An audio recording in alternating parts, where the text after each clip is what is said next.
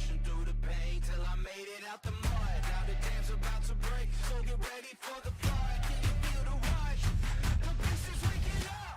Welcome to the main event. We spent the whole night waiting for the best of the best. Welcome to the main event. You got the whole world watching. Will you rise to the test? Let's go. Welcome to the main event.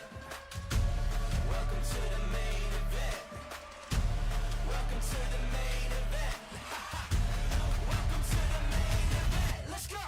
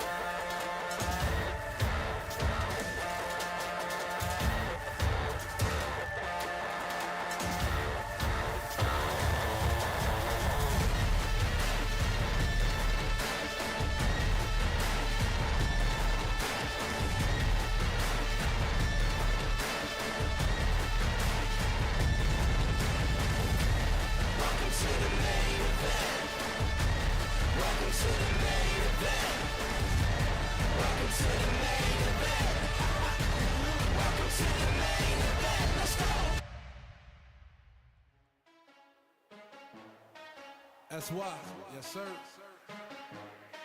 Illinois, you know what it is. We off the ground with this one.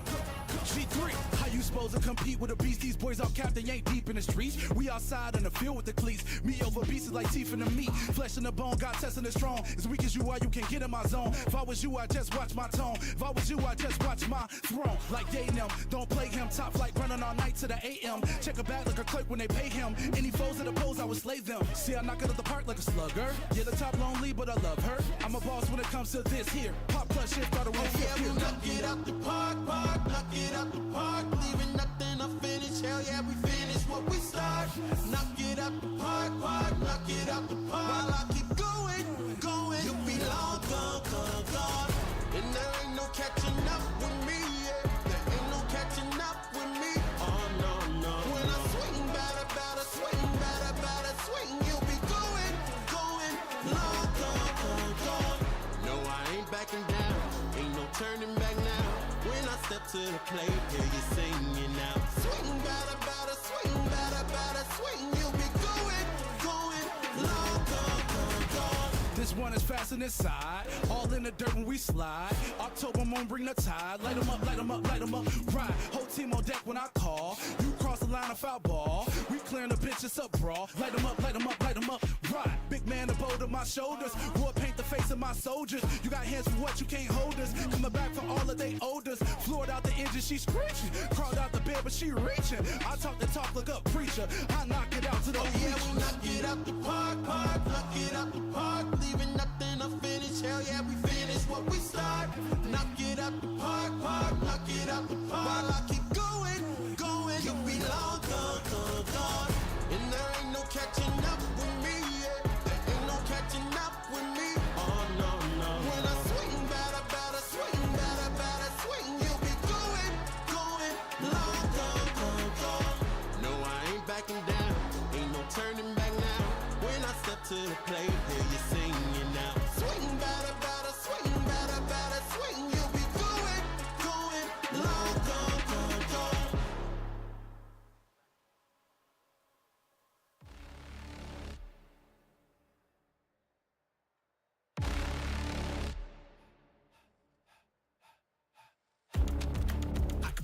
earth shake. Chaos around me. So many enemies. They all surround me. They out for blood and revenge. Rising with killer intent. The fury ahead is immense, but I will not bend. Look in my eyes, no you won't see fear. Nothing but fire and it's not even fair. They all against me, but I'm still here. So go ahead and let them know I'm more than prepared. An army's not enough to silence me. Go ahead and bring the galaxy. Nothing you do can rattle me. Go ahead, battle me. Get out my way. Get out my way. Move. Get out my way. On my way. Get out my way. Move. I gotta do what I gotta do. No one or nothing can stop me. And if you don't think that I can, just watch me. Move. Get out my way. Out my way. Get out my way. Move. Yeah, vengeance in the trenches with my mindset on a mission. Ain't ready for what I'ma hit with. I'ma go get it, I'ma get this. And I told them I'ma end this, get a witness. You want the fire and I got that. Ain't nobody here gonna stop that. Got more than a 12-gauge kickback. I'm about to get that, no one gonna top that. I've been putting that work in. If you want the crown, you gotta earn it. Don't assume that silence means weakness. There's a monster that's lurking under the surface. They about to know. To doubt me, that's a tragedy. You end up just counting the casualties. Victory is my anatomy. Go ahead, battle me. Get out my way. Out my way. Get out my way. Move. Get out my way. Out my way. Get out my way. Move. I gotta do what I gotta do. No one or nothing can stop me. And if you don't think that I can, just watch me. Move. Get out my way. Out my way. Get out my way. Move. All of that talking stops now. There's no need for discussion. Once you see what I'm about, all of that talking stops now. Let's do this for real. Let's go. Right now. Battle me. Get out my way. Out my way. Get out my way. Move. Get out my way. Out my way. Get out my way. Move. I gotta do what I gotta do. No one or nothing can stop me. And if you don't think that I can, just watch me. Move. Get out my way. Out my way. Get out my way. Move.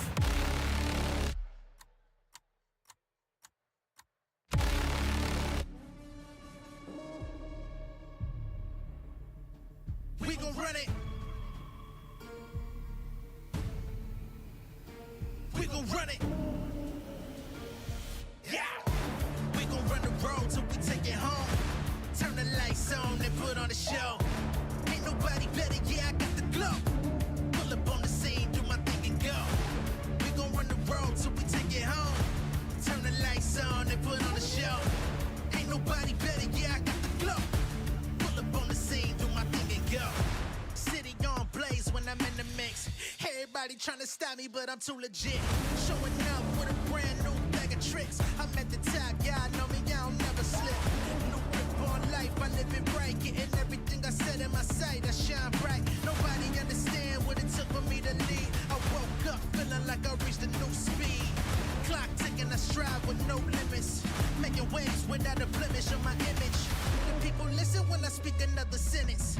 I'm on go while you trying to replenish. We gon' run it. We gon' run it. Yeah. Push it to the limit with my heart is up. We gon' run the road till we take it home. Turn the lights on and put on the show. Ain't nobody better, yeah, I got the glow. Pull up on the scene, do my thing and go. We gon' run the road till we take it home. Turn the lights on and put on the show. Ain't nobody better, yeah, I got the glow. Pull up on the scene.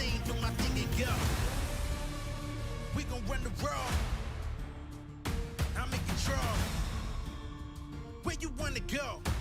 Push it to the limit with my heart and soul. We gon' run the road. I'm in control. Push it to the limit with my heart and soul. We gon' run the road till we take it home. Turn the lights on and put on the show. Ain't nobody better, yeah, I got the glow. Pull up on the scene, do my thing and go. We gon' run the road till we take it home. Turn the lights on and put on the show. Ain't nobody better, yeah, I got the glow. Pull up on the scene, do my thing and go.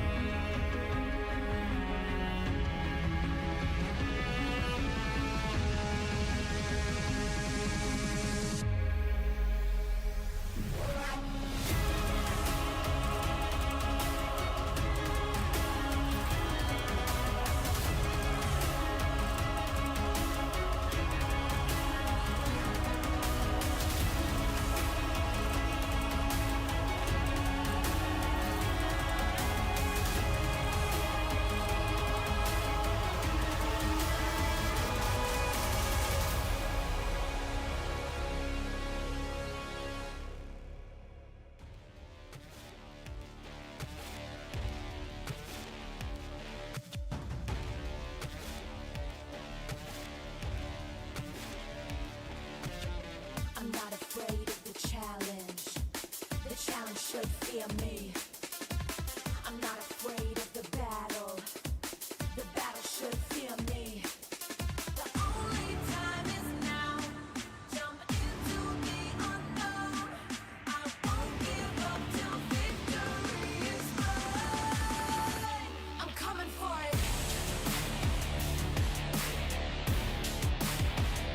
I'm coming for it.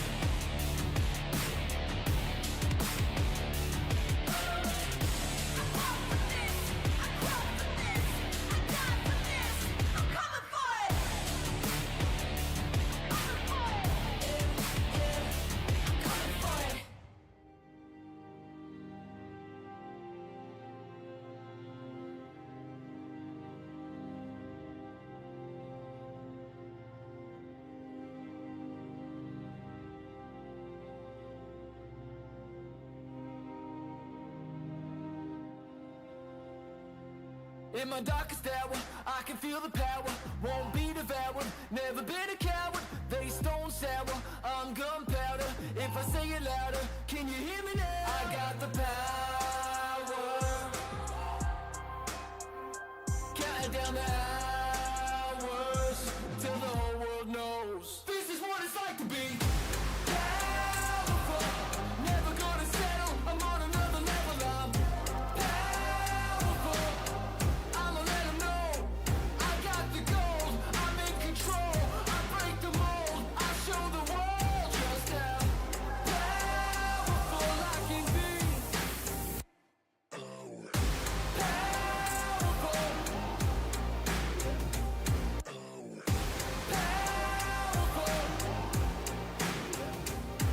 Had to pay my debts, was a losing bet, and I knew what I could do, but had to prove I wasn't finished yet. Was an uphill climb, saw it in my mind, recite the lines every time. I got the power,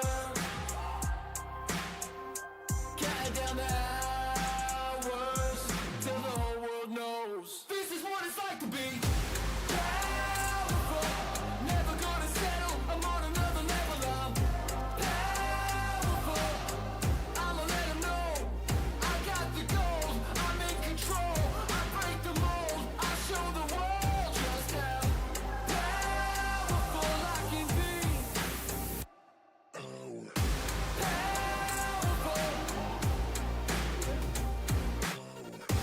Powerful. Had to fall so I could fly. Had to fail so I could rise. Had to break to feel alive. I'm alive, I'm alive, I'm alive. Powerful.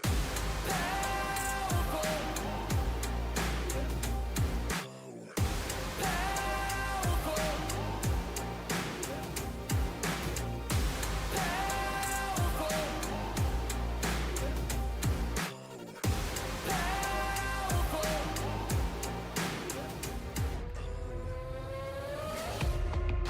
Feel me burn.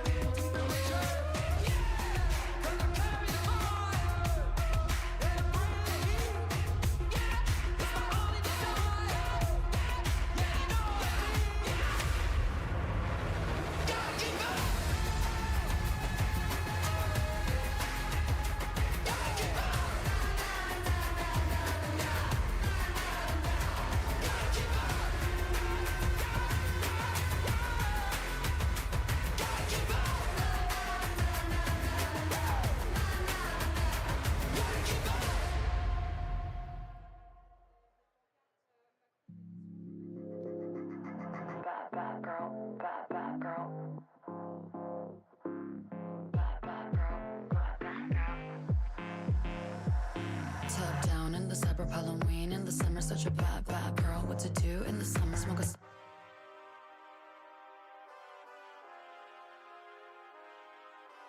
Work hard, work hard, work hard, work hard. I'm going full speed, got the pedal to the metal, can't outwork me. I'm going full speed, got the pedal to the metal, can't outwork me. I'm going full speed, got the pedal to the metal, can't outwork me. I'm going full speed, got the pedal to the metal, can't outwork me. You better D up before you get smoked. I'm taking the ball, I have it to go. I've been in my bag, you been in the trash, just moved to the back. Cause I'm on the move, come through like a truck. I'm packing the power, you front of the back. Yeah, I can taste victory. Yeah, we about to make history. Just give me the ball, I won't let it fall. We about to light it up from the window to the wall. This the culmination of all my hard work. Them hours in the gym, I'm about to go berserk. Count it down, clock is on tick. Tick, tick, tick, tick, tick, let's get it in. Ow! I'm going full speed, got the pedal to the metal, can't outwork me. I'm going full speed, got the pedal to the metal, can't outwork me. I'm going full speed, got the pedal to the metal, can't outwork me. I'm going full speed, got the pedal to the metal, can't outwork. He's a beast, he's a monster, he's a force with the man. I scanned the room, forming up the plan. Fire in my eyes, got him stuck quicksand.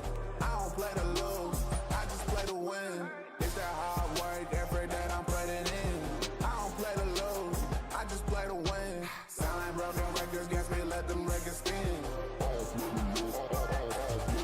Yeah, I gotta give it 100%, nobody go harder than me. Do it on purpose, I got the people depending on me. Mama mentality, got my game face on. Every time I step up on this court, you know that we won this time. I'm going full speed, got the pedal to the metal, can't outwork me. I'm going full speed, got the pedal to the metal, can't outwork me. I'm going full speed, got the pedal to the metal, can't outwork me.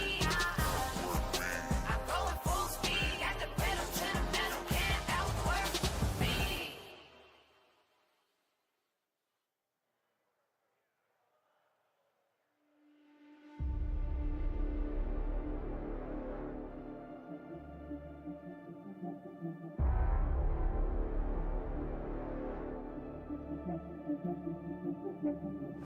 Yeah, you're looking for something amazing. That's why I put in the work.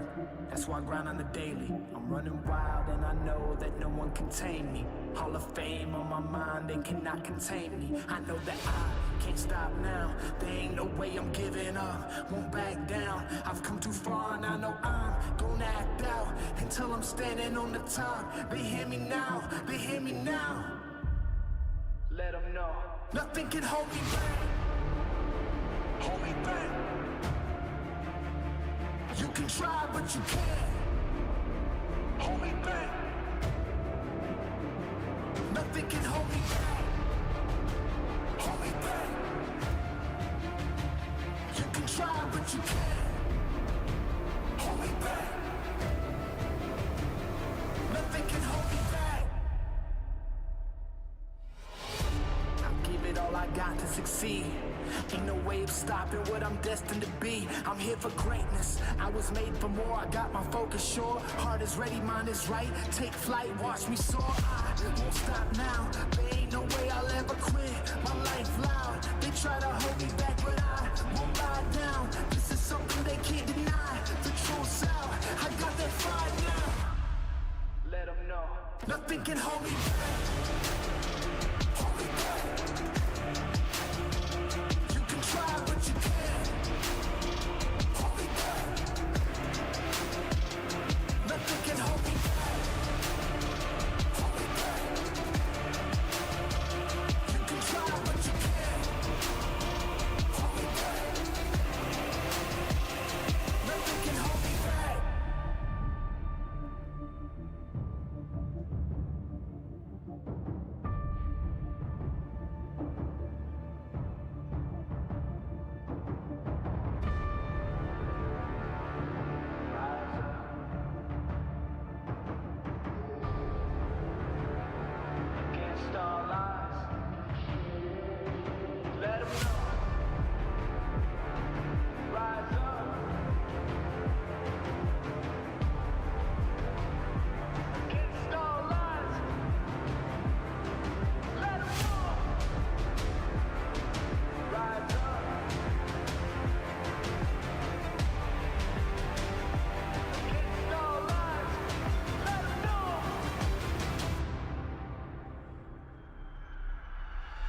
Nothing can hold me back.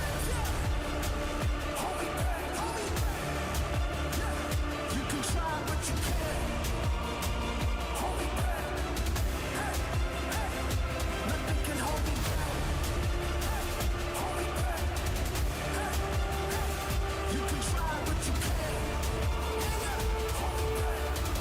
Hey, hey. Nothing can hold me back.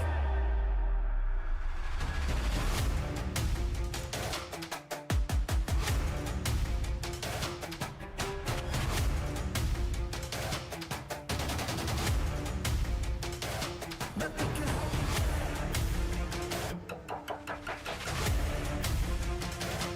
back.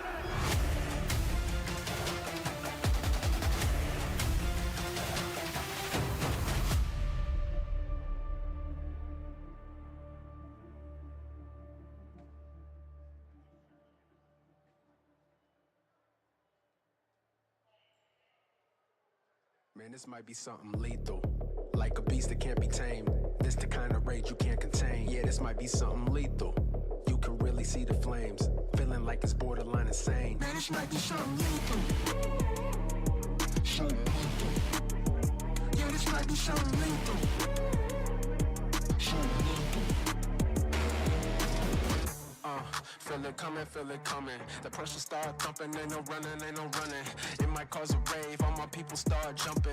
You can feel the rush, it'll get your blood pumping. Okay, you better take a seat. Don't step inside the kitchen if you cannot take the heat. It's looking like a feast, guaranteed to flame the streets. It's a jungle outside, tell me who can tame the beast. Something lethal, like a beast that can't be tamed. This the kind of rage you can't contain. Yeah, this might be something lethal. You can really feel the flames, feeling like it's borderline insane. Man, this might be something lethal. Something lethal. Yeah, this might be something lethal. Something lethal. Welcome to the valley, it'll eat you alive. It'll hit you out of nowhere like a thief in the night. Ain't no way you can hide, it came seeking a fight. Push the pedal to the metal, better keep up the stride. Keep up the pace, this is a rage, we gon' light up this place. Please make some space, or move out the way. Come in with pressure, get smacks in the face. Something lethal, like a beast that can't be tamed. This the kind of rage you can't contain. Yeah, this might be something lethal. You can really feel the flames, feeling like it's borderline insane. Man, this might be something lethal. Something lethal. Yeah, this might be something lethal. Something lethal. Yeah, this might be something lethal. Something lethal. Yeah, this might be something lethal. Something lethal. Yeah, this might be something lethal.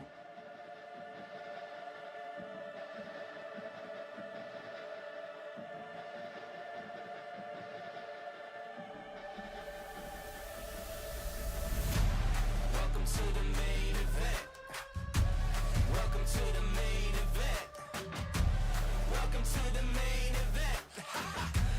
Welcome to the main event. Let's go. Through the fire and the rain, I was born to rise above. Kept on pushing through the pain till I made it out the mud. Now the dam's about to break, so get ready for the flood. Can you feel the rush? The beast is waking up. Welcome to the main event. We spent the whole night waiting for the best of the best.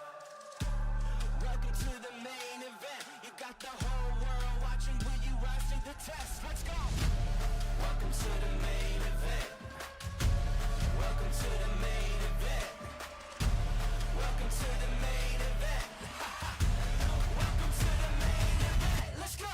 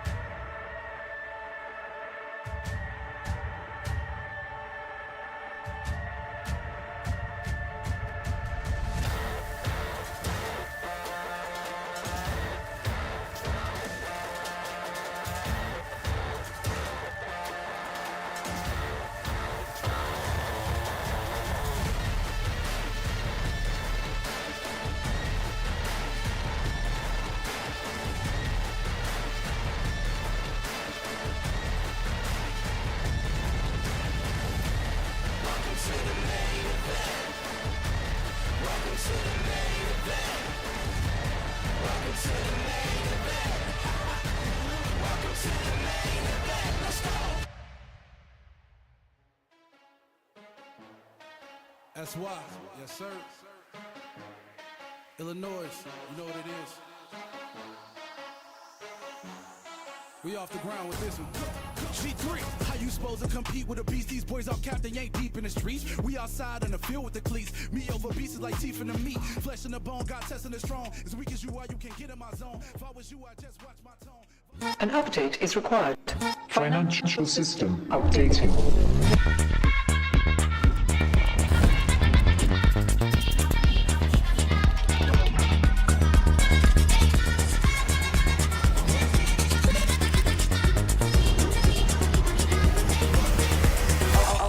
System updated. We will dance to get. The future of money is here. Feels good.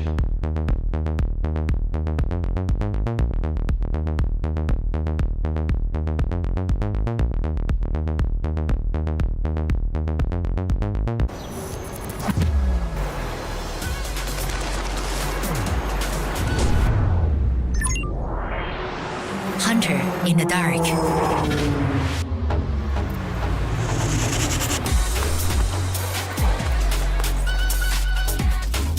Master of night shots.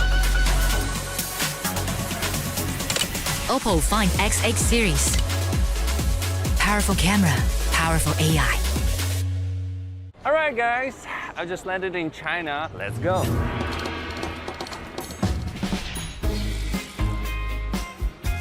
Play the local way, pay your way. Have you ever seen the Great Wall at night? Play the local way, pay your way.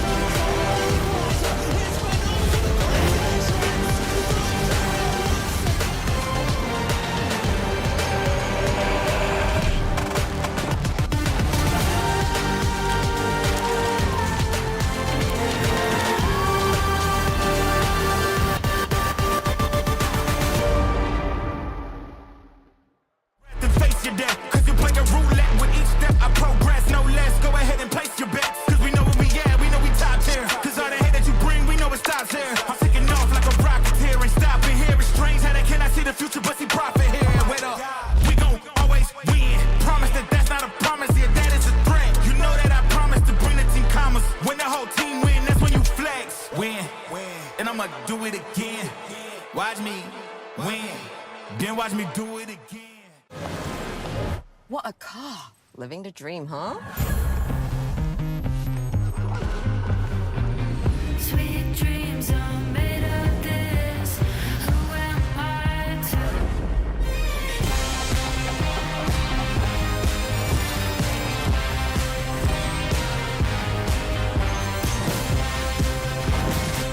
Okay. I get it now. Sweet dreams are made of this.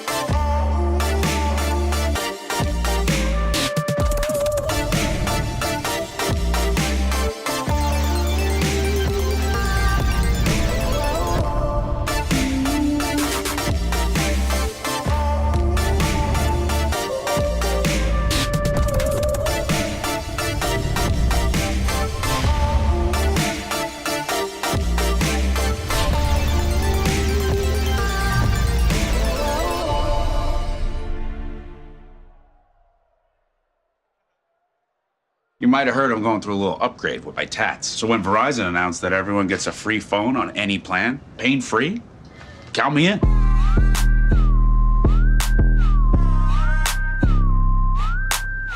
try and beat it. I'll give you a sec.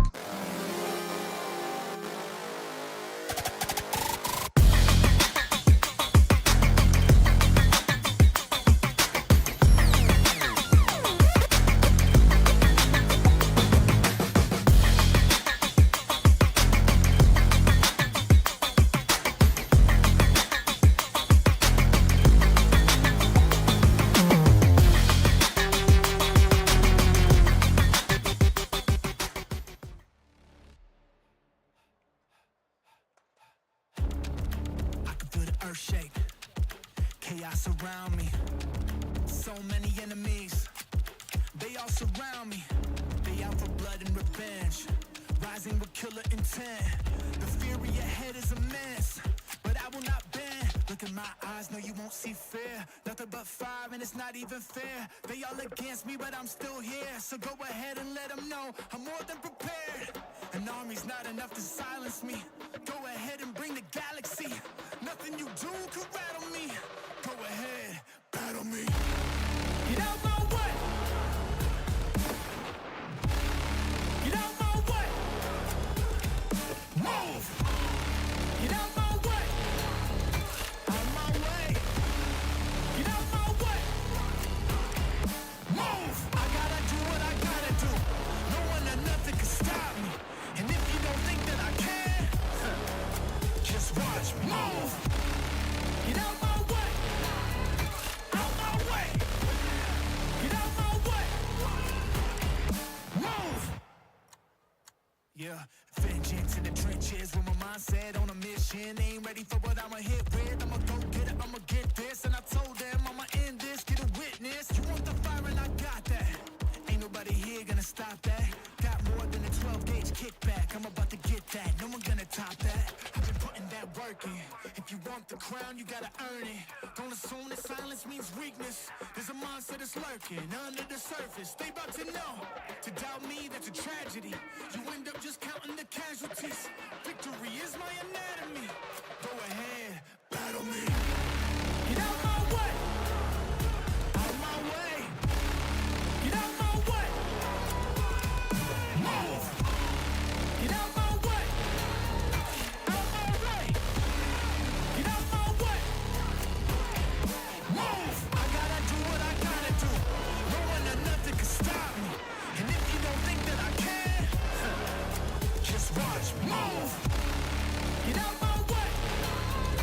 Out my way. Get out my way. Move. All of that talking stops now. There's no need for discussion. Once you see what I'm about, all of that talking stops now. Let's do this for real. Let's go. Right now. Battle me. Get out my way. Out my way. Get out my way. Move. Get out my way. Out my way. Get out my way. Move. I gotta do what I gotta do. No one or nothing can stop me. And if you don't think that I can, just watch me. Move. Get out my way. Out my way. Get out my way. Move.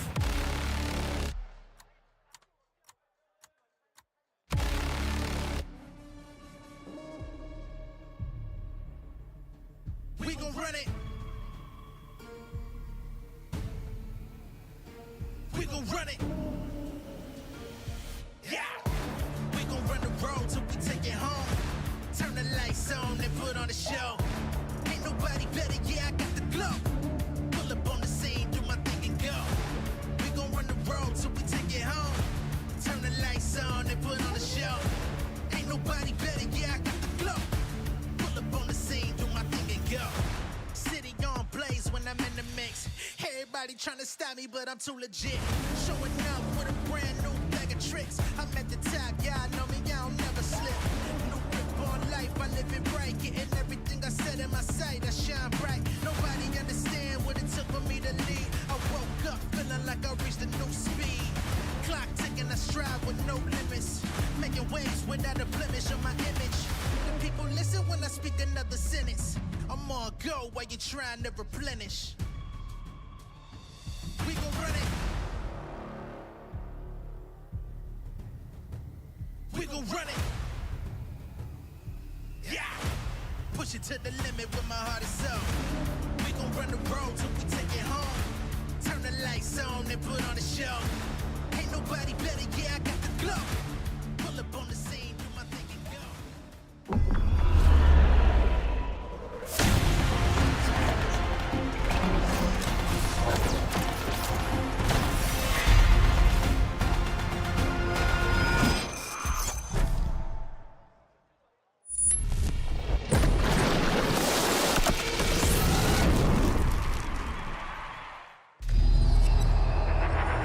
Something is coming.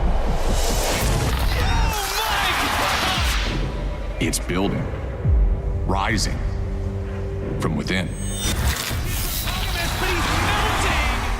It fuels the determination to battle against impossible odds. The fire within. Let me throw it down to the ground, make them turn around. I'ma look at you from the top, howling like a hound. It's not gonna happen, but in the back, huge! He's just too strong! It awakens here. Massive kill coming in! It awakens now. It was just cinema!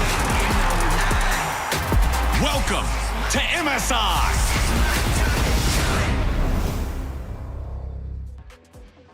Welcome everyone to Vancouver, Canada for the first day of the MSI bracket stage. We're so happy to be back. We've got G2 versus Gen.G today as we see our stars signing the camera. My name is Shox and I'm joined here by Raz and by Betty's Happy Canada Day. Let's He's an go. honorary Saskatchewan?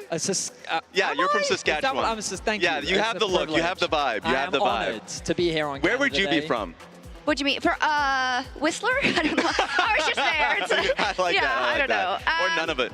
Or none of it. But I love Canada. It's been great, and this is my first day at MSI, and I'm so happy to be joined here by you two. So let's take a look at the bracket, because this is the bracket stage. We still got only best of fives, which is incredibly amazing. And of course, good news for us, Fetty, a lower bracket. Yes, we are really looking forward to that lower bracket, especially when we see Gen.G and AL down there. Am I right, Raz? Of course, That's the level of course. copium we got here Absolutely. on the analyst desk. Of course, it's going to be a banger tournament. That's what MSI is all about. We bring the best in the world and put them to the test with some of the toughest competition, especially when we kind of dive into today. Gen.G looking like the powerhouse of the tournament. Yes, they are. I mean, when you're singing 14 best of fives last, fearless, lower bracket, as a bracketeer, you're singing my vibe. I'm loving it. As a bracketeer, but as a pick'em tier, the next round of pick'ems are available for the bracket stage at MSI. It's going to close for today's series in just a few minutes, so you got to get your picks in for a chance at exclusive in-game rewards on LoLesports.com. And I feel like for pick'ems, it's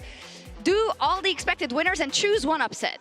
I did none of that. I did no upsets. I've got Koi winning the whole thing. I've got EU having a great tournament. I heard a great take on that. Kato was saying you were the Rage Vader before it was even a thing. And now I get it. True. I get it. So, as we already had our plans, I think it's a high time for some overreactions, possibly. I'm Let's down. see what they have cooked up for us. I'd love to know what my desk thinks. Come on, hit us with this overreaction. Home soil is all that was missing from Yes! Oscar and Jojo Fume. Okay, one of them will lift the trophy. Absolutely. One of them will lift a trophy. I'm in.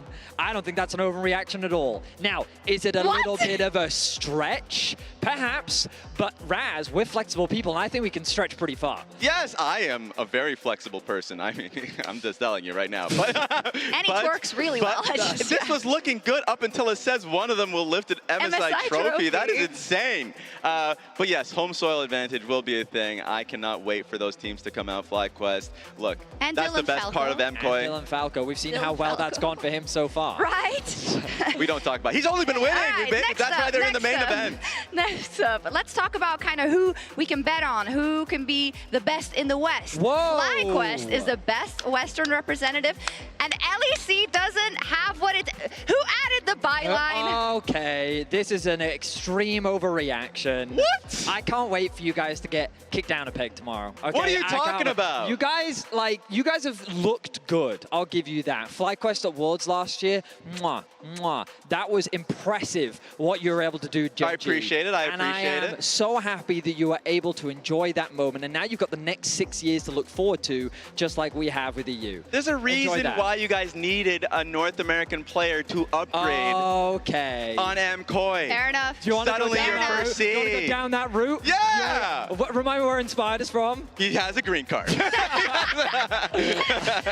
you know what? I agree with that hot take, just to say There that it is. overreaction. I agree Oh, with damn. it. They're Okay. better. There you go. Yeah. Next up, Chovy, more like Choky. Oh, I did not write this. I'm just reading it, guys. There it is. Clip it. That is, that is an overreaction. I believe in the God right now, the God of League of Legends. Don't get me wrong, Faker is the GOAT. He is the greatest to have ever touched the game. But if Faker didn't exist, I feel like the Chovy would dominate the world. The man is an unbelievable player. That's like saying if Messi didn't exist. That's the level of hope we're at, okay? But when Faker's in the conversation, it's a hard one to compare to. And what are we looking at right now? He broke that curse, by the way. That's He what I'm won saying. last MSI. That is a crazy take. It's an outdated take. That is an outdated take. Who got it out of the cryo fridge, by the way? Yeah, That's my question. it's all good news for Gen.G, possibly also today for G2, though they have been struggling. They limped out of the playing stage, let's just say that. And Dracos, he caught up with Broken Blade to talk about their performance. Hey everyone, I'm joined here by Broken Blade after their close-fought victory against GAM, ahead of a series against Gen.G. But rather than talk about the tournament as a whole, I want to talk a little bit about you, BB. You've been under the microscope. It was a rough start. You've talked about it a little bit in a lot of different interviews. But I want to get your take on what has been different for you this tournament. Were you caught off guard at all by some of the little missteps? What has the journey been like so far for you? I mean, it's very fair to say that I didn't have the greatest start, right? Like, I'm not delusional. I know this. I felt extremely uncomfortable playing those games, and I was very ashamed of my performance. And I know this. This is something that I've been looking to fix as soon as possible. It's a new experience for me, and I'm taking it with a good heart. I'm accepting this, that I did have so bad performances, but there is also hope because I know I can do it. I just felt very off, you know, like especially against Brazil. I thank God my team was having my back in that series, and I can probably say that I'm back, you know, in a good mental space. I feel like I was in a very, very bad mental space, and for me, I just have to find that secret sauce, you know. Okay. And once I do, I know I'll play it better than the enemies. Success for me looks like lifting the trophy, and it always has been. It's also in Europe. I want to win with Caps, especially because he's done it before, and he's the only one that's left from that team that has done it. So I want to create that new roster that does it again. It won't be easy, and I know this, but that is what success looks like to me. Anything else than winning for me is not what you can call success, in my opinion. So that will always be my goal. And fair enough. No half measures. I wish you the best of luck. I know it's a tight turnaround before your next matchup. I hope you guys can find the prep, maybe get a little bit that secret sauce, whatever it ends up being. Broken Blade, congrats. I know it's been a long day. I'll let you go. Thank you so much for taking the time, and we'll send it back to you guys. Broken Blade, always magnanimous, and I think it's good that he's willing to take responsibility. He's definitely someone we're going to be watching in terms of performance, but it's not all bad for G2, right, Verius? They still have Caps. Exactly that. I think that while Broken Blade did have his struggles, he summarized it for us beautifully, that the team had his back. And one of the standout players was Caps from the play-in stage. We have high expectations of him on the international stage, but I do think that he is a player, when the pressure is on, finds the means to just make miracles happen. And he found so many incredible plays. This Annie engage in particular was really what decided that Game 5 as well. I mean, he's been a superstar so far in MSI. Throughout that series, he was the difference maker in that game, in the 5-game series. If it wasn't for him, they would have been doomed, and I felt like he was having major level advantage, so I'm looking forward to his play today. Yeah, and I just want to make something clear, because I often get told that I'm so stupid because I'm from EU and I'm living in the past. I'm not, and I'm going to show you why. I drew something. Well, I'm about to. So, this is G2 2019 right here. Okay. And then I'm going to draw the rest. I know where and this is 2025. 1 second. First of all, incredibly artistic, we trust you as an artist, right, Charles? Yeah, quite good, right? We're going to see a beautiful Stallion. Oh. You told me she was a magician. That's what I believed. Yeah. Wow, that's a long torso. Oh my God! That is an incredibly long. Oh dear. I mean, I think it encapsulates well kind of the standards that we hold G2 at this tournament so far. They definitely had a rough play-ins, being pushed to the very limits. In today's matchup, they are not the favorites, to say the least. No, and I think that's just what I wanted to make clear. This is a new reality we have to deal with, and they do as well. So the only way is up. Is it today? We don't know. We've got some interesting matchups, but the one we want to look at a little bit more closely is that in the mid lane of Caps versus Chovy. Today's featured matchup presented by Mercedes-Benz. It's a marquee mid-lane matchup between Caps and Chovy. Caps and G2 enter the series on the back foot after a rocky play-in stage that saw them pushed to 5 games by both Furia and Gen.G Esports. As always, Caps delivered in the clutch and pushed G2 to the bracket stage. But things only get more difficult from here.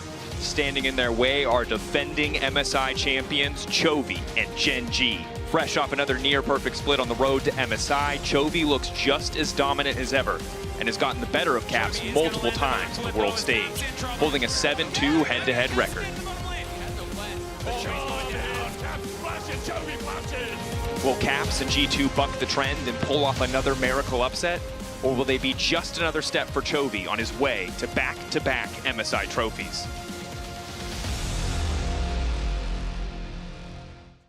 Absolutely the team to beat. Ask whoever who's making a tier list, they all put them at #1 because of Chovy, but because of many other things, right, Raz? They are incredible. They're amazing. An 18-0 split. They were so damn dominant. Chovy in front of you, of course, this is the matchup that we're all looking for. Chovy has been so incredible, and I feel like the one that I'm most interested in is his champion pool. Like, he can play it all. The Twisted Fate, the Zoe, the Renekton, the Set, all of these things. And this is the path here, Betius. I mean, it's just been an unbelievable split from Gen.G. They have looked, I wouldn't say, I mean, yeah, near flawless is probably the best way to describe them. Obviously, they make mistakes. They are still human. There are blips on the radar, but by and large, this team is one of the most impressive team fighting teams on the planet. They individually have incredible laning phases, and then just the macro dominance that they display in every single one of their games is just phenomenal. Like, it feels weird when you only ever have positive things to say about a team, but that is the state that Gen.G is in right now, where it feels like they are just Glaze Central. You can only say good things about them. Yeah, the fact that any one of these players can basically take the mantle of a draft and carry you through. It doesn't have to be Chovy. It could be Ruler. It really could be Keen. All of these things. Like, you can have a draft that caters towards Canyon's picks. Like, that to me is incredibly difficult to draft around. Yeah, I think they're super, super scary. Maybe one of the best equipped teams in Fearless specifically. And it's cool for me because sometimes it's not immediately apparent what their kind of focus is, and then the game goes to 20 minutes and you're like, okay, I see what you're doing. And I think that's very hard to prepare against, probably. Now, are there any options for G2 here? Because logically you would say you should write this one off. I mean, some of the criticisms that Gen.G have received is towards the bot lane. Ruler every now and then does get called out. Some of the drafts do provide some question marks, like in their series versus HLE, first picking a Trundle, leaving you open for responses. But you do really have to be at the top of your game to punish these type of plays, because whenever there is a mistake, Gen.G do a really good job of patching up the holes and coming back at you with force. The mental is really strong. For them to go and have that reverse sweep, all these things, like, I feel like they're way too strong. They will constantly pressure you, so I'm worried. I'm worried. I mean, I don't think you want to see you win, so you don't need to be worried. Don't you worry. Let's see how the fans have voted at mastercard.gg on X. They are calling the match, I think, usually for the favorite. So let's see. Oh, it is the case. 75.2%. 1 in 4 believe G2's going to win. The copium's there. What? The copium is definitely there. 1 in 4. Damn, it's understandable. I admire the faith. Yeah, let's see. The fans' track record so far is 67% correct. You can vote every day at mastercard.gg on X to lock your predictions in as well. So, final notes then. I think if we have to summarize it, for Gen.G, anything but a victory at MSI is a letdown, is a failure. For G2, every single game won is a victory. Mainly because of the playing performance, G2's expectations in the context of the tournament are so low. People think that they're just going to get 3-0'd. So for Gen.G, anything short of a 3-0 will be a surprise. True. Raz? I'm just hoping for them to play at their best, play as a team. Yeah. Like, we need something out of them. That's what I'm looking forward to when it comes to that squad. I agree. For G2, it's about rising up to the occasion and seeing if they can do it. For Gen.G, they are locked in all across the board. Chovy wants to win a second MSI in a row, and that's what their eyes are on. But maybe there's magic in the air because it is Canada Day, and Dylan Falco, he's Canadian. Oh. So let's get into G2 versus Gen.G.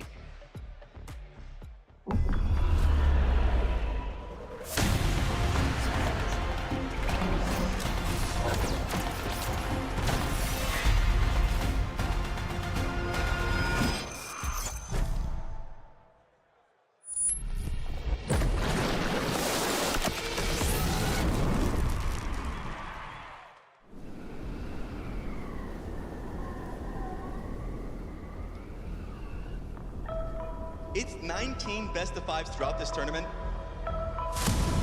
Most competitive League of Legends International that we've had. And G2 move on to the main stage. There's such an immense amount of pressure.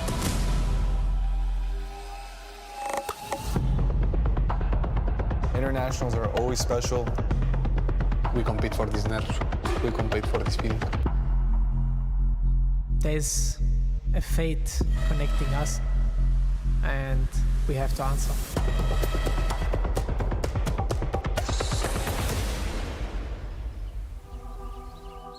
올해 스프링 약간 이런저런 변화들도 있었고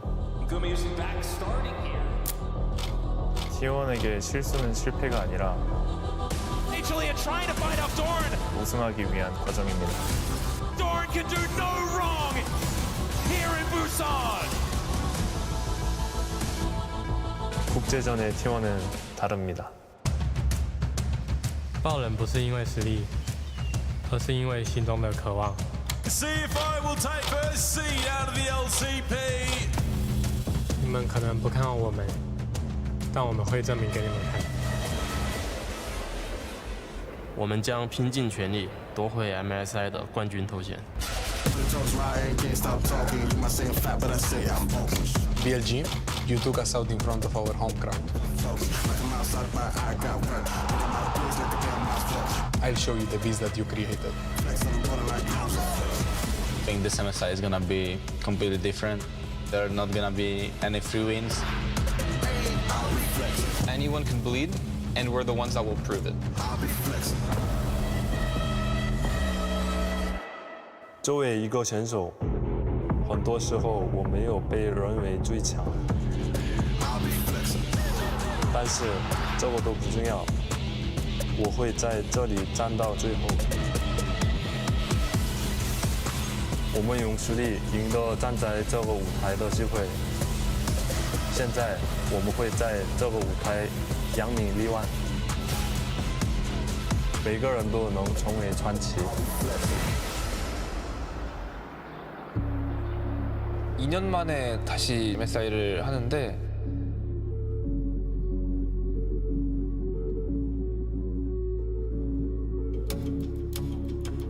너무너무 우승하고 싶다는 생각이 좀 많이 드는 것 같아요.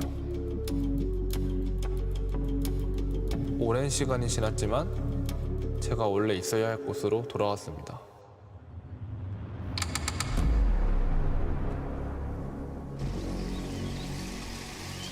과거는 과거일 뿐이고 중요한 건 앞에 펼쳐진 길입니다. 26-3. T1 were just so damn good today. T1의 경기가 시작됐다는 것을 보여드리겠습니다. 我们是来 ASI 证明我们自己的实力的，信不信由你。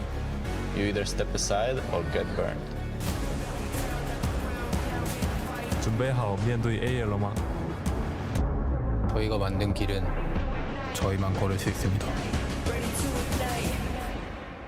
만들어 놓은 길이지만 저희가 묻어드리겠습니다.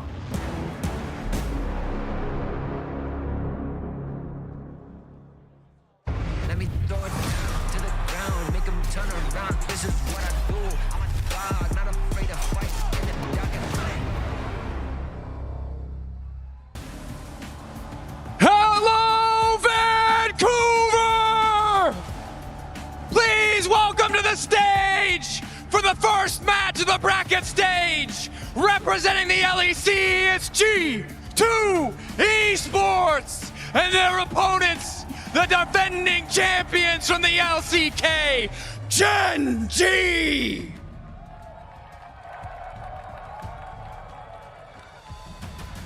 And now I can talk normally as we get ready for the game. Woo! Had to put a little sauce on it. Dude, I've never been so hyped in my life.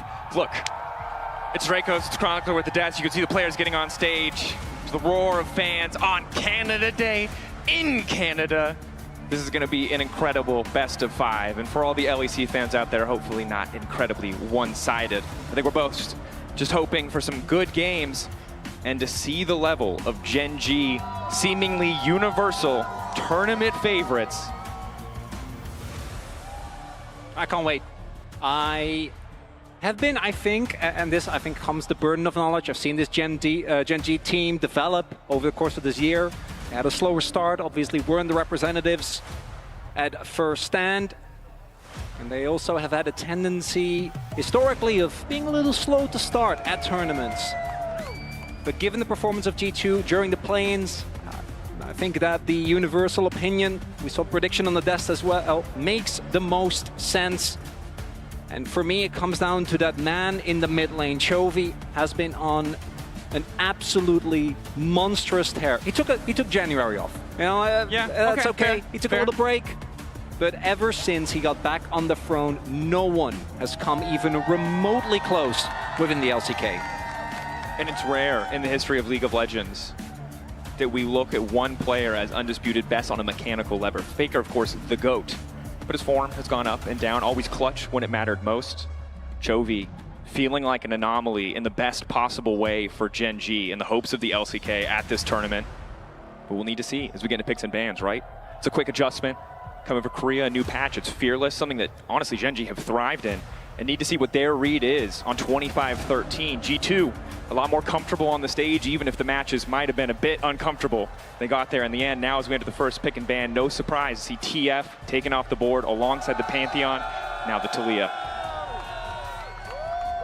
There's a ton of champions that we have seen Gen.G drafted towards time and time again.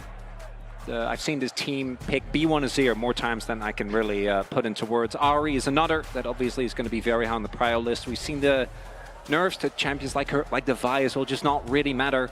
Strength of the kit coming through most. And for Gen.G, as you point out, we have not seen a lot of them, even in the LCK. Don't forget, they played the full 5 games against Humble Life, found the reverse sweep, but that was the only series they played. Last time we saw this team face off before, that was in the final series against Bro.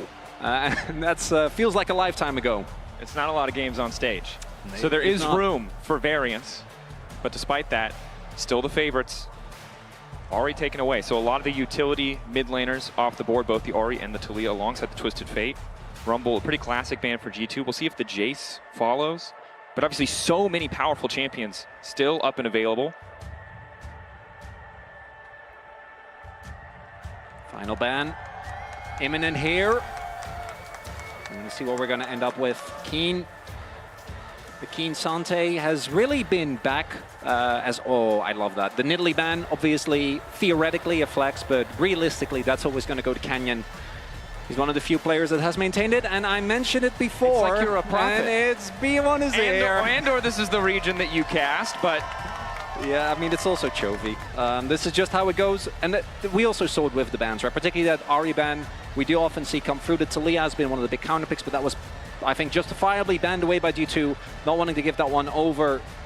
As we see the Varus come through on Sama. Varus definitely a pick with a lot of power. And an early Maokai pick, definitely, I think, a big risk. This champion really good when it comes to disengaging, but not really the proactive powers that once upon a time it was. And remember, when G2 struggled in that first series versus Furia, this was the fallback. Yep. It was instant Varus, Maokai, and we saw the Maokai almost permabanned in the rest of their series, not wanting to give them that same level of comfort.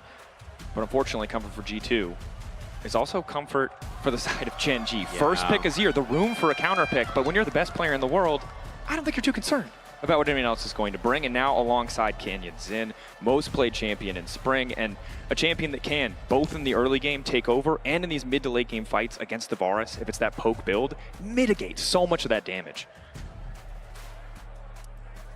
As it is, it looks like the Renekton and the Azir to come through for Gen.G. Yet another one of their patterns. They, despite the roster changes, can't seem to escape. Does come through. This has been historically a good pick with, or into the Azir rather. We've also seen it pair with Maokai a lot. There's really easy setup with the ultimates. Yeah. And it feels like G2 have recognized some of the things that did work for them in the play-in stage, right? Caps having these picks with agency. We've seen good games with the Ryze, the Tristana, the Yone as well. Of course, champion that's usually banned away, but managed to make it through. Going into Chovy's Azir is a tall task, and if you really want to cast your mind back, this has been a flex for Broken Blade before, although I doubt we'll see it here, as now the Jhin taken off the board for Ruler. Had a bit of a rough early laning phase in the finals against HLE, against Viper, specifically in the context of that 2v2. But don't want to give him that utility option, don't want him to be able to, stay back at arm's reach. It's been for sure the weak spot of Gen.G, and obviously weak spot comes within the context of being.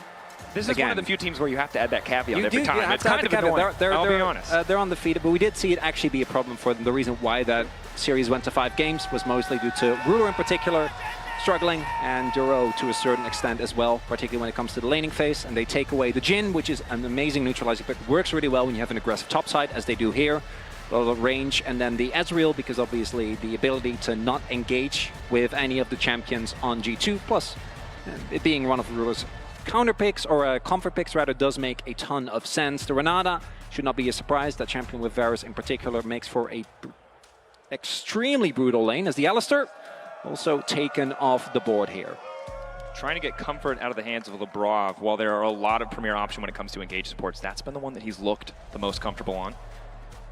Ansama taking his time, flashing a favorite champion. What is the option going to be here for G2? Jax into the top side. Broken Blade, obviously a lot of people skeptical about his level of performance, but the potential, we know how good Counter-Strike can be in this matchup. If he can survive, if he can weather the storm, Jax can get a lot done. It's not just into the Renekton, it's also into the Zinza. We even had a period where we saw the Jax jungle come back specifically, because Zinza was continuously blinded. As the Lucian Braum will come through here. Blinding Braum, I do think, always feels a little bad. And it is going to be the Rakan here for Lebrov. Obviously, the Rakan does allow you to follow up very nicely, I think, particularly when it comes to like Caps' ultimate, when it comes to Skewmond, using the ultimate more aggressive. But it does mean that your laning phase really suffers, right? Rakan, not known for his lane. I also think that when it comes to the 2v2, the Rakan and Varus combination, not necessarily super exciting. When it comes to topside, though, I do think it looks good for G2. The obvious issue with this draft is that there is a lack of magic damage. Sure. Gen.G most likely going to itemize into that as well. But given the fact that they don't have a true tank, it's really only Keen and maybe Canyon, if he gets to enough items that I think are really going to be able to benefit from this. And I think you look at these drafts for either team, and they're probably happy with what they got. Yeah, certainly comfort, it feels like, on both sides. Gen.G, I think if we take nameplates off, I was a little worried, how much upfront reliable engage they have. It's the Xin, it's the Renekton going at you, paired with the Braum. But this is the team that can pilot compositions with a lot of nuance, can find those angles. That's good engage. They do have Azir. When he hits 3 items, I don't like relying on the slide and glide, but if anyone can do it, it's Chovy, right? On the upside for G2, you've got good engage options across the board. It's easy to see how in an even game state, this composition will function. But the question, and one more caveat on the endless list of caveats in the context of playing against this Gen.G lineup is, can you make it through that lane phase? Can you survive the earlier stages of the game? Can you exploit the same weaknesses that we've highlighted? It may not even matter on this international stage.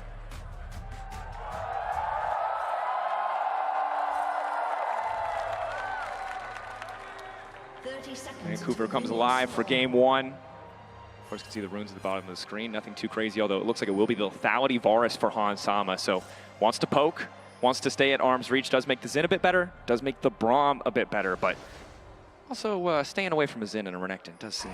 Yeah, I don't think you wanna walk up. So we take a look at the road that G2 so far have made it through, but obviously not the expectation in terms of results. when it comes to the scores of the series, 3 and 2 in both. Hard-fought battles as well. Not. And you talked about it for Gen.G, right? One best of 5 essentially in the last month of League of Legends play. G2 have played 13 games in the last few days. So in terms of comfort on this stage, in terms of time spent here, getting situated, it's a small advantage, but it might matter. Early lane phase, though, you can see already, Chovy not afraid to step up and just start harassing. See when Caps can get that first back.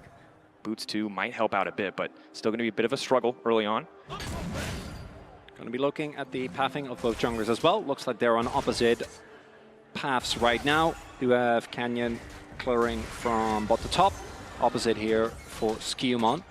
We'll see if they're going to be looking for either. Both these junglers are reasonably strong when it comes to finding early ganks. A lot of CC available. A lot more damage, obviously, for the Xin, but Maokai's CC, particularly with the laners that he does have, it still feels relatively threatening. As we do see, as expected, Chovy having prio there early. And the Renekton and Jax matchup, I think level 1, Jax actually does really well. As we can see, Broken Blade does actually get the prio. The fun sticks around until like maybe level 3, 4. And then after that, it gets rough for a good amount of time. And then obviously, down the line, Jax is going to have a great time once he gets his items. I think around that 2-item breakpoint is where the Renekton just doesn't quite have the threat anymore. That is a long period of time. Level 4 to 2 items. Yeah, it can be be a bit tough, well, but you should still be safe. You know, you just can't really decide what happens in the lane. See if he's going to get some support where the attention is going to be from jungle. You highlighted the Maokai earlier, obviously pathing down towards the bottom side. Canyon moving up top side. Counter-Strike, good interactions into both champions, but with how far forward Broken Blade is pushed, and with Counter-Strike now down, brief window, but Canyon still prioritizing finishing those camps, not in a great position as Caps level 3 not looking too bad. This is obviously the guy who was kind of the core of G2 scraping through, barely managing to make it. Of course, if you're just joining us, Caps, that's been the reputation for a long time, but wasn't clear in that first day of the tournament, those first few games. Definitely feels like a step up in performance thus far as bot lane looking a bit quiet. Unsurprisingly, Rakan sustained earlier does help mitigate a bit. Chovy now level 4. Looks unfazed by everything Caps is doing. That's generally how it goes. Chovy obviously known for his laning phase. Caps a little low, but shouldn't be too worried. This is often how the matchup goes. Has Resolve second as well as a Doran shield, so unless something goes colossally wrong, should just be biding his time until he at least gets his ultimate available. That's when you start to get a little bit more threat. Besides that, nothing really expected when it comes to the early 2v2, particularly towards the bot side of the map. With the Braum, obviously, if you can get a good passive stack off on the very specifically, there are some angles, but outside of that, your engage kind of sucks, and also, you're playing into Rakan. You know, first game on international stage is always a bit slower, which gives us a bit of time to remind people about this team. And Chovy, of course, his history. There was a kind of a meme from production about Choki. It was a reputation for a number of years, and it feels like now, as he's kind of the undisputed #1 player, the MSI victory last year, it feels like all of that has faded away. But this is a guy who has been on the cusp of that level of greatness for so long, but it is just without a doubt now, you can see amongst MSI mids, domestically, this is the man to beat. This is the player to fear. He is the boogeyman of the mid lane. Of course, he's still playing Azir, right? It's not the most crazy aggressive early lane, but he is the player that I think we have to keep our eye on. This is going to be trying to farm up a storm, as he always does. We see Labrov showing here on mid wave. Not really going to get too much. Teleport is used though, so any health that you can get off of Chovy is a nice little win.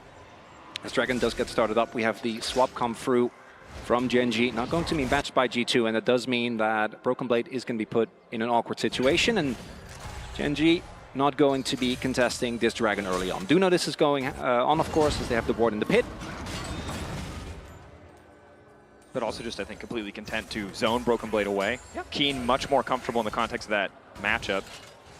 Kansama does have a bit of burst damage, but it's just so hard to chunk through that Renekton. A lot of natural sustain if you do want to push those waves in.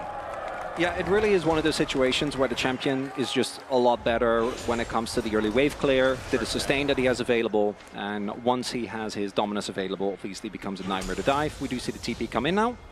Does mean that there will be a summoner advantage there for Gen.G. But as many have pointed out, Gen.G not necessarily known for their aggressive early games when it comes to fighting, right? They are still, I think, a very proactive team when it comes to movement on the map, when it comes to playing for objectives. doesn't necessarily translate into fistfights the way that we see with some of the other teams here at the tournament. Yeah, like BLG, obviously a lot of those early tower dives. T1, yeah. Trade T1, much more of a hallmark of that style. Of course, Grubs, the next objective on both sides' minds, as Caps gets a little bit aggressive, but Canyon is here. Quick snapback makes it pretty easy, solo unbound, keeping Caps safe, but should be a free recall for Chovy. G2 have push on top side. But of course, down that TP, as you mentioned earlier, and Broken Blade playing quite cautiously. Needs to hit that level 6 you can see on the side of your screen. Yeah, we're in the zone we talked about earlier. Yeah, what do you guys normally do here? I didn't just catch waves. I haven't played enough Pokemon recently to keep up with you. I'm so sorry. I should have. Oh, when nothing is happening? Well, I don't know. We see where the conversation takes us. We have plenty of opportunity to talk about that. I'm always down for a journey down a rabbit hole. A little journey. I'm very easily distracted. Yeah. Did you do anything in Canada today? We went to a bridge, a little hike. I was giving, yeah, I like that. Good time. Very enjoyable. Bridge. Yeah, I mean the nature here has been absolutely incredible. One of the best parts of the trip so far. How about you? Any recommendations for the crowd? Side. Now Hans? casting a top lane gank. As Hans is backing up. Nice done. Ruler, but won't amount to too much there. They get the cleanse and the heal, so big for a potential follow-up play, forcing Hansama and Labrov to be a little bit more cautious, and some furious pings going down on the top side. I think not confident as to where Canyon is, so respecting a potential gank to come through. Yeah, courtesy of the spellbook there, as Duro had the exhaust available to get some cooldowns. Not going to lead to too much more, as we do have both junglers towards the top side of the map here. Canyon is on his way, but with the flashes still available, I don't know how much they can really get, and is waiting in the brush. Pull back from Labrov, quick on the trigger. General awareness that they were at risk, so playing with a bit more caution is Caps and Skumon trying to take a bit of control, but half health for Caps. Does have the Vamp Scepter, but this is where it gets awkward. You can see how far forward Chovy is posturing. Skumon on top, need to be careful. Wants to contest one of these. Caps is just getting chunked out. Skumon sticking around is risky. Hansama stepping too far forward to check the ward. A nice little trap baited by the side of Gen.G. Exhaust responded by the cleanse. Labrov still standing for now. They wanted to clear that control ward, weren't ready for Ruler to be standing, waiting in the brush. The Void Grubs, all three, going to side of Gen.G. It's so awkward for Skumon. He spent so much time spectating, maybe hoping for a bit of a fumble, a bit of a misstep. Canyon did not give it to him. And this is exactly what I was talking about earlier. Gen.G in particular are extremely adept at taking an oppressive laning state, turning it into objective. It's very straightforward, right? Chovy just has prio, is able to both draw Skumon to him while simultaneously chunking out Caps. And then because of the earlier play towards the bot side, there's not really a way for Hans as well as for Labrov to contest. They still try, don't really give too much up, but they're still not able to contest any of these grubs. They do go the way over of Gen.G. And yeah, this is an LCK pace game, Dracos. I'm having a great time. I love this. Yeah, it's the slow back and forth. To be fair, also, the chess-like movements. I like this. You think things are going to happen, things happen. No, they don't. The world makes sense. Nothing's going to happen. It's fine. Just going to embrace it. For a reason. Maybe sometimes that reason's beyond me, but I can understand. Of course, for Caps, we'll keep it simple. If you've watched International in the last 2 years, you know Blade of the Rune King. Always the thing to keep an eye out for on the Yone, as well as level 13, pretty important. Max rank on the E, lower cooldown, higher damage amp. Caps just trying to contest a bit of vision, but Jordo's exactly where he needs to be. Next Drake is coming up. Do think that Gen.G is going to be a lot more proactive about contesting this. A single Drake, not that big a deal. They also did get the grubs in the extended trade, right? Took a couple of minutes, but they did secure that. They also secured the lead for Keen towards the top side of the map. But particularly when you have this Crocodile, and you want to fight early, as Keen has found Broken Blade. Good initial trade. Dominus popped. Jack's popping ulti as well for the extra resistance. Caps pushback will take a tower shot. Not an ult for ult trade, though. Potentially a window that Caps can try and capitalize on, but it's so tough against an experienced player, especially with boots already. They're still starting this, and Keen still has TP available, so does Broken Blade, but he's going to go for a base now. Gen.G, I think, looking for the contest. Wave in mid is crashing. Chovy's on his way. Canyon, can he find a way into the pit? Labrov Locked up for a moment. Maokai ulti over the wall. Eyes on the dragon. Who's going to be able to get it? Caps. Beautiful start to the fight. Knock up coming through as well. Ruler's trying to back off, but they're getting lower and lower. Calling over the wall, but Ruler's in no man's land. And finally, Keen has come through, but the tower finishes the job. The kill goes to Lebrov. Ultimately, it's the Drake for G2. Massive win there for G2, rather. It's the combination of that Maokai together with Caps, finding multiple people, and Gen.G just straight up caught off guard as Caps is fine, holding onto his flash as well. Cool cucumber there. The Drake goes to D2 because obviously they were first to the objective, but they get the TP from Keen as well as a favorable trait when it comes to the kills. Definitely. Unfortunately, that gold advantage does go to Lebrov. It means a quick early lock-it, which will help mitigate some of that upfront burst damage. Keen only getting stronger in the context of the 1v1, but that was kind of awkward. That was a bit of a weird play. I think Gen.G not respecting the setup there. G2 in a very good position with that Maokai ultimate, something we highlighted in pick and ban, right? The ease of execution for this composition.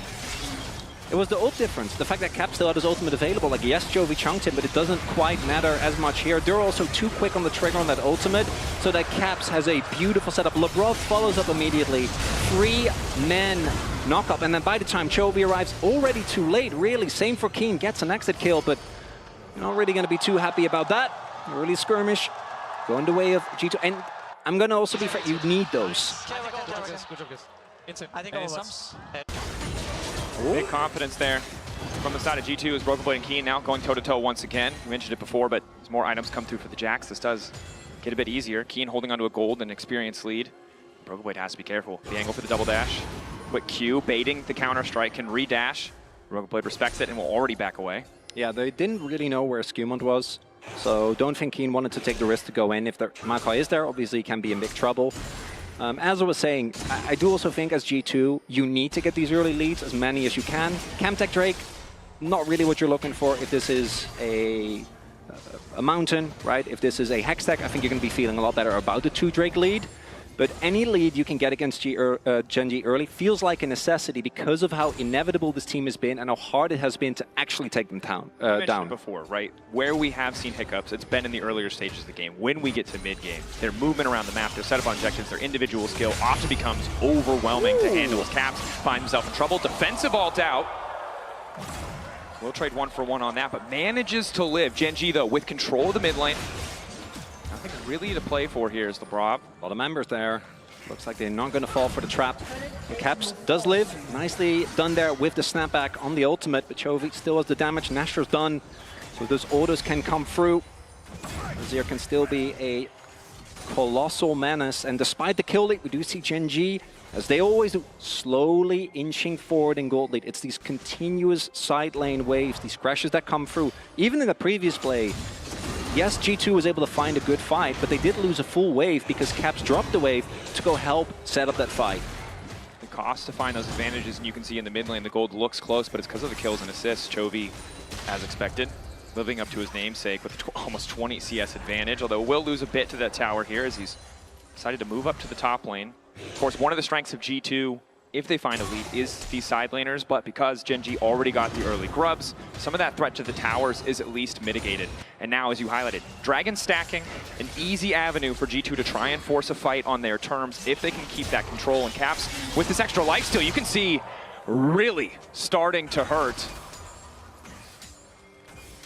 What he does as ruler, this spot he is somewhat notorious for, needs to be careful, has been one of his biggest weaknesses, really within the context of his career, but specifically in this year, I feel like it's happened even more, getting caught on the ruler spot just on the mid wave, using a dash forward when you're not allowed to as they go in on Lebrov, but that's a Rakan. So Canyon, not going to be able to really do anything. And this is, I do think, where we see the fact that Canyon, his CC wind up, needs to get 3 orders off. The other member of his team that has CC that's reliable is Duro, who is Braum. Takes a while. I mean, enough said, right? No one needs you to explain that one any further. We've all played Braum. We know what it's like. Ruler, though, quick culling. This is the power of the pick, especially as we get closer to that level 11 mark. More items under his belt. It's the poke. So does Herald secured. Control of mid, leveraged, Gen.G threatening. And while, yes, if they're trying to find those picks, those quick engages, they don't have the best tools. If they get set up first on an objective, fighting into Braum and Azir and a Renekton is a death sentence. So G2 need to find a way to be ahead. Last time you mentioned before, sacrificing waves, being willing to give up a bit of CS, a bit of gold to be first on the objective. in the long run can come back to bite you, but it's definitely an option for G2. Gen.G this time set up first in the river. If it isn't for Caps getting one of the big engages, is it actually kind of hard for them to also get on top of Gen.G? The disengage is really good with that Braum, though is already a little bit low. Is Keen, TP's in, possibility for a soul point here for G2.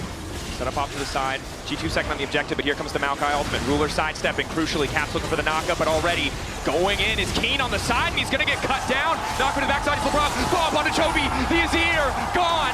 Damage deleted. G2 find another fight by the Drake. And Gen.G get caught sleeping. Keen goes way too deep. No one there to back him up. And that soul point secured here for G2. Another bunch of kills going over. As we take another look here, you see again the power of that CC, the Maokai ult just getting so much value, splitting up the fight, and it's a segmented engage. First Broken Blade goes in, gets some cooldowns, and then Keen just a little bit too far forward. The rest of the team is clearly more occupied with taking the dragon, and then right there, the fact that LeBron gets on top of Chovy, charms him, and sets him up for a great ultimate from Caps, really big deal. Quick play on the side lane, Caps snaps through, we'll be able to pull back, flash away. Q3 still living for a moment, but Chovy gets the job done. Shutdown for Gen.G. Definitely necessary there for Gen.G. Caps, and kind of running the game so far. Kill going over to the Azir. That also is going to be the bot lane secure. There's still a Herald as well for Gen.G. That was back-to-back. Honestly, great fights from G2. But as Hanwha Life learned as well, actually taking down Gen.G, gonna need a lot more where that came from. But that Maokai and that Yone, that combo so far has proven deadly. And Gen.G probably playing a bit more respect around those objectives, as now it is the soul on the line. 3.5 minutes, getting closer to Otacon as well. Caps off to a tear despite the CS deficit. Doing a lot of work here. And I think for G2, coming out of those interviews, we expected some progress, some improvement, but already a much stronger start to this series than I think any of the ones that they played in play-ins. But that said, a strong start against Gen.G, as you highlighted, is not enough. They need to play flawlessly. They can't afford to let Chovy just continue to accrue this gold, because it doesn't matter how many kills Caps has if Chovy's just getting more items. Still a big deal though, right? Yes, Gen.G have had slow starts at tournaments before. Not something that we are not used to seeing from the Orc, but I think particularly Labrov in this first game had, I think, a really rough lanes, not really able to find the consistent impact. We saw the Alistar be banned away, but thus far, 100% kill participation here on the Rakan. Been a large part of many of the plays thus far as mid lane, now being sieged here by Gen.G. Sama stepping up, laying down the hail of arrows as Broken Blade lays a bit of damage down, but tanks 2 tower shots. Definitely not ideal. Keen keeping the fight going. Broken Blade can't afford to stick around. That AoE damage is going to hurt, but Skewmon coming in the blink of an eye, offers an exit and a quick death for Keen. And Keen, he sees a tasty food for the crocodile, and guess what?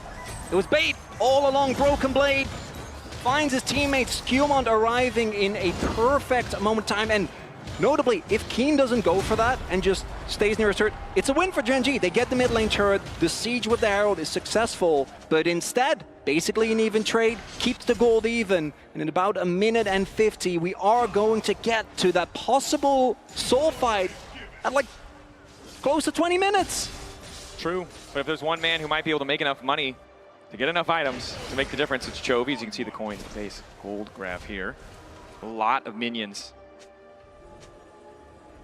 Power farming on the side lane, close to what looks like a Rylai's second. Oh, this finishes now. That's a big deal. Looking at the item finishes, not quite there yet for Broken Blade. Despite the kills that he's been able to pick up, not quite there yet for Caps, but Ruler, Chovy, both sitting on 2. We'll see if that makes the difference, because thus far, G2 have had much better team fights here in the 5v5. And I think a lot of it for the side of Gen.G comes down to, can they get set up first? In the previous fight, the answer was yes, but the Maokai still able to make the difference. The Yone still there, but they've got more items under their belt now. The threat of a culling. G2 have to be careful. Are they going to just start this, try and force cooldowns? Wouldn't surprise me. Bot wave being pushed out. 2 item spikes are there. It looks like Gen.G want to, at the very least, get that TP. Caps snapping going back down and recalling. G2 have made the call, it seems, to give this one up. But There's no, the TP in from Jax. Caps recalling, buying an item. That's the ulti going in from the Maokai. They want to split it. They want to 50-50 it. Skewmon against Canyon. Who can get it? He got it! It's Canyon in the clutch. Binding away, but the ball from Caps is there. Down goes Keaton. No, lives for an extra moment. The snapback will get it done. Q, knock up onto 2. Duro on the way out. Chovy with the pushback to hold the line. But Skewmon goes in one more time. They get the objective. They get what they came for, but they paid much more than they wanted to. And Otacon turns your teams into paperbacks as Ruler just goes in, flashes out. Nothing he can do. There, waiting it out. Won't quite fade away in time. Caps a few more seconds. Hanzama flash forward, wants to finish the job under Ruler. One more item will do it. The hail of arrows. 10-2. G2 with the gold lead in game 1. Brav looking for the knockup. Toro next. It's an ace. It's a soul. It's a complete blowout. 11-2 rather with a final kill. Otacon secured, Soul there as well. And Gen.G, look at how low these health bars are here in the Massacre Priceless moment as they get a 2-for-1 deal. The fact that Gen.G is trying to contest this when they basically have 0 resistances, it clearly speaks to their desperation. And then the fact that not only do they win this fight, but they get the Soul on top of it. And it matters. The thing is, we often talk about Chemtech, it's one of the lowest priority souls, but you have a Jax and a Yone on sideline who are going to be fighting these battles relatively low health. Combo, but I saw a bit also. Caps keeping it casual. You can hear the confidence in his voice, the execution for G2. And again, Gen.G got the objective. It cost them a lot. It really was Hanzama in that fight. We weren't sure how much value Tavares was going to be able to get, but obviously connecting on those key targets consistently, and it's so hard for Gen.G to find a way onto him when their backline is being dove repeatedly. And looking at the items, 2 item spikes now there for G2. With the Chemtech, they're going to be even harder to take down. Chovy. Yeah, it's going for the ult. Pushback is there. Well timed by Chovy. Ulti for ulti trade. Canyon goes into Lebrov. It's tough here. Gen.G trying to hold on to that mid lane tower. Still have the calling for Ruler if it comes to it. Difficult for G2 to advance the game. They've got a sizable lead, but item advantages haven't quite accumulated yet. Really, the biggest beneficiary of this entire situation is Broken Blade. The individual gold lead, 1.2k. It was a difficult laning phase, down almost 20 CS at one point, but now hitting that 2-item threshold that you talked about, this is where he can really start to take off. I feel like he's already in the air, and Keen's just a crocodile. You know, he's seeing Jax soar in the sky.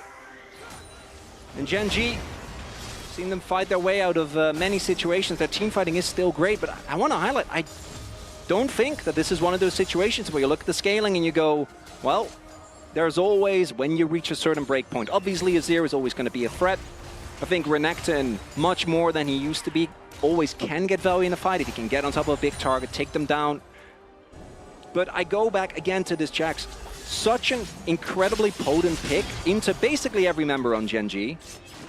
And then add to that the fact that he has the biggest lead in the game was, as we saw in the interview that you had with him, also, I think, again, justifiably criticized for having a really weak performance, but stepping up here today. Yeah, we saw it last year in a lane swap meta. Broken Blade, way better stats. When all top laners were walking around just being farm bots. And this year, when he's allowed to lane 1v1, he's been falling behind and it's been falling apart. But this game, potentially the start of something new. I won't pretend that the early game stats were pretty, but holding on, finding a way to scale into this game is a big deal for G2's hopes here. Knockback is big though. Lebrov caught out, not respecting the Mega Blast Cone. Shut down for Turo, a little supportal combat. And a big misstep right ahead of Baron. Oh, yeah, they're gonna make the call. Gonna try and play here. Instantaneous TP. Babs gonna lose the snapback in a second here. Might have wanted to get another cooldown. And this they is have the thing. to. No matter how far ahead you feel, no matter how comfortable the game seems against a team like Gen.G, it's not over until the Nexus falls. The poke is hitting though, look at the damage! Hanzama, almost 6k in the last fight. How much will we get here? If the arrows keep connecting, this is gonna be big. Duro's gonna have to use the Unbreakable in a second. Taking his time, ulti into the midst of the pit. Skewmon to follow. Cap standing behind. Chovy goes golden by 3 seconds, but he just sells out Ruler. The pushback is massive for Chovy. The Azir is still alive. He's free hitting, but there's just too much damage.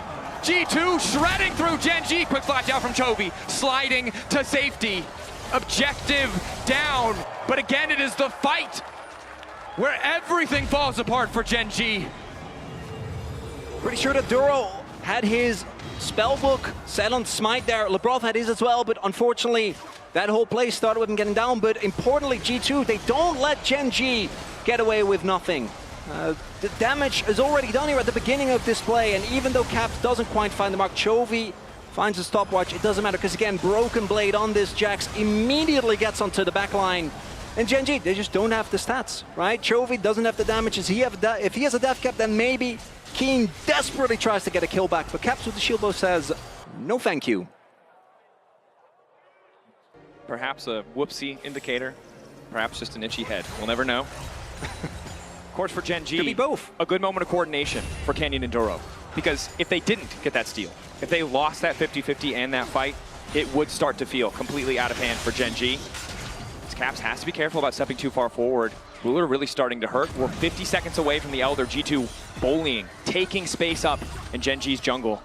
And G2, I think the only way that this game truly gets out of your control, because despite everything, the Baron buff, really not going to get a ton of value, right? The Rebel Baron power play is negative, only Chovy got it.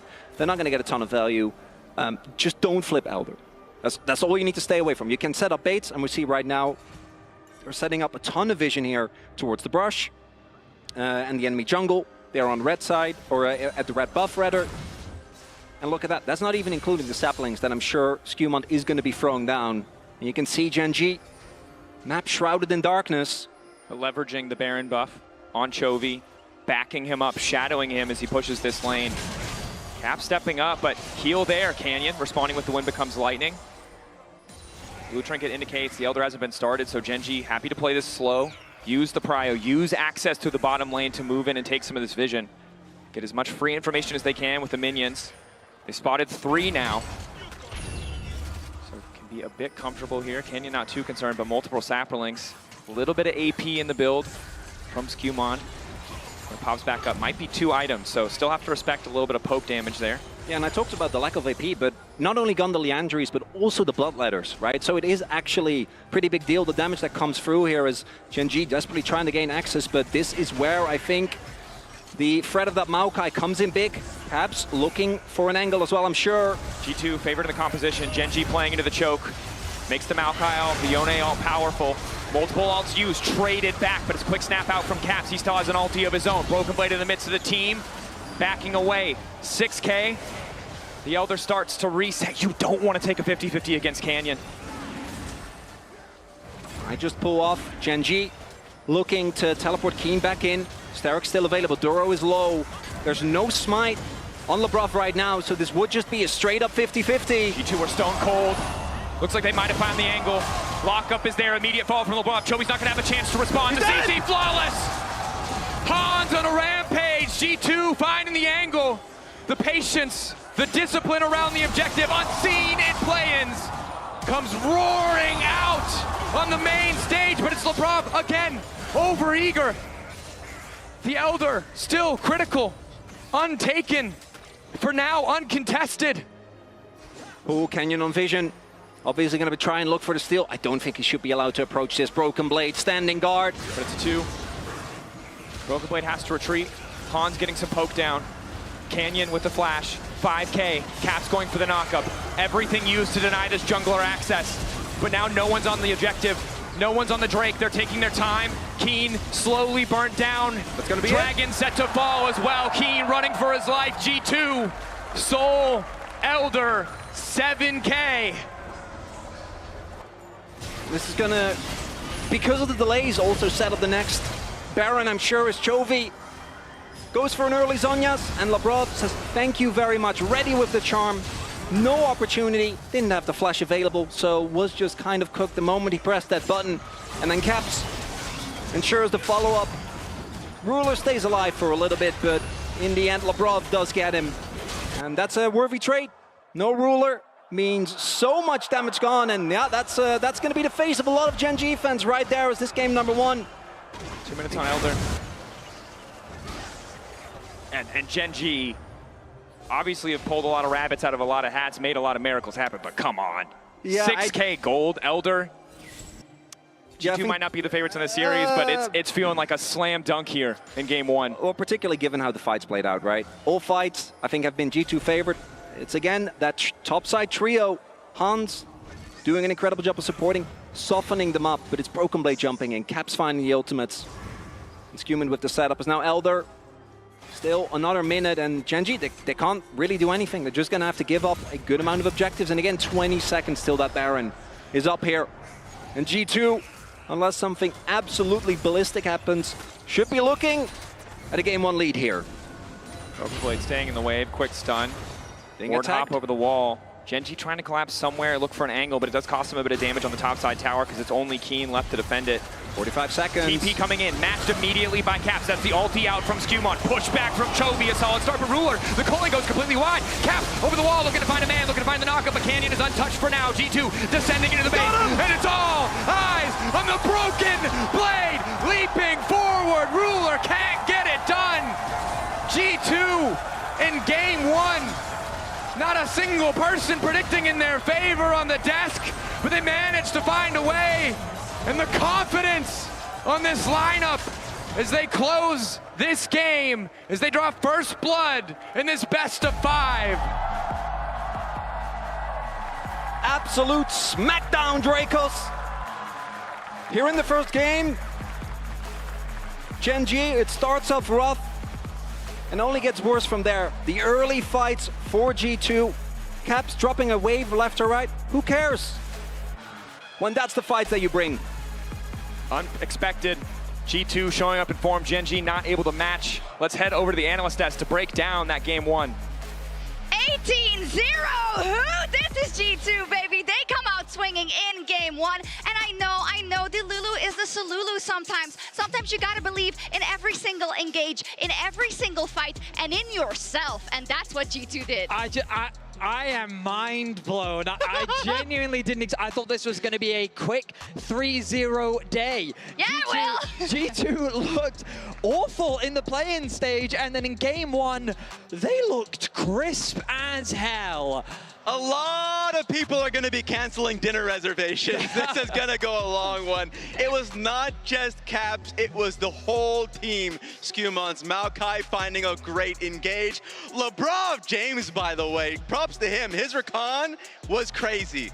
It's a little bit small, but if you zoom in, you see the actual jersey itself. But it was such an amazing game. Yeah, all the things I think we criticized them for before are things that came together in this one, right? 100%. When you look at Broken Blade's performance, when you look at kind of the bot lane overall, but the whole team, what was the X factor in this game? Like, how did they pull it off? So I think they came in with a very solid plan, a very safe draft, a lot of comfort picks, Yone, Caps in particular, into the Azir, a matchup he's super comfortable on. There was an early swap that came through from Gen.G, where we started to see the gold very quickly shift in Gen.G's favor. But you said it at the start, Shocks, confidence. G2 was playing with nothing but confidence in every single play that they made. What did we say in the beginning? For Gen.G, it's their tournament to lose and every single game to lose because everyone's looking at them as the team to beat. For G2, a little thing can be a spark, as we saw in this game. 100%. For every MSI or Worlds, the question is, what does play-ins mean for you? And so it really was about them locking in. And that's why, thank you to the reliable Cisco network, every second counts. G2 was locked in for a lot of these fights. The Baron fight was a big one. And this one I gotta say, because we looked at kind of Lebrov here, he goes a little too far. That's, by the way, that's probably the only mistake he made this game. So G2 are up against it 4v5. So how did they make this work? Well, I mean, patience was key. And that's something that really surprised me because I think it was a bold bet by Gen.G to force the ban, specifically into a poke Varus. The damage that Hansam is getting by chipping away as the Baron is helping that as well. An early heal comes through from Gen.G, but then with the Maokai ultimate, they collapse on multiple sides. And when Broken Blade and Hansam are given all this space to just pick on whatever target they want, it's a one-sided fight for G2. And I love the angle that Caps had on the top side that forced the Zhonyas there from the Azir. Like, it made the fight so much easier. This was one of many examples in that fight. Absolutely. So now we are not counting Gen.G out. Oh, no. They reverse sweeped one of the best teams in the world just a while ago.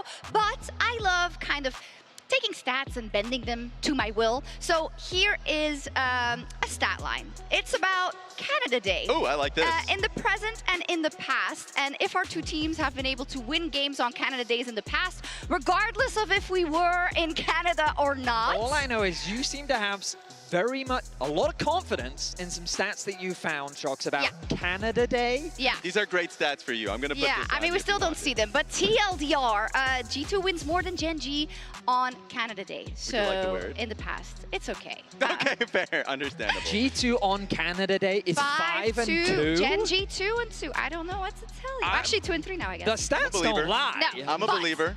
I know that we are, of course, very, very happy, most of us, about G2 winning game 1, but it's a long road. So which side would you like to take? Would you like to take the side of how Gen.G fights back or how G2 keep it going? Pick your poison. Ooh, because, I mean, it's interesting because I don't think G2 did anything crazy in game 1. I think the biggest advantage Gen.G is going to have in the rest of the series is something we talked about earlier in the day, which is their depth of champion pool. Fearless is a format that really benefits Gen.G because they're all players that have an incredibly deep champion pool. And for G2, I don't know if I would have that same level of confidence. So, fantastic game 1. I love the preparation, but can they maintain that level of prep against a team like Gen.G in the best of 5 environment? Yes, I agree with that. For Gen.G, just be stable, just be ready for those fights. It happened in the HLE series. Be there first. Absolutely. We know they can rally, but for G2, at the very least, it's a huge confidence boost that what they're doing is working. Let's see if they can keep it going, and we can keep dreaming.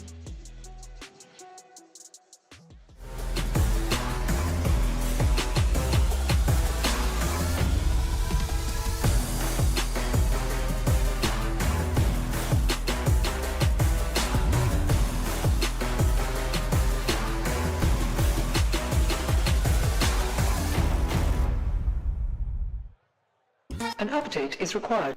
Financial system updating.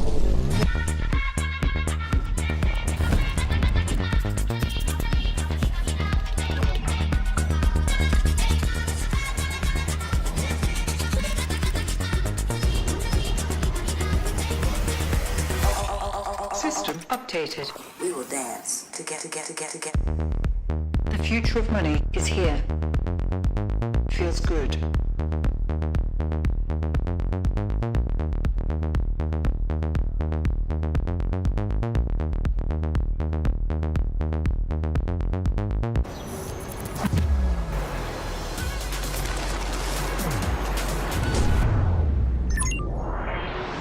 Hunter in the dark.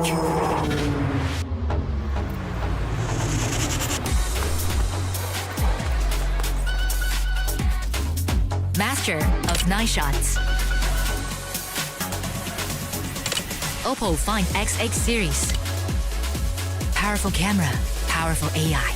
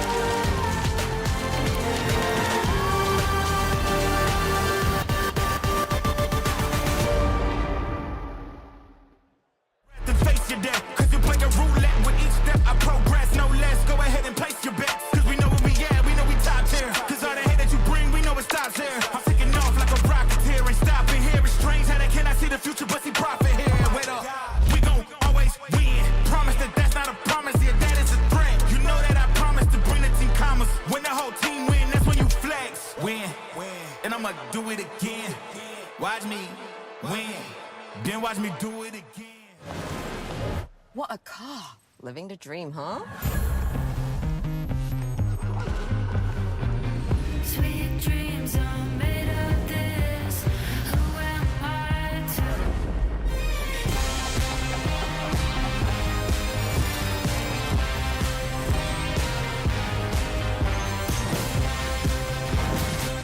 Okay. I get it now. Sweet dreams are made of this.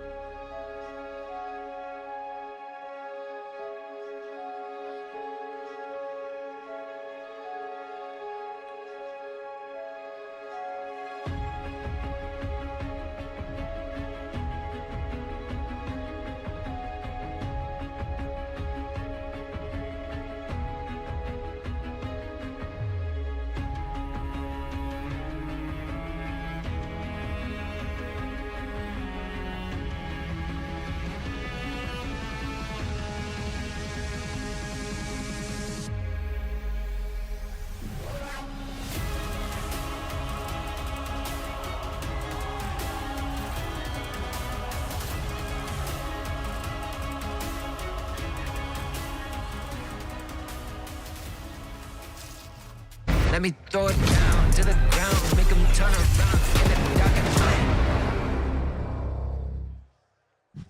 Welcome back to MSI. Ahead of Game 2, G2 Sports versus Gen.G. Romain, any quick impressions on Game 1? Là, on est bien. It means we're chilling. We were chilling before the game. We're chilling now. We're just enjoying every single game. Every single game is more experience for us. If we win, that's nice. If we lose, it's expected. So we won. Let's see, new game, new draft, new puzzle. We're really excited. We're just happy to be here, you know. So far, so good. Let's see what happens. Romain, merci beaucoup. Back to you guys. Unsurprisingly feeling chill after that game 1, despite maybe some questions in the landing phase. Everything sort of came together. Drago's Chronicler for the call. And I'll be honest, Chronicler, of the two of us, a lot of people would think that I'd be the homer. I was the doubter. It was you who told me, hey, Gen.G, haven't played in a long time. Jet lag's always a factor. They're a team who have been known to fumble and make mistakes. Yes, we still look at them as tournament favorites. Yes, we still look at them as the best in the world, but it's not like it's every single game, every single moment in the tournament. It's when you put it all together. It goes both ways, right? I think Gen.G clearly, of course, as they have done many times after long breaks. We even saw this during the LCK playoffs, or the road to MSI rather, but also credit where credit is due. I think both the draft from G2 was obviously a smash hit. I feel like the combination of Lebrov playing so much better, I think, throughout the entirety of the game, extremely crisp on the Rakan. Additionally, the Maokai for Skewmon, as well as Caps actually holding his own in that lane. Can't wait to see whether it's going to continue on the upset road, or if Gen.G is able to kind of bounce back from what was a very rough for them game number 1. Yeah, and I think we could see the weaknesses of Gen.G's draft. Expected the team cohesion to kind of outmatch some of the things that could make playing that game out hard. At the end of the day, it was G2 who came out on top in fights. I think it is hard now for them to replicate the exact same kind of success. Gen.G is the losers of game 1, get his pick side. They've selected blue again. This time around, 10 champions hit the bench. Followed now by the Pantheon ban, the Kalista, the Taliyah. Maokai, of course, the pick that has looked the best for Skewmon at this tournament in the 2 games that he's played it. Ooh, that Lee ban. I mean, very few players in the world do you have to ban this champion against. It's probably just Canyon, actually. Yeah. It's probably one player in the world, and his name is Canyon. Yeah, it kind of depends. We've seen Owner have great performance on it as well, but Canyon definitely had a very big performance recently against Hanwha Life. I wonder if they're going to repeat the Nidalee ban as well. If you're going to go for the Lee, I think the Nidalee also feels like it should be within the realm of expectation. If you ban the Nidalee, I'm also not sure what Gen.G is going to be looking for. The downside of that, obviously, that Rumble will remain open. It's going to be Gwen instead. Okay. Do they want to instantly lock the Rumble? It's not something G2 are known for playing. A lot of teams are willing to risk giving it up. Gen.G's first game strategy was a lot of blind pick solo laners. This time it looks like it will be the Vi. Reliable upfront engage. Currently 0-5. Obviously, we're not going to be fooled by small sample sizes, but the champion has received continuous nerfs, and more importantly, what Vi does is very, very straightforward. It does feel like a champion that has a single thing. Going in, being able to find consistent backline access. So drafting counter dive does mean that there are a lot of tools available. We've seen the Wukong be really strong into it as well, both from a clone perspective, being able to get away from her easily, but also the fact that Cyclone just kind of ruins her day. It's going to be the pickup here for Skewmon. And we'll see what the early game looks like. Vi, Wukong, both champions known to farm to level 6. Canyon, of course, with this kind of setup, expect for him to have that big impact. The Nunu's hovered once again. Some highlight moments in plans from Skewmon. Not necessarily the great ones, but lots of views on them nonetheless. In the end, it's going to be the Senna. Something that G2 have prioritized a number of times. Last time it was with Tom Kench. So a very stable champion. Hans Sama in that Varus in the previous game, putting up massive damage numbers, kind of free to just take pot shots with all the dive present on his team. It looks like G2 might want to replicate some of that with the Senna, although it will take a bit more time to come online. It does also help with some of the early brawling that I imagine you will be doing with that Wukong. So it makes me wonder if they want to go towards something that plays well together with that Wukong in mid. Kind of depends, I think, on what Chovy locks in here. The no-brainer is obviously Ahri. That Vi-Ahri combination is something that we've seen so many times. Has just been an extremely solid 2v2. But actually like this, I think the Alistar makes a ton of sense because with that Senna, we've already seen the Senna Alistar come through. And it was also banned on the side of Gen.G in the last game. Not gonna want to give that one up. I like prioritizing that proactive engage pick and also taking something away from LeBron, as you highlighted there. And Gen.G did take the gamble. They prioritized the Vi over the Rumble. G2 did not contest it. It'll be a return to the Tahm Kench that we saw in play-ins. Champion that can mitigate so much of what the Vi does. Make sure to protect that key carry. And we know if the game goes late enough, Senna can really just take over those fights. But already Gen.G, a lot more proactive tools than they had in the previous game. There's no Braum, no Xin. You don't have to wait for 4 auto attacks to find that CC. The Alistar and Vi, much more immediate effect. The counter engage is kind of crazy though, again on G2, and I think that was something that they used with great efficiency. As a very good Coster Jun fan sign there. But you already have so many tools to keep the Senna safe. Wukong can obviously play far forward, but can also fulfill a slightly more defensive role. We do see that the combination of that Vi and Rumble obviously is really tough to play into, even with a Kench. As long as you can have any form of CC or the Rumble, I think you're always going to be happy. Alistar obviously provides that as well. But Ornn, no-brainer. Seen it played into the Rumble a lot. I wonder if they also want to go for the Galio, which has been another pick that we've seen picked into it very often, as the Ahri and Annie both taken off the board and both pair insanely well with the Vi. Definitely do. You mentioned the Ahri before, right? Opting to take something away from LeBron instead of prioritizing conventional power pick. Someone, of course, on the side of Gen.G is going to be forced to blind. Multiple members in this context. His top lane is already locked in, and now it's the Sylas. Taken away from Caps. Respect to both the Rumble and the Alistar ultimate that could be taken away. Alistar in particular, just not very fun to play into. And also feeling very likely that Chovy is going to have to go for a blind pick here. So doesn't want to get hit with a Sylas counter pick. So I imagine Broken Blade's champion does come through, and it is the Galio, not on the ban list. Really the type of lane where you are just looking to absorb the punches, but again, just adds more safety, more counter engage to the G2 comp. And a nice setup for G2 in the sense that Ornn and Galio, you can ban both away to get a nice matchup for the Rumble, but you risk that Sylas. Yeah. Put in a position where couldn't take everything off the board. More AP, more team fighting, upfront burst damage. Gen.G in a much better position to just pull the trigger and force these fights with this Aurora. I wonder what Ruler wants to go towards here. I've seen this man be known for many an AD carry, but not necessarily quite as diverse as some of his opponents. You don't believe this, right? I'm not alone. I'm not believing it. So this makes way more sense. I wanted to believe it.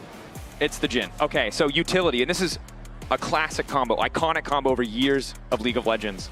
Jhin, Rumble together, lay down the carpet, fall up with the curtains. Playing Jhin into Wukong though. That's definitely something that is very scary as the Rise comes through, so even more ability to impact side lanes. And I gotta say, I think it's kind of a smash hit from G2 again. Matchups are feeling good, but most importantly, Gen.G are not really gonna have a choice but to play very, very aggressively, very far forward into Galio, into a kiting back Senna, and into a Tahm Kench.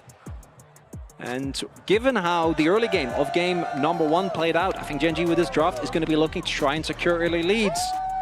This would have been game 1.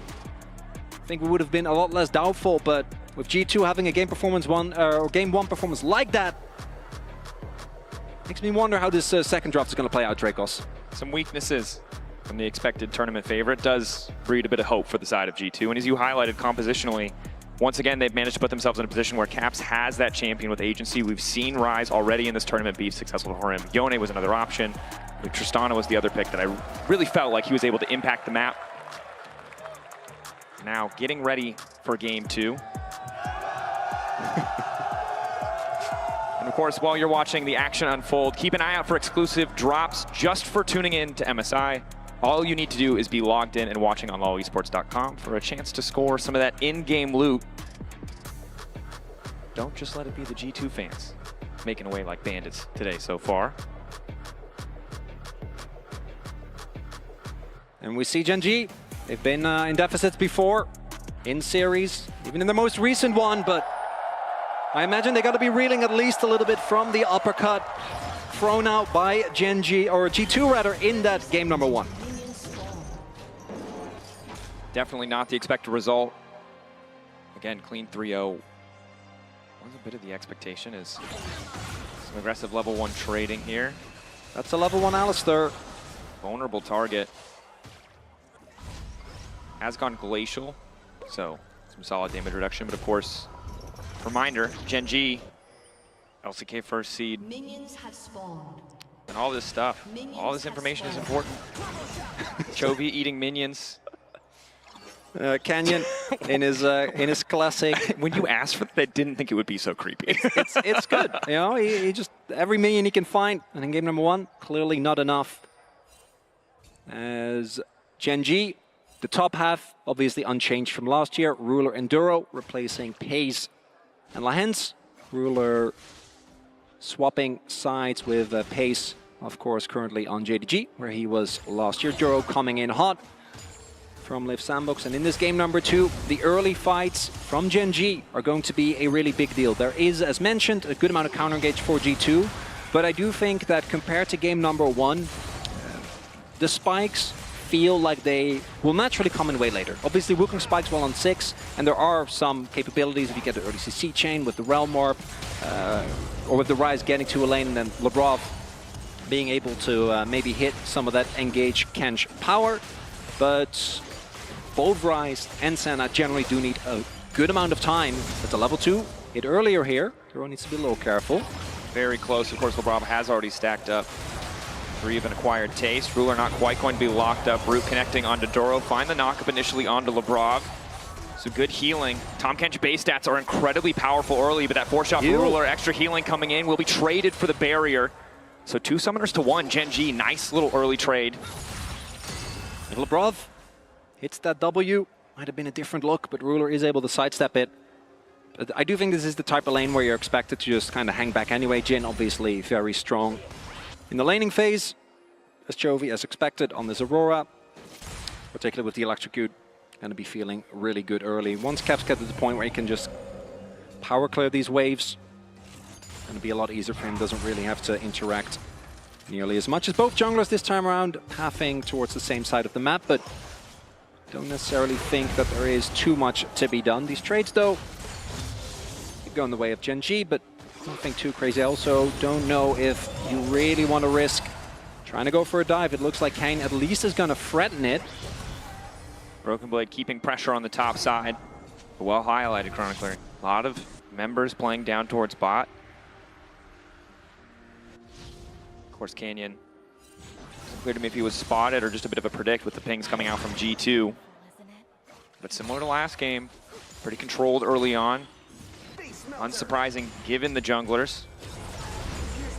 Broken Blade much more comfortable in the early stages of this matchup on the top side than he was in the previous one. It's now Gen.G looking to re-dive. Knock up there onto Hans. Q follow, ball breaker in the first blood. Gen.G make it look easy. And it's a nice commitment from Canyon. Lets one wave go by. Skewmond leaves, he comes again. Ooh, that's pre-6 Wukong, though. Not quite the same amount of power. Keen is a little low, though. Keen, careful to get his damage out before he overheats. The taunt, solid, good damage. Flashing to safety. Broken Blade chunked out. Uh-oh. Quite fall, but those minions doing a hell of a lot of damage. Keen. Canyon's on his way. He still has flash. Oh, no. The flash from Broken Blade. He might just want to save it. Justice punch out. Able to make it through. Disaster for G2 in the first sequence of play. Not able to find the cross map. And this first tower dive just looks so effortless. Very straightforward there. Duro gets taken low thanks to the root connecting, but there's just too much CC. So you can see the vibe's good there as the TP comes in. Canyon maybe in trouble.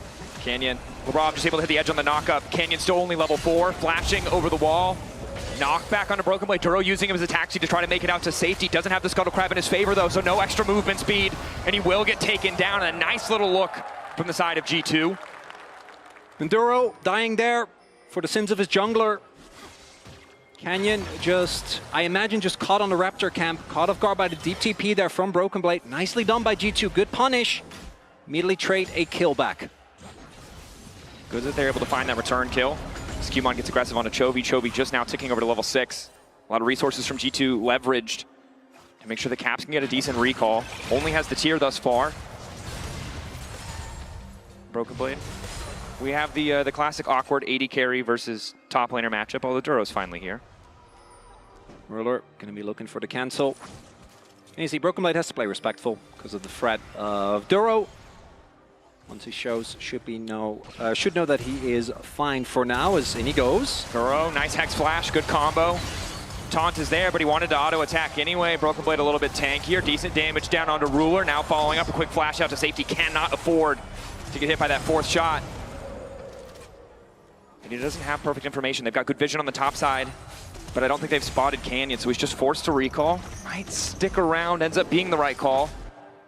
Confident enough that the vision means no one else is there, or it could have been a quick dive. I think we also saw Caps already rotate over. Doesn't have the realm orb available, so maybe in case they do try and look for a redive, could have gone there before Chovy did. Canyon maybe looking for some Krugs this time around. We do see Gen.G compared to the previous game, I think, cleaning up the laning phase, but we do see G2 again playing very heavily towards these objectives, and with the swap that is in place, no shot that Gen.G is contesting this first Drake, so G2 going to take that one again. The fact that Skewmon also was the one that picked up the kill, I think, pretty big deal. The Wukong snowballs insanely well when you can get these early kills. About to hit level 6, and what Gen.G get for their troubles is Krugs. Whereas G2 get a Dragon. Gonna be feeling good about that trade. True. If they stick around topside, they will be first on the Grub spawn.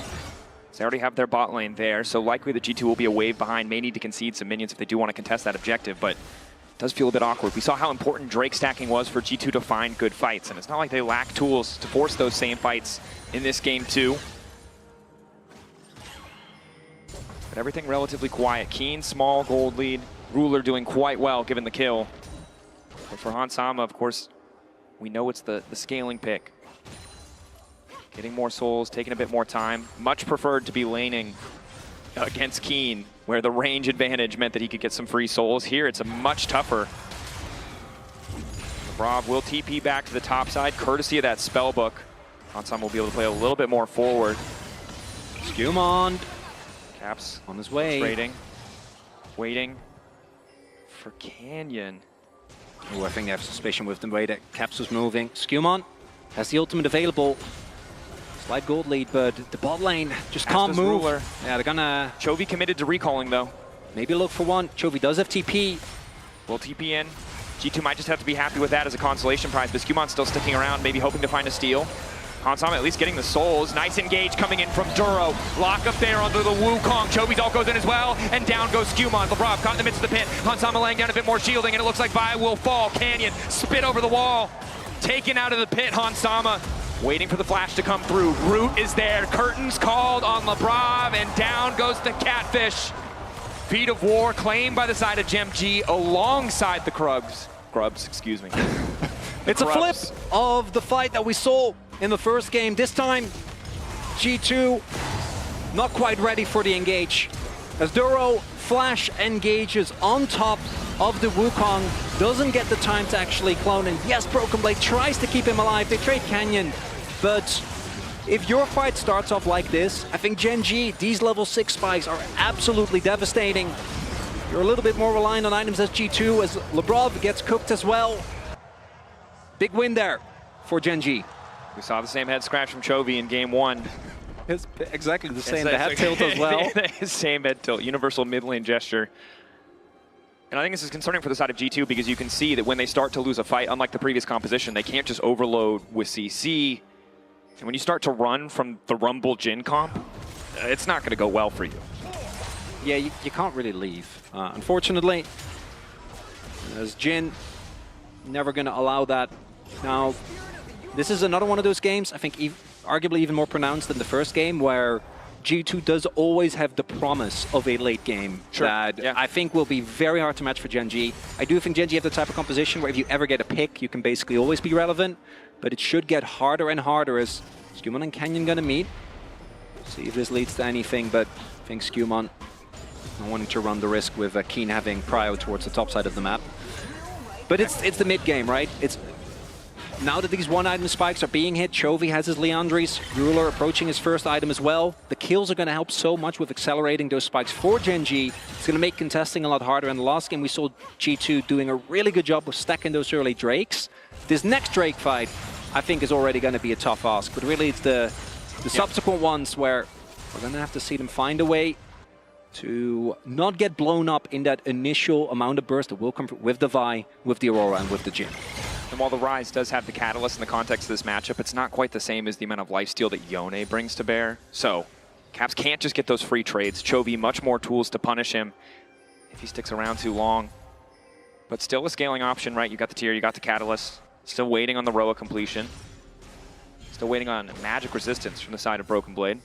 But Youmuu's completed for Ruler. Matched by an item for Han Sama, the Static Shiv, to help clear out those waves. But again, outside of that brief moment on the top side, it's still been a relatively quiet game.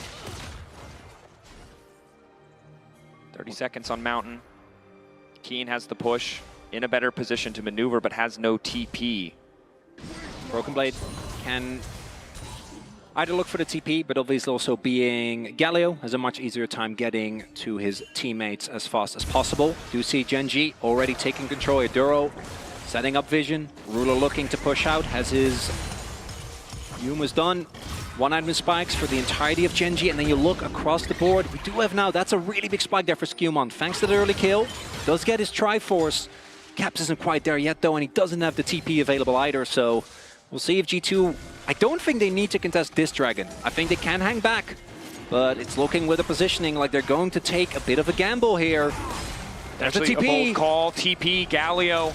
On the way in, Broken Blade probably immediately going to start channeling Taunt here, locked up, beautiful CC landing, finds the Taunt to Duro. The stun kind of missing from the side of Ruler, doesn't connect the snare. Now the ulti from Chovy, G2 retreating, but they've effectively lost their top laner. Canyon's just now arriving, the Equalizer's still there, the curtain call there, they got two ultis, but not much else to show for it as the Equalizer is laid down. Canyon rooted up for a moment, Lebrov taken out, Gen.G in the extended fight plays so well around their cooldowns. And G2, knowingly taking a risk there with that TP, instead of trying to go for a play elsewhere on the map, decide to contest, and we called it a risk before, and now they are in a much rougher spot. The lead for Gen.G starting to get bigger, 2K now, and the early Dragon also going their way. And not only that, no flash and no TP on Broken Blade is going to give a big window for Keen and Gen.G to make a play towards the Herald. Spawns in about a minute and a half, and Keen already has that prio. Obviously Broken Blade there was able to cheat that, make his way over, but that's not going to work on this Herald. And if mid lane starts falling as well, the possibility of G2 actually hitting these mid to late game either stack or item spikes on Caps and Han Sama is going to be a distant dream. It certainly is. And again, at this point, the solo laners, the Gen.G have very comfortable in those side lanes. The Vi is the potential setup as well for picks, along with the Jhin long range, can make things really tricky when it comes to these lane assignments for G2. For now, it is still Rumble versus Galio. Caps and Chovy matching each other wherever they can go, and Han Sama, only 27 stacks in that fight. Oh, total damage dealt to champions. I think a lot of this is just, you can see Chovy repeatedly trading well into Caps. Yeah, Liandry's also doing good amount of heavy lifting there, but Chovy also has been able to, as you highlight, be involved in almost all of the plays that Gen.G have found. Not necessarily the most impactful in the last fight, but it's 1-1 in Drakes. I do think that this is where G2 reaps the benefits of very early on, again, playing very heavily towards these Drakes. Ocean, though, I think can actually be a problem, particularly for G2, who, if you start falling behind the mid game, the enemy starts stacking a lot of Ocean Drakes, and you are not able to get the most out of this trio in jungle. Mid and AD carry could be tough as Canyon looking for play towards mid. Again, Herald is up. That's going to be what the teams are playing for. Q flash clean from Canyon. Hansama's got nowhere to go. Duro not even needed. Nice little mechanical play there from Canyon. You talked about it. If Gen.G have that lead, they have that lead. Almost 3,000 up. Finding that pick in the mid lane means they're going to have first access to this Herald. Rob not on the recon. He has to be careful about base checking. Can't just get caught out here. Yeah, and they are going to let this one go. As we can see, not really any cross map available, unfortunately.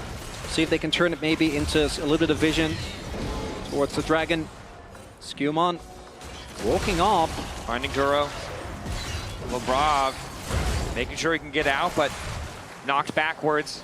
Good use of the Abyssal Dive to make it to safety, but again, there was no counterplay anywhere else on the map. Gen.G get the Herald effectively uncontested on top of the pick on Hansam in the mid lane, extending their gold lead even further.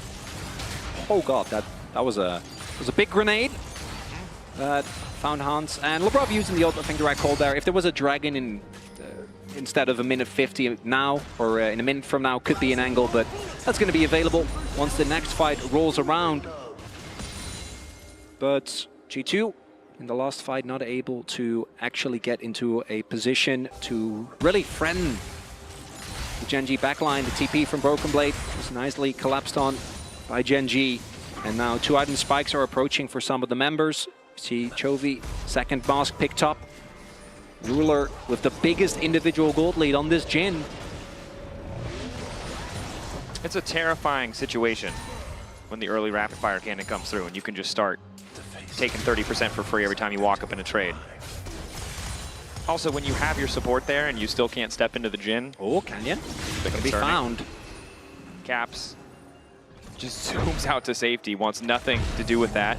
That is Canyon showing though, so G2 could be looking for a play on Keen. Skewmon faking. I love the deft. Little S juke. Brav on the way down too. Can reset the tower aggro, but the wave will just get deleted. Big thing here is that Duro is there. So the moment they spot him, I think you can see the call of the play. Don't want to do that when an Alistar is there. Could completely turn it around. Ooh, this is a possibility to play towards mid. The top wave is getting demolished, and Chovy's going to get the free turret. And what we have to remember in this context is Caps saw initially Canyon. He has not seen him since. Canyon not sloppy about showing on vision, did his due diligence. So Caps, if he steps up there and Canyon is there, he dies immediately. He has to play with that fear, he has to play with that caution. And Canyon just backing in a bush earns Gen.G a free tower. Skewmon trying to get in the opponent's heads continuously as we do have the Herald being dropped. G2 running forward. They see Chovy on the top side. They're not concerned. Excellent combo to kick things off. Equalizer follows. Caps off to the side. He's been isolated and really looking to follow. Lebrov resets the fight with the Devour. Gets a bit more space, but Gen.G have already taken the tower, and now it's Chovy chasing through. Duro looking for another combo! The Alistar finding the angle, but they're only hitting the tankiest members. Caps still stepping forward, looking for a bit more damage, but now the curtains have been called. Body block there. Lebrov getting low. Skewmon covering. G2 holding on for now, but they've lost priority. No! Ruler! Patience in the Gen.G logo! OTP, DTP, look at the flank! G2 trying to throw a Hail Mary here. It's 2 of them. Gen.G committed so much to the midway play. Trying to get Drake might be greedy, but G2, do they have the damage to punish? Chovy locked up. Root there, he doesn't have the ulti to escape. Skewmon now trying to get out. Keen burning everybody! The Rumble alive! Ruler's only got 2 more shots! But it might not matter. 1 more bullet to come through. The root connecting. Ruler so damn fast. Chovy alive as well. G2 crumble! The G2 go for the Hail Mary, the double TP. But it doesn't quite work out. Gen.G, despite using so many tools, it feels like initially maybe too many on that mid lane players. Oh, Ruler! Missile Voyage there. Q, Auto. Woo! 1,000 gold! Yum, yum, yum, yum, yum. That is a sated Kench, and that's not something we say often. No. I wasn't particularly hungry for Heartsteel for this team, but hey, you get it a little sooner. A lot sooner. I think it's the dopamine, Dracos. That is maximum dopamine, just like that combo. As we do see, as you highlight, Duro able to get a great combo together with Keen. And G2 trying to play for the disengage. I think the same way they did in game number 1. Duro goes in, but the damage isn't quite there. I think a little split the rest of his team, who also need to respect the CC that is available. But it's when the Jhin gets the setup without any issues.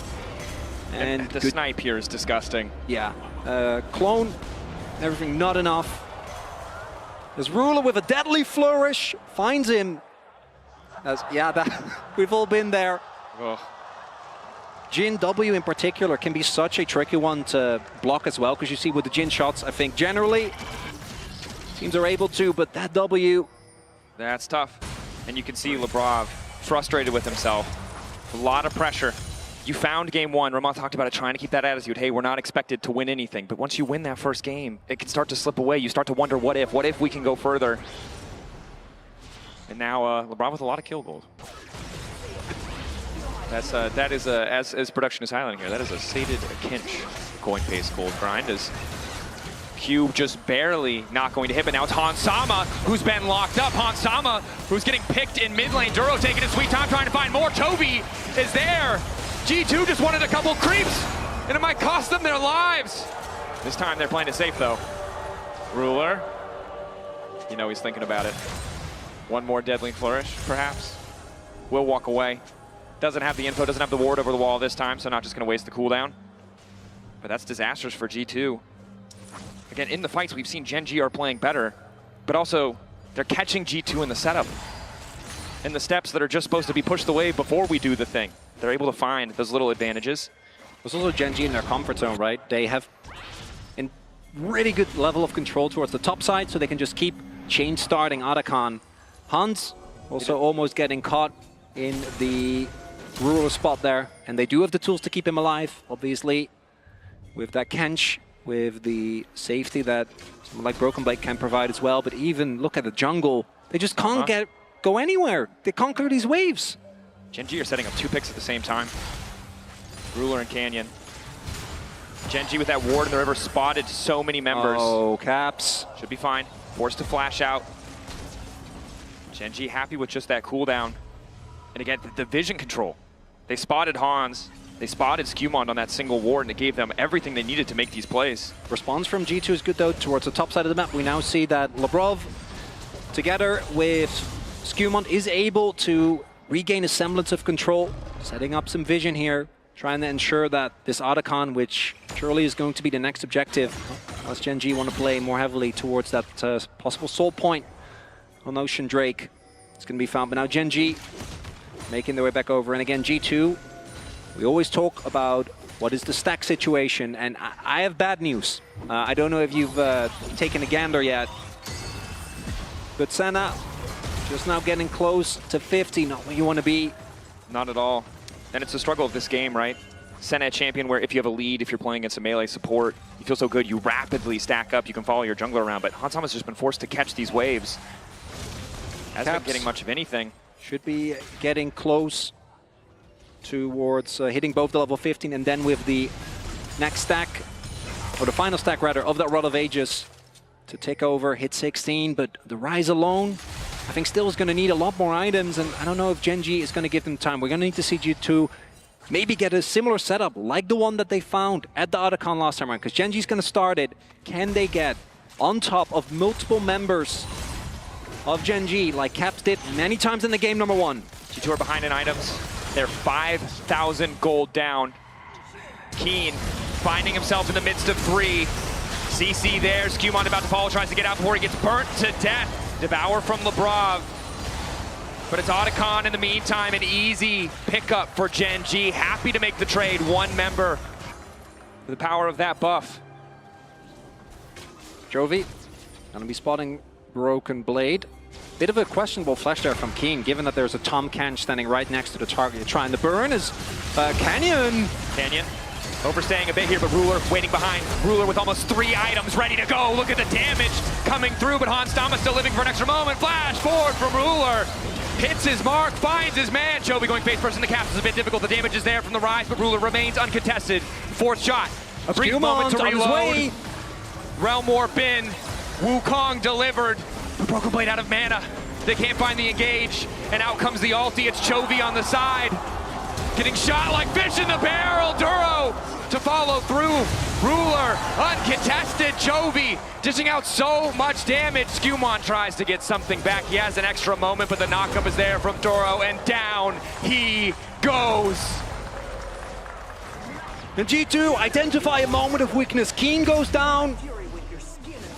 maybe this is the opportunity to get back in this game, deny the soul point. Gen.G obviously invest everything towards the top side of the map, but doesn't look like it's going to be working out. Well, the Heartsteel stack is secured, but I think Lebrov would rather have his flash. At least he has the spellbook. His Ruler taking business into his own hands in this game number 2. And look at the difference in a game where Gen.G have equivalent tools to G2. Ways to start fights. Ways to fight on their terms. And this call, I think, is made because Lebrov doesn't have the ultimate available, right? So immediately they come through. Really good job splitting up the fight here. And if Broken Blade and Lebrov are standing guard, they can stall for a good amount of time. But the fact that Chovy gets into the backline and chunks caps means that he can't do the damage, and the rest of his teammates won't really be able to do it without him. And then here, the slight overchase with that Realm Warp. Otherwise, I think they can back off, maybe look for a recontest. But into Jhin in particular, you just don't get to do that as Duro finds the 3-man combo. But I think at that point, the fight already done, right? The moment that Jhin ult comes down, I don't think there's any getting out. As a right chuckle there from Ruler. This game is going to be a lot more happy. He's again a pick. Again, looking for the option onto Duro. They get the ulti, 2-man knockup. Ruler forced to back away. Lock into the Iron Solari used. Duro will fall. Oh, you got to pull the trigger on Nash, I imagine. I mean, they got the Rise. They can shred it so quickly. Their waves aren't in a good state. The threat of an equalizer in the pit. I mean, I don't think it's great, but looks like they don't want to take the risk either. Chovy. Maybe trusting in the Hans. No getting out of this one. Chovy, damage coming through. Broken Blade wants to save the day, but Ruler just cannot miss in this game. Skewmon called out, knocked down, fakes the stealth, but Canyon's not falling for it. Knock up there on Ruler, maybe it can be the turning factor. It's all eyes on Caps. Caps who has to do the damage. Caps who cannot afford to be burnt down by Keen. Lebrov buys him an extra moment, but Canyon's already there. Caps running for his life, but it's just not enough. Because in the midst of the fight, it is Ruler free firing. He died once! 12-1 on the Jhin, despite the attention paid in G2. Try and look for any way to claw back into this game, but Gen.G not giving it to them. Ruler's positioning in these fights, the triple item spike, that IE hurts like a truck, Dracos. It's just so much damage. Armor penetration, not really even there outside of the baseline lethality coming in from the Yomus. Baron now as well on a team with the Rumble and the Jhin. G2 want time. They want stacks, and they need space to do it. And I don't think it's space that Gen.G are going to give them. As this play starts off with Hans getting caught, only level 13. And they do immediately turn onto Chovy.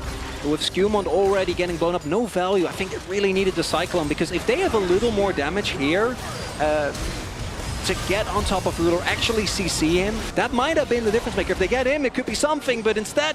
Another fight. Equalizer from Keen to kick things off. Long-range route coming in from Ruler. Follow-up from Duro. Broken Blade locked up. Goes Golden.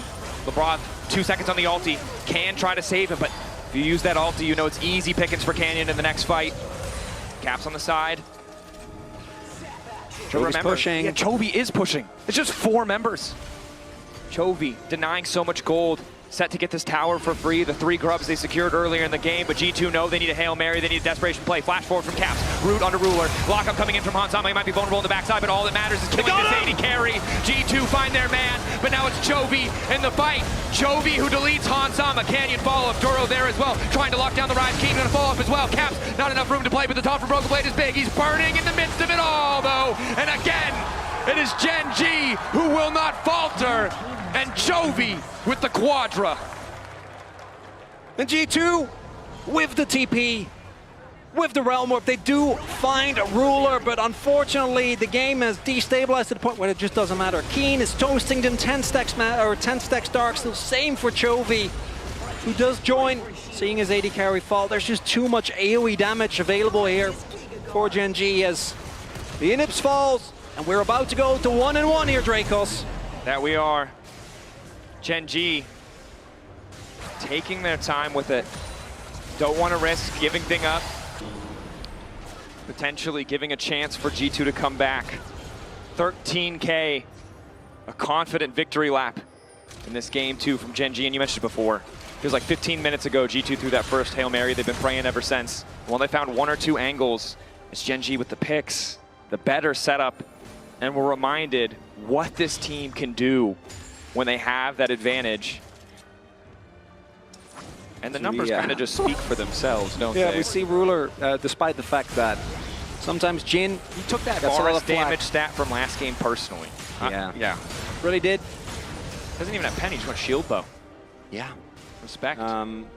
Broken Blade, unfortunately, still not able to really take too much of a beating because of the state of the gold. Now Gen.G, 2 inhibs down. Certainly just looking to end this one with as little opportunity as possible. And for G2, Caps does have Death Cap. If he can get a couple of rotations off, maybe that's something they can play towards, but everyone just goes down so quickly. These items on Gen.G just hurt too much. Yeah, they do. Ocean Soul now as well, making it that much easier. A little bit of poke from Ruler can heal him back up from anything that G2 can throw back at him. That's Canyon waiting off to the side. Happy to trade his ultimate for Lebrovs if he needs to. Equalizer used. Gen.G immediately pull the trigger, finding multiple members. The ults are beautiful, but it's Broken Blade with a 3-man knockup. Hansama for now uncontested. Caps burned down again. The curtain call coming in. Ruler untouched, undaunted, unfazed by a single loss. Gen.G, one final moment, taking their time. Skumon desperately trying to make the difference with the base in tatters in front of them. Gen.G fire back in game 2 and tie the series. And Ruler, definitely been one of the most criticized members on his team, but in this one, I don't think there's going to be a lot of ammo because that Jin performance, absolutely ludicrous. Duro as well, the Alistair, proving both as a pick away as well as a bona fide team fight tool. And G2, that dream of scaling was, I think, dashed pretty quickly. As unfortunately, for G2, 1-1, but that means we still have a possible 3 games left, Dracos. Possibly. But I think they might have awoken the beast. Shocks, analysts, what do you guys think? I think that Ruler connected definitely in that game. The man was an absolute menace. What a clinic he couldn't miss. Yeah, and I think we're back to our originally envisioned Gen.G whooping. That's what we expected coming in, and it looked rough. Now, a fan gave me to like this here a fan. Flag. Did they a fan? Yes, an amazing fan. They envisioned this was going to happen. That's interesting. You didn't wear a G2 one after day 1, game 1. Yeah, that's weird, Raz. That's I don't know. I'm just going to leave that in the middle. But we gotta sing the praise of Gen.G, I think, everywhere. But sometimes it's hard to pinpoint in that early game because when we were watching it, we saw there are some skirmishes here that could actually go G2's way, but it was Gen.G who got those small increments and then absolutely ballooned their gold lead. The gold graph is a perfect demonstration of Gen.G's game. It wasn't in the early game where they found those massive explosive fights. It was like death by 1,000 cuts. Yep. They would slowly pick apart everything that G2 wanted to do in the early game. They built advantage after advantage before they just became unstoppable. Yeah, I really enjoyed the setup from Gen.G in a lot of these fights. It made it very difficult for G2 to walk into any situation. For me, like, yes, everyone's singing praises for Ruler. Ruler had a really good game, but it felt like Duro came in clutch too. His Alistar headbutt pulverized combo really made it clear cut for the team who they were forcing. And I just gotta say, right, we know momentum is a lot. That moment where they end up sniping Lebrov and you just see him being, I've not often seen someone be that visibly frustrated in the game. And I just hope this doesn't touch their mental because, like, if you're Gen.G, you think game 1 was but a blip. Yeah, you can tell that the stress is definitely getting to some of the G2 players. But let's show how Gen.G create that stress in the game. Yeah. Because the thing when playing against Gen.G is they often force you into these very difficult choices where it's kind of a lose-lose situation. And I just want to highlight on the minimap, as we start this clip off, you'll notice that the Rumble is already moving down. So the Galio is stuck on the top side of the map. And as the play continues, this means that Gen.G has a stranglehold over the situation. G2 would love to fight, but we're going to pause the clip right here, and you're going to realize that this is a very awkward situation for G2 to be in. And this is what I mean by difficult choices, because no matter matter the way that G2 approach this, whether that be from the river or whether that be from this angle or this angle, Gen.G have a very clear game plan of how they're going to shut you down, and that is attacking this TP. BB wanted to get into the fight, but there wasn't an easy way for him to get into it. So let's roll out the clip, and now G2 is forced to engage onto Duro. The only person they can pick a fight with is the Alistair, which is not how you want to be starting this fight off. Look at Chovy, look at Ruler, and their positioning. There's no threat to them, they're not in any danger, and now G2 have lost the fight before it's even begun. And it doesn't matter if Gen.G then get a bunch of kills, they will end up getting this pick onto Labrov. The fact is that they've already gotten what they wanted, which was the objective, the control, and they made so many plays like this throughout the game. I love the punt from Duro to be able to kick like Broken Blade out of the fight and really just punishing the position off of that one. That happened in that fight. It happened in the Grubs fight. I just felt like the Duro really played a massive factor within this game as well. Absolutely. I think it's pivotal, and and you see why some people are just so incredibly good on Alistar and others maybe aren't. We talked about Ruler a lot already, and I know you mentioned something at the start of the show. Well, if you have to criticize something in this Gen.G, you could actually levy it towards the bot lane. So for him to get this performance, of course, and to see if he can get it consequently here at MSI, Fetty, is a big talking point. It certainly is, because especially when we look at game one, we think back to that tri-brush play where he dashes over the wall and he basically gives G2 the ace, and people are like, this is Ruler getting core, and it's a statement game here in game two. You talked about Duro, the bot lane really did come up clutch, and Gen.G really dominated in this second game. Yes. They did, and when we're back on camera, I just want to do like a visual representation of some of Ruler gameplay. So you're Jin. Yeah. Okay. I'm the G2 member that's about to die because Jin is ulting. Oh, yes. You are the G2 person that's supposed to guard me, okay? Okay. Okay. It was free. It was free. Yeah, it was a free shot. It happened a few times, but you got to shake it off. Yeah, you got to shake it but off. But also, Ruler was just on point. He was so like, the good. level of confidence he had, and I mean, how can he not? When you're rocking 12, 13 kills at the end of that game, I mean, the exciting part for me is that something you said to me, Shox, was you didn't feel bad after that loss. And as a massive EU fan, it's hard to feel bad when the series is 1-1 right now. We kind of leveled the playing field. It's now a best of 3, and historically, best of 3 versus Gen.G and G2, not the best record for G2. But it's exciting to see now what the teams bring to the table, because we had a strong performance in game 1 from G2, a strong performance in game 2, and I imagine G2 is looking to go to the blue side and shake things up. They're on blue. Okay, we'll end it there. They are on blue. It gives us a lot to think about. Thank you two so much. 1-on-1, we're all squared up. Let's see who gets to match point first after this.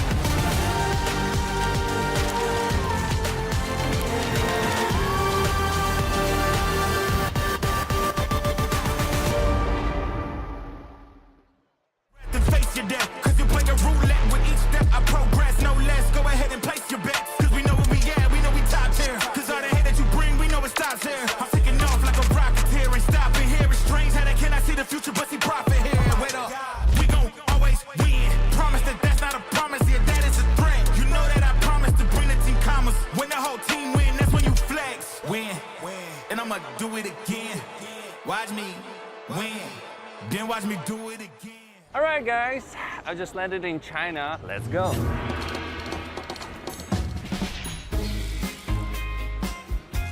Play the local way, pay your way. Have you ever seen the Great Wall at night? Play the local way, pay your way.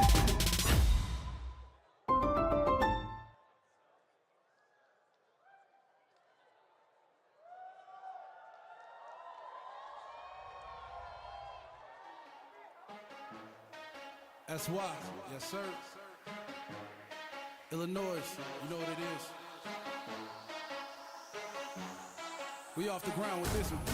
G3, how you supposed to compete with a beast? These boys all capped, they ain't deep in the streets. We outside in the field with the cleats. Me over beasts is like teeth in the meat. Flesh in the bone, got testing it strong. As weak as you are, you can get in my zone. If I was you, I just watch my tone. If I was you, I just watch my throne. Like Day them, don't play him. Top flight running all night to the AM. Check a bag like a clerk when they pay him. Any foes in the pose, I would slay them. See, I knock it up the park like a slugger. Yeah, the top lonely, but I love her. I'm a boss when it comes to this here. Pop plus shit, start a roll. Yeah, we knock it out the park, knock it out the park, leaving nothing unfinished. Hell yeah, we finish what we start. Knock it out the park, knock it out the park. While I keep going, you'll be long gone. And there ain't no catching up with me, yeah. There ain't no catching up with me. Oh no. When I swing, batter, swing, you'll be going, long gone. No, I ain't backing down, ain't no turning back now.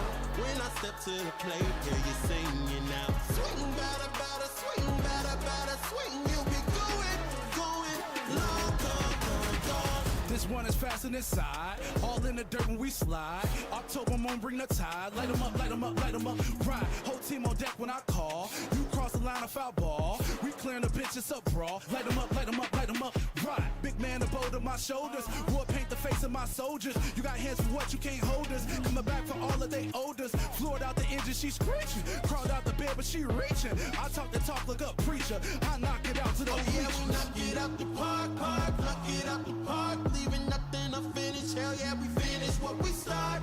Knock it out the park, knock it out the park. While I keep going, you'll be long gone. And there ain't no catching up with me, yeah. There ain't no catching up with me. Oh no. When I swing, batter, swing, swing, you'll be going, long gone. No, I ain't backing down, ain't no turning back now. When I step to the plate, hear you singing now. Swing, batter, swing, swing, you'll be going, long gone. Let me throw it down to the ground, make them turn around, and then duck and fight. Ruler! Patience in the Gen.G logo! Gen.G committed so much to the midway play, trying to get Drake, might be greedy, but G2, do they have the damage to punish? Chovy locked up, Root there, he doesn't have the ulti to escape. Skewmon now trying to get out, Keen burning everybody! The Rumble alive, Ruler's only got 2 more shots! But it might not matter. One more bullet to come through, the Root connecting, Ruler so damn fast, Chovy alive as well, G2! crumble!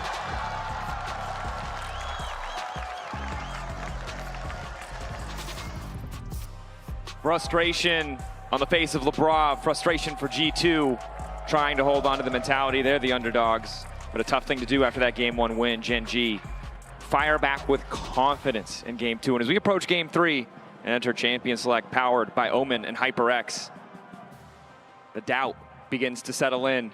G2 now on blue side. We'll see what they can do. Always love to see me some cosplay as we get into the draft. Game number 3, 1-1, dead even. Gwen, Ari, still not going to see that even with the Vi taken away.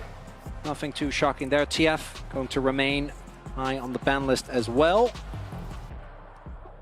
And with Fearless, we've already seen, this is kind of when things start getting weird. This is when the comfort picks slowly no longer available. And the Talia as a final takeaway, I think, very solid. Even with Vi and Zinza already gone, I think the pick just offers so much. And that is a B1 Victor to come through here for Caps. The first time we've seen Victor at MSI thus far. Of course, the 16th game G2 have already played on this stage. Only the third for Gen.G. But not necessarily the proactive playmaker that we've seen in a lot of G2's most successful moments.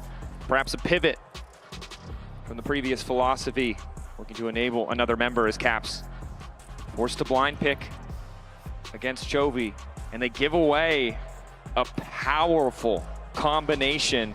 Reliable engage for Duro once again. We saw what the Alistair could do. So much more impactful than the Braum, and this time the Nautilus to follow.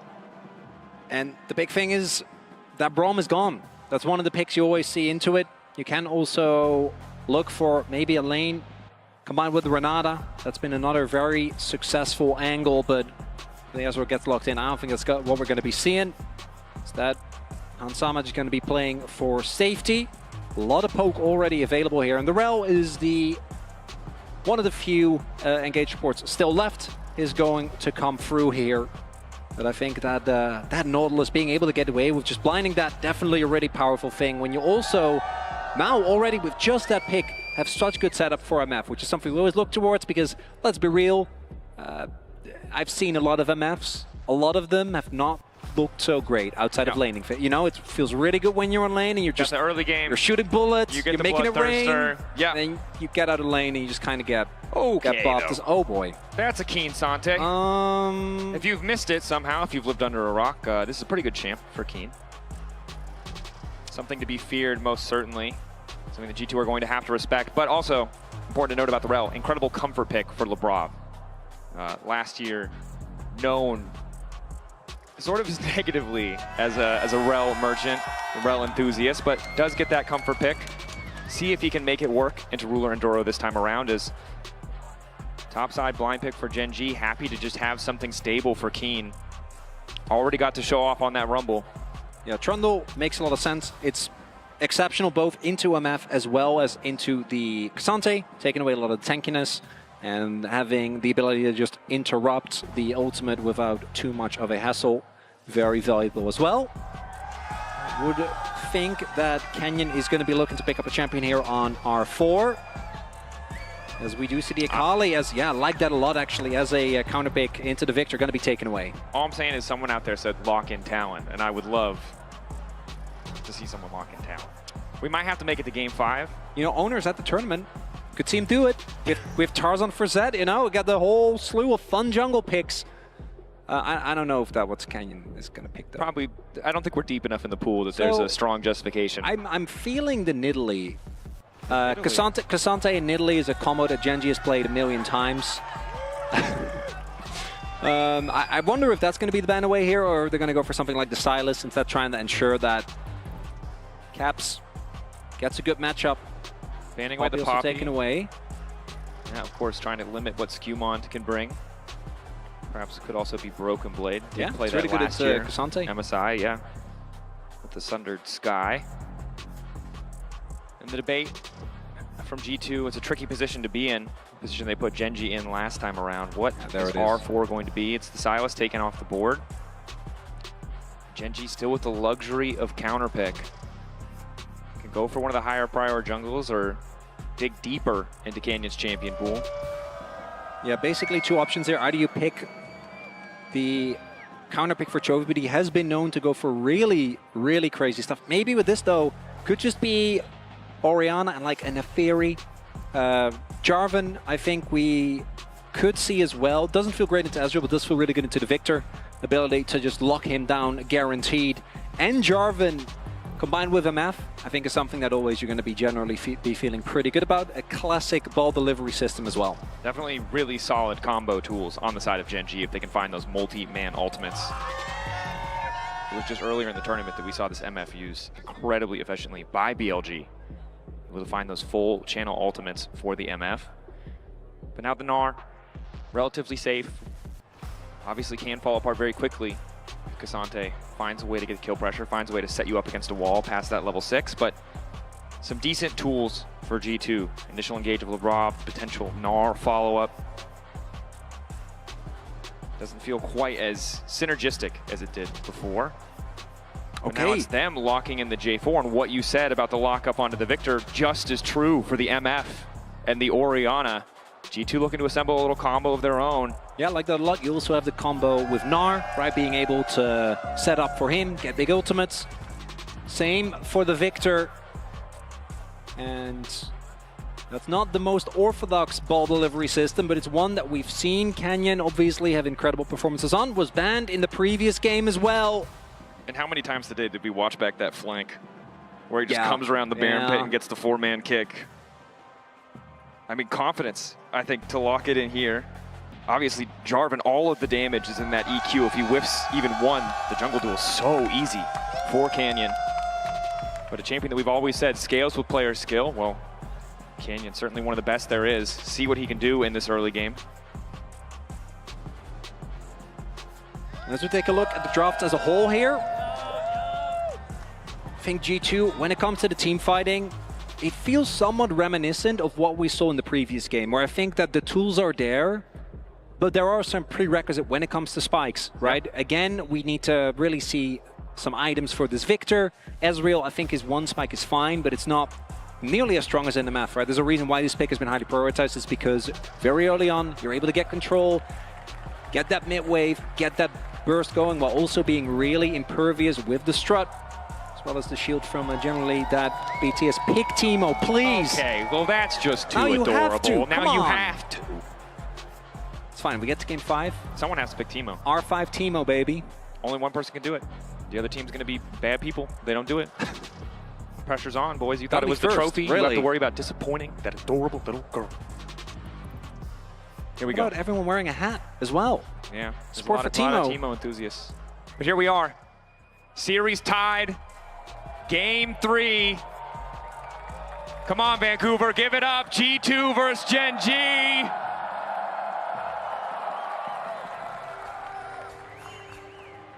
Now we can calm down. No, I don't think anything's going to happen in the first few levels. But with Jarvan and Lee Sin in the server, in the game, there's always that potential for early action as Canyon spotted out there. Doro, I'm going to go for anything crazy. So we do see Hansama also going for the barrier. And Gen.G with the Orianna ball just gets to scout out some of these. We have the ward on red buff, ward on blue buff, respectively for Gen.G. So both junglers going to have a pretty decent idea of where their opponent is going. Now Lee, when it comes to damage and early skirmishes in particular, obviously is a complete menace to deal with. Really hard to win any early 2v2s, any early 3v3s. The mobility in jungle fights is crazy. When it comes to the ganking power though, you take Jarvan. I think any day of the week that flag and drag starting level 2 could see a little cheese gank if they want to go for that. Not surprising to see Canyon start on the top side exactly because of what you said. The one lane that he has reliable setup in is the bottom lane, but perhaps instead looking to leverage the level 2 spike. Does have vision you win the on 1v1. Skewmont. You absolutely do. Oh, he's so low. Okay. Ooh. Feels like a bit of divine intervention to keep Skewmont standing there. But he doesn't have smite. Canyon does. But it resets.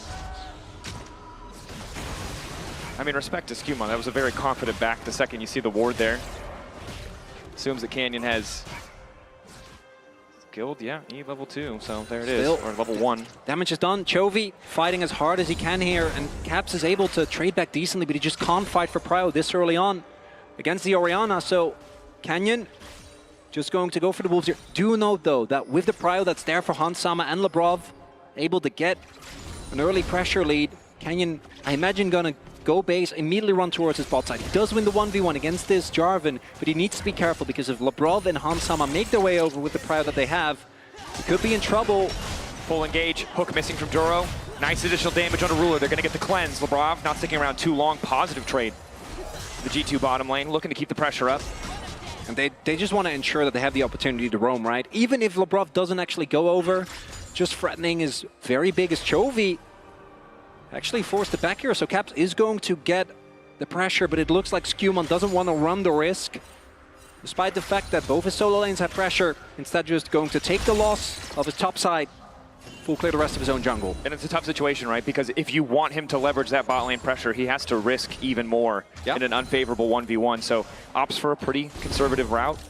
Canyon gonna get 3 quadrants of the jungle more or less early on. Only the blue buff on the top side from G2 he was not able to take. Skewmon in the crab and may be able to steal another blue buff of his own, but should still be woefully behind in experience as Broken Blade is locked up. Wants to go Mega, but luckily able to hop out to safety. Ooh, Keen. Yeah, Keen, level 4. Labrov taking his time. Pushed back into the wall. Tanking tower, forced to flash. Just a bit of an awkward moment there. I don't think he expected to be caught by the edge of the Pathmaker, but this is, I mean, this is the thing about K'Sante. The moment that the Q doesn't actually work out, you can't go in with the W, but Labrov gets dragged back into the turret. And that's a big deal because what happened was obviously Gen.G again going for this swap, immediately having Ruler and Duro show in top side, which for Broken Blade again is going to be one of those situations where as Dinar you're not happy, you want to be in that 1v1, want to try and use that range advantage, but in the 1v2, especially as Mininar, you do not have any control of this wave. So much credit to Gen.G as they find yet another hook here, but their lane assignments have been solid. In both Game 2 and Game 3, G2 consistently put in this position where they can't find optimal lane matchups as Skewmon starts to walk forward into Ruler, but again, Flag and Drag is all your damage. Martial Cadence, a little bit more to follow, but yeah, I think just trying to buy with the wave that big, there's just no way as Hans. Okay. Over the wall. That looks a lot different if level 6 is there for Keen as Gen.G refused to allow the mini exit. Duro, quick flash over the wall looking for the setup. Gromp there to maybe body block the Sonic Wave. Labrov trying to get tricky. He knows if the Q hits, he's dead. He lives! Ticking. Oh! Flash! Woo! Labrov! Not even close, baby! For G2, it's, I mean, a silver lining on a gray cloud. Same with the Q that missed earlier for Skewmon. Q Smite gonna get the objective. Broken Blade down a bit in experience, but about to turn Mega. Keen immediately backing up. A lot of punching back and forth here in this early game, but them not getting the kill was actually a big deal because Gen.G invested pretty heavily towards that, giving up a decent amount of laning pressure that they've been relying on thus far. So Labrov not going down there, and I think Gen.G really did think that he was already dead. Felt like they could have probably pumped a little bit more damage. The shield for Labrov keeping him alive there. Big win for G2. To be fair, I thought he was dead too. Well, I mean, we all did. Just about 100% sure. Not quite though, as Hansama trying to keep pressure on the top side. Duro playing incredibly aggressively in this Game 3, not hesitating to burn the flash. Skeen now ticking over to level 6, puts Broken Blade in an awkward position. Gnar, yes, he's that ranged champion, but he's so short range early, so it makes it easy for Keen. Not quite able to get the Q3. Duro, it's a little aggressive on the top side, but there's no immediate fault from Ruler. Wants to clear out the rest of those creeps. Broken Blade forced now to recall. In the meantime, Canyon staying ahead only by a single camp, but so much aggressive play from Gen.G has really shut down Skewmon's ability to interact with the map at all on Jarvan. Champion who needs to get it done is Labrov. Finds the Shattering Strike, Aftershock proc, so mitigates the follow-up damage. Not much of a return from Gen.G, but for a brief moment they have some pressure on the top side. As long as Hans isn't friend, particularly pre-first item spike for Ruler. See that G2 bot lane able to consistently fight. And in game number 2, I think G2 definitely went a little bit too crazy as Ruler. Oh, okay. Ow. Trying to look at the knock it back in. Duro ignited. Hansama continuing to step up. But honestly, Ruler's doing a lot more damage back. Look at Jarvan. Rain. Skewmont moving through. Oh, Canyon's here too. Level 6 Lee Sin.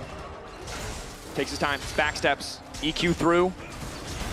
Canyon not going for anything too stylish. Remember, he already invaded. He already slowed down Skewmont. Denied camps, is ahead in XP. The Jarvan, the champion that really needs to get these ganks.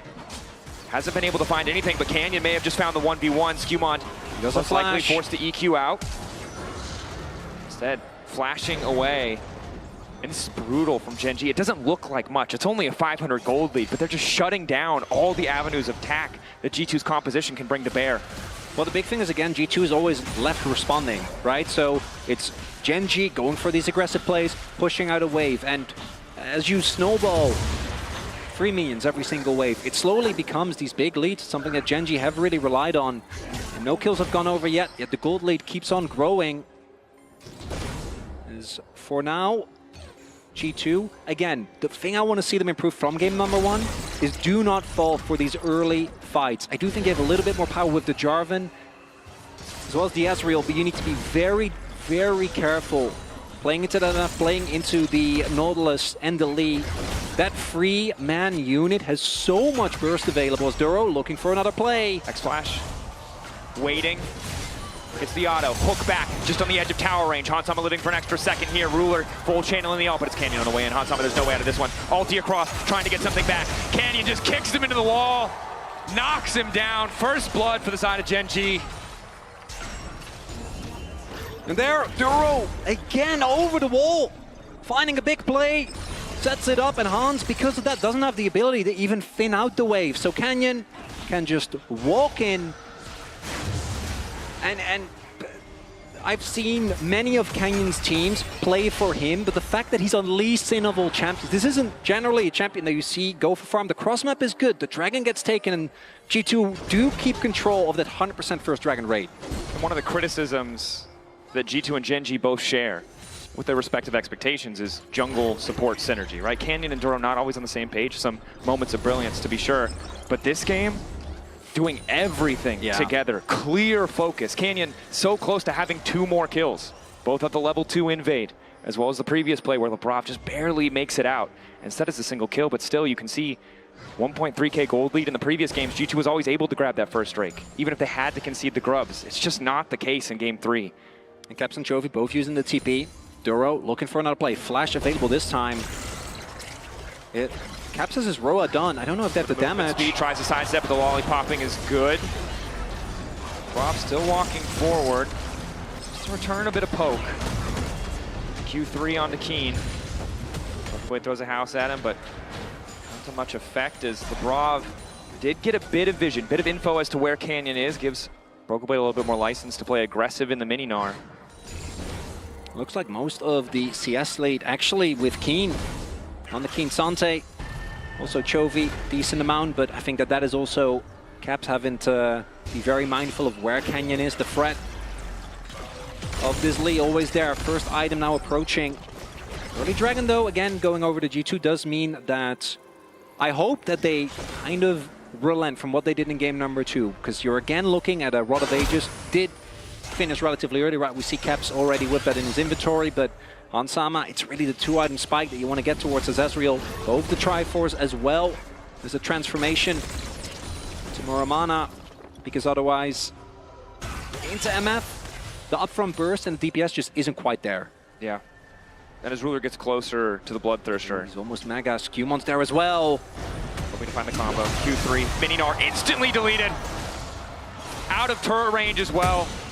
No chance of a counterpunch. That's a heartbreaker. Skewmont's there! He's looking for an opportunity to keep his teammates safe, but there's just too much burst available. And Broken Blade with Flash Up especially. If you stall for even a second there, Skewmont can come in. Could have been a big moment, a big turnaround, but instead, the snowball continues. Canyon now a second kill, top wave. Ruler's able to just shove yet another wave into the turret, and Hans will be able to pick up most of it, but it's these small compounding leads, because now, 12 minutes in, 2k gold lead here for Gen.G as... It's brutal. G2 are being bled out. But this time, again, I'm looking how are these Herald fights going to get played out, and are G2 going to not take the risk of getting in #1? Because this time around, I think Gen.G, you don't quite have the same edge, because looking at the front to back of Gen.G, I don't think that ever really falls off. Obviously, MF can struggle, but Orianna keen on his Cassante. Shockwave. Canyon was there, ready to follow up, but just going to be a bit of poke. Here. Does he want to be? Rob poking back. Keeping an eye, of course, on the next major objective. You said yourself 2 minutes till that Herald spawns. Bit of vision from the side of G2 now being cleared out by Chovy. It's a little bit tricky. If you take a look at the bottom of the map, you can see Bloodthirster completed for Ruler. Still opting to go bot lane, but if he wants to go mid, it's pretty impossible to get him out of that lane without more support. In the 1v1, he just heals up any potential poke. Oh, the gang squad.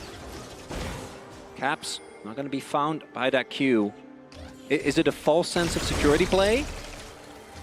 No. Duro sounding better because Qmont showed on that ward. I think the moment he shows, you know you can't go for that play. But what doesn't work in mid? Oh, but the boys are here. Duro and Canyon everywhere. Canyon at least has been spotted on the ward. Not clear to me if they saw Duro in the jungle. So Hansama's going to continue to walk up, but this might be the end of him. Luckily for him, recall fully completed by Duro. It's Ruler. Ooh, Labrov, he's here. Perhaps a Q flash angle, but the poke doesn't want to go for it. Of course, Ruler has cleanse. And this is the problem, is particularly on this one spike, you don't have Triforce yet, and Ruler's going to shrug off this entire amount of damage you were able to do in just a wave. As the dragon is imminent. We'll see what the next Drake is going to be.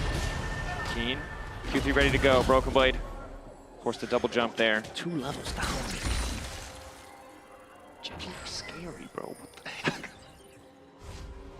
It's an oppressive start to the game. G2, teamfight power is still there, particularly if they're able to get this Mega Gnar to a fight. The problem is he can't get to a fight because the laning pressure just isn't there. Keen is just continuously keeping him on the back foot. And outside of mid lane, where Caps is doing relatively well, staying toe-to-toe in CS, they're just losing in Prio in so many different places. And Ezreal is supposed to be that champion that you can park in mid. He has the ulti, he has that extra range, who can always get you push, but Ruler ahead of schedule with the BT just makes it so much easier for Gen.G. I really wanted, you know, to comment and be like, guys, I know everyone always says that Gen.G is boring, but I swear it's not. I'm not being helped by the gameplay here, Dracos. I'm not going to lie. Maybe for the viewer, but G2 are being tortured right now. I do not think that's very boring. This is excruciating. They're being methodically dismantled. Skewmon hoping to look for an angle here. Femtech Drake again. Canyon forward. Sonic wave in. Skewmon flashes out. Another major playmaking tool gone, and I think they might just have to concede the objective here. They have vision, they have the crab to at least know that it's happening. They saw Lee Sin go over the wall. It just doesn't matter because Gen.G have already, again, rotated their bot lane towards the top side of the map, right? So now as G2, you're not really in a position to contest this because of the mid lane play. So you are now going to rotate your bot lane back up towards that top lane, at least try and match the pressure, but that means that Keen gets the opportunity. He has TP, by the way, so even if you try to contest it while you're a member down, you don't really get to. And another wave goes into the turret, and that gold lead for Keen is going to keep getting bigger as Gen.G, just a macro masterclass early on, pick up the Rift Herald and give up basically nothing. On the contrary, getting slowly further ahead. Labrov maybe looks to cancel a recall here, but still really good vision from Gen.G. Can't afford to step too far forward, even with his team there to back him up. And I think one of the terrifying things about this Gen.G lineup is just about anyone on this team can step up and carry. Last game, it felt like it was Ruler, Keen to a certain degree with those great Rumble ultimates. This game, Canyon and Duro really setting the pace as Keen just continues to win out in the 1v1. And for G2, what I'm looking towards is being able to get the flashes of both Chovy and Ruler. They're the two members that, if you're able to get their flash one way or another, even be it with a hard force play, you at least have the opportunity and use Skewmont's ultimate. Broken Blade has a lot more threat with the Mega Gnar. Caps maybe will be able to actually, once they're locked in, burst them down. But as long as those flashes are available, it is so hard to actually win a team fight. I think there's so much damage on Gen.G. All the carries are obviously sitting on the lead as well.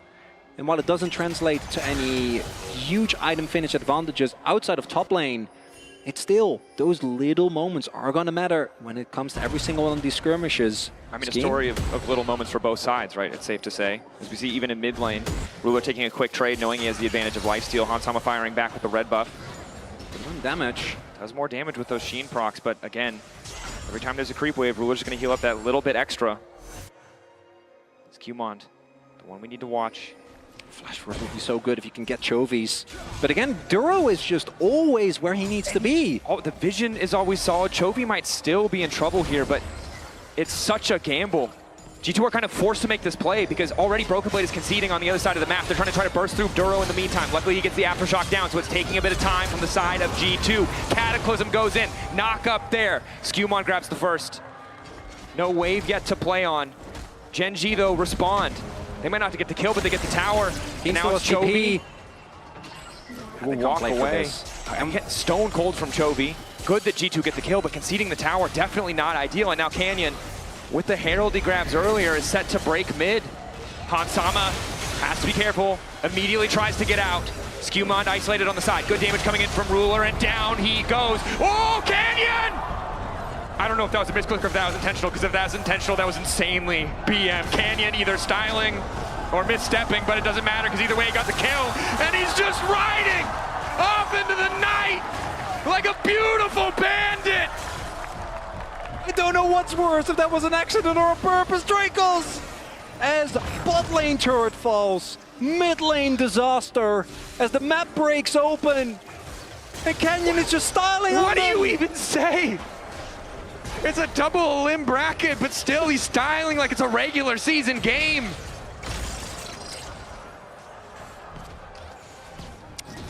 I don't think he gets to keep his driver's license, for what it's worth, though, as a side note. And I think that's the only criticism I have for Canyon in this game. And now all outer turrets are down. The gold lead increased to 5.5k.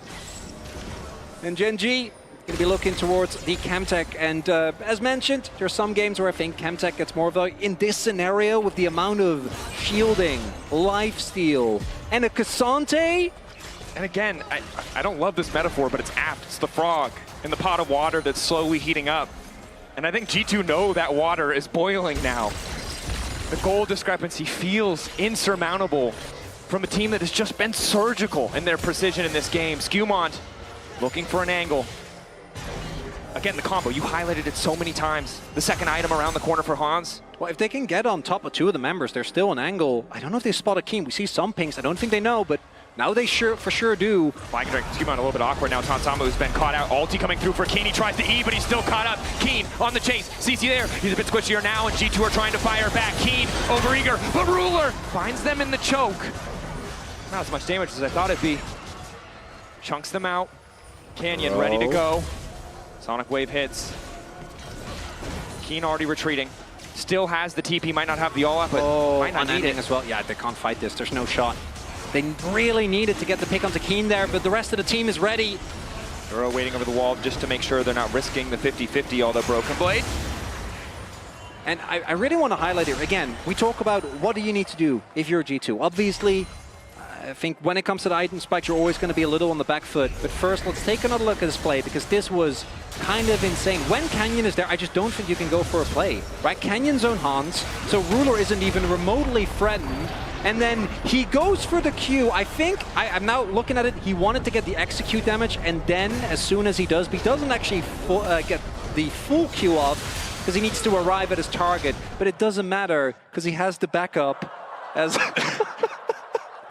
response as well. I mean, how are you supposed to react when you see something that disgusting? Like that was a nasty play. As LeBron's been caught out. Canyon finds another alongside Chovy, and it's Caps in the meantime. Otacon backing him up, lowering some of those resistances, but he has to get the hell out. Canyon still going, completely fearless, styling, dashes through, kick back! The mental damage, let alone the physical damage. Canyon just keeps coming. Ruler in the meantime finds the isolated target. It's a shutdown for Hansama, but Chovy responds with a great kill, and Skewmond will die in the meantime. And Gen.G losing that game one must have been personal, because they are obliterating G2 now. Dracos, I want you to cast your mind back to 2019 when Canyon, back then, on Dumb One Gaming, got absolutely obliterated by G2. And I had always thought, together with Showmaker by side, I had always thought that Showmaker took that way more personal. I'm not so sure anymore after watching this, as he does go down in the very end, but it's just the skirmishing. Labrov way too far out. I think they want to try and get at least a semblance of control around this Otacon. Maybe look for a Hail Mary play, but they just don't have the, like, Caps doesn't have the items to do anything to Canyon, and neither does Skumond. This is also just Lee Sin when you have a lead. Casual, Q in, 2 autos, walk backwards. Just making it look effortless. The mechanics are clean, and of course, does overstep a bit, but... Well, he does still end up going down, but what they get for it, I don't think they're going to be too bothered. It's actually the snipe from Hans that gets the shutdown, and out of all members, that's the one where you wanted the Skumond going in on that flag and drag, as Ruler just leisurely walks to the right. That's Ruler. I'm surprised he didn't call for a penna. That's usually what he starts language, with. You know? We know exactly what that meant. Take a look at the Coinbase gold grind. That's a nice split of dollars. Yeah. I don't know how he got so much money from minions. This man has been taking a few waves. Little jungle tax for the 5-1 Lee Sin definitely makes sense. Labrov trying to hurt Keen, but Keen is just too damn tanky. Again, 23 minutes AK gold lead. G2 praying for a mistake, hoping to find an angle that Gen.G haven't anticipated, but Gen.G just have so much control. And the 2-item spikes, Ardon is a Skumond. Goes in. Skumond doesn't really have another angle, but he whoops to flag and drag out and drops down dead. And G2 no hope now of contesting the Baron when it spawns. Yeah, if there was but it's still a minute away because it's only 23 minutes, so they're just going to go for Otacon. Yeah, if he got flash out of that, even if he ends up dying, I think it's worth, you know, we're looking at, you need a crazy Baron play. Maybe Skumond can find his way into the pit, steal it away, because if everything goes according to plan, Gen.G, 3rd item approaching for Chovy. 3rd item approaching for Keen as well. Broken Blade is still sitting on 1, just a full lead, and we have barely talked about it because it's all been about Canyon here in this game number 3. And Chronicle, I appreciate the perspective from G2, what you can hold on to hope for, but... Well, I gotta try, okay? I'm a glass half full kind of guy. I respect that. I respect your optimism. And no matter what, and some might call that bordering on delusional, that's okay. You know, you gotta... Heard it from Shock. Sometimes you need the Delulu. You gotta find an angle. Well, your angle, I'm working on it. Your angle that you mentioned previously, 2 items for Hans, looks good. Caps also at 2 items. The problem is, at this point, he does need like 2 more. Okay. Yeah. So that option's gone. So we're waiting for 4 items. Well, maybe just 3. Maybe Death Cap is gone. Canyon kicking the fight off. Trying to sidestep. Labrov, not sure if he wants to throw down the Shattering Strike. If he does, probably to immediately engage as Hans has been caught out on the side. Shifts over the wall, but now it's Keen running down. Good ulti comes in from Ruler. Duro, unfortunately, hooking the wall means that Hansama might be able to escape with his life. Canyon ready to body block. Oh, the TP. Chovy isolated on side. Broken Blade, a lot of CC. Should just be able to run him down. Flashing over. Looks like the pick on the side lane. Shut down for G2. That's a big pick. TP invested, but you'll take that. Flash used there by Broken Blade, but still, big win. Getting Chovy on the side, maybe it allows you to make at least some moves towards this dragon, but Gen.G unrelenting. Keen, he's just going to keep on going. No one's answering him. G2 willing to concede, hoping to find an even fight with Keen. Not in the area, TPing back to mid lane though after knocking down that tier 2. Gen.G holding on to that 7.5k gold lead. You gotta G2 try. no ultis though. You gotta try. No ulti on the Victor, ulti on the Ezreal might do a little bit of damage, but they're already being shepherded back into the pit. Ulti goes in from Labrov just to get a bit of space. Keen in the face of multiple members of G2 is not taking any damage. Broken Blade to the back line. No! That's free! Into the wall! Fall from Skumond into 2, but Keen again! The Cassante just generating so much space. They finally hit the combo, but it's too damn late. Gen.G more powerful. Finding the angles. Hansama running Keen. Playing greedy, playing aggressive, unafraid. It might cost him his life though. Steps back into Canyon. Canyon flash forward. One more out to get it done. Hoping to find a kick locked up into the tower, but Ruler is here to finish the job. LeBron knocked down 2 for Ruler. And in the midst of it all, it's Chovy looking to land the death blow, pushing down in the mid lane. Chovy shows up wondering what happened to the party. He thought he was invited. But Gen.G already cleaned up everything, as this game number 2 was an immense blowout Dracos. Game 2 was dominant. Game 3 was a slaughter. Gen.G move on to match point. What do you even say after a game like that? Gen.G, they took control, literally starting level 2. Canyon started invading, and from that point onward, there was absolutely no semblance of control for G2. There was always a lane that was behind on tempo, that couldn't respond, that was getting pushed in. Canyon was showing up on vision, taking away a Krug here, taking away a Grump there, threatening an all-in one way or another. Incredible stuff. Of course, remember, if you're enjoying your experience thus far, Twitch subscribers enjoy additional benefits like custom chat, emotes, badges, ad-free viewing, and more. Riot also allocates a portion of the proceeds to the global revenue pool, which directly supports the leagues and the teams in the LoL Esports ecosystem. You can subscribe now to unlock the Not Like This Way in-game emote. And Gen.G brought us quite definitively to match point.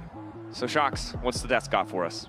Well, we're getting a Ruler Masterclass in Game 2 and a Canyon Masterclass in Game 3. I mean, this guy's Lee Sin is legendary, and G2 felt it. Can we get a not like this G2 emote? Is that an option? It's not looking good, guys. Oh my goodness, that was like a kick to the face again and again. Like from a horse? And again. Like from a horse. Okay, I'm gonna thank the G2 social media team for this layup, but this is like Game 1. Game 2. And then that's what their faces looked like after the Lee Sin was done with it. Like, that was vicious. Like, what an impressive performance from Canyon. Like, we think back to the draft, we saw the Jarvan coming, and it was very much a situation of, oh, misfortune, Orianna. Yeah, Jarvan makes a lot of sense here. You can see that G2's gone for a very much teamfight comp. But the moment you lock in the Jarvan, like, that is Canyon saying, oh, I've played this matchup many times before, and I know exactly how to abuse it from level 1, well, level 2? Level 2. He was already in the enemy jungle. He was trying to be a menace. He was making it impossible for Skumon to do anything. What I thought was going to happen, he was going to take topside, go and harass him in the red side jungle. He said, no, I'm going to start that a little earlier.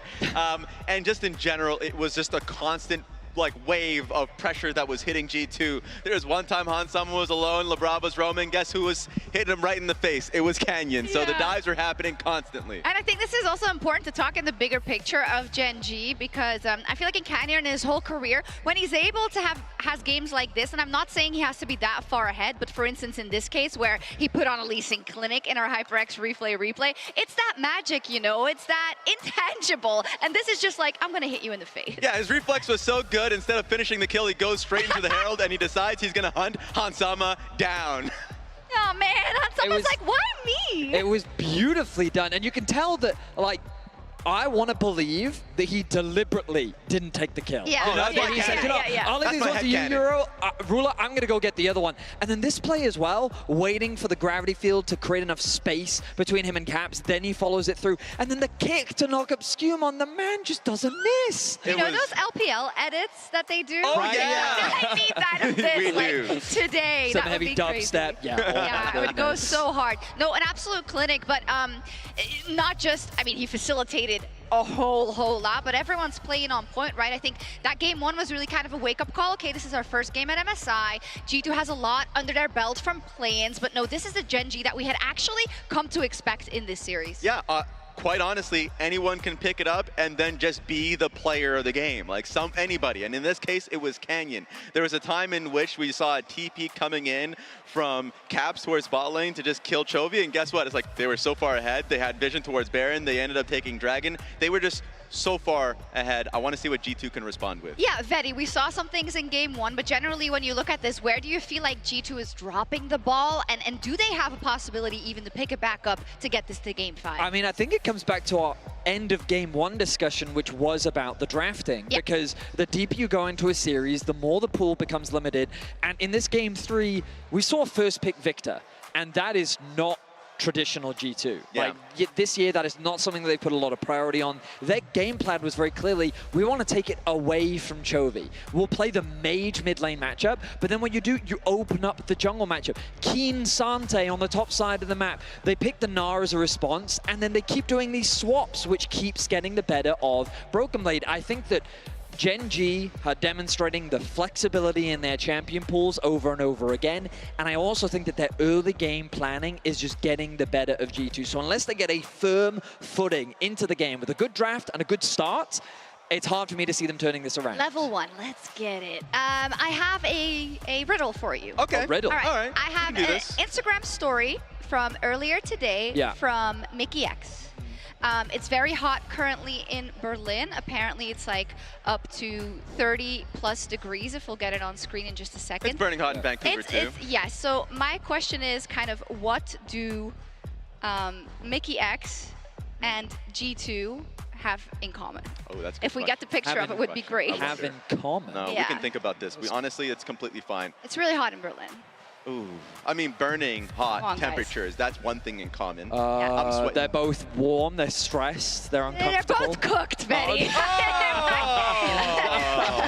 add insult to injury, of course, it's Mickey's Instagram story. But I think this is hard because it does kind of represent for me, all jokes aside, you are up against a monster now in a Gen.G that looks poised to get this win in their first match. Yeah, even with Vedius's point about just starting the game as well as you can, like, what sucks is the fact that any mistake that's made, Gen.G is instantly punishing. Yeah. Like, the dives I'm talking about is something that we've been kind of known to seeing from them in the LCK. So if it looks like they're on point, we need to see something special from G2. We need to see something special indeed. Everything at the same time. A great draft, a flex, a level 1 and a level 2, 3 until 18 if they want to win this one. Gen.G, they look locked in. Let's see if they finish their first match at MSI with a victory.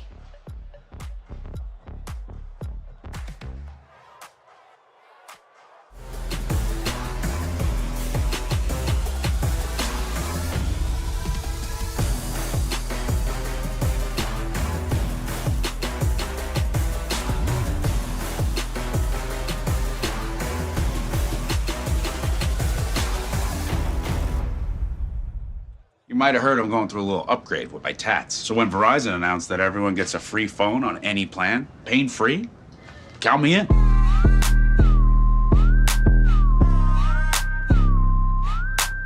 Try and beat it. I'll give you a sec.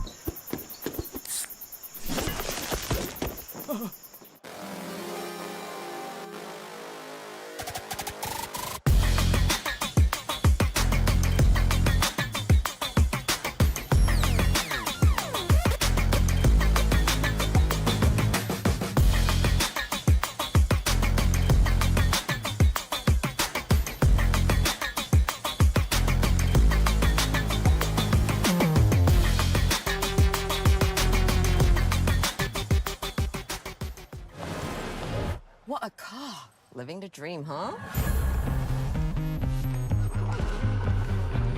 Sweet dreams are made of this. Who am I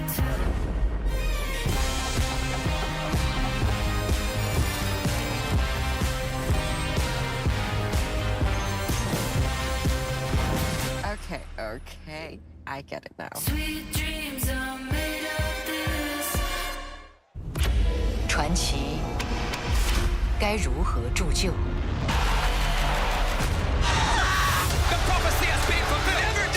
He changed the meta. He pushed the limits of the game. Uzi now reigns as king.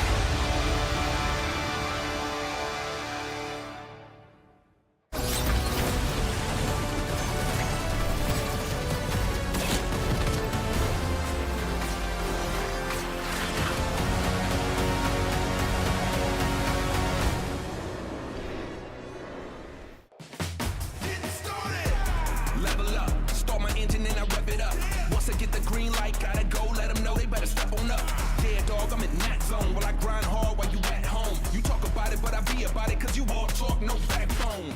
I'm on a 10, I'm on a level 10. I wanna win, then I wanna win again. You thought it was done? I'm hoping it never ends. If you wanna win, then I'm on a level 10.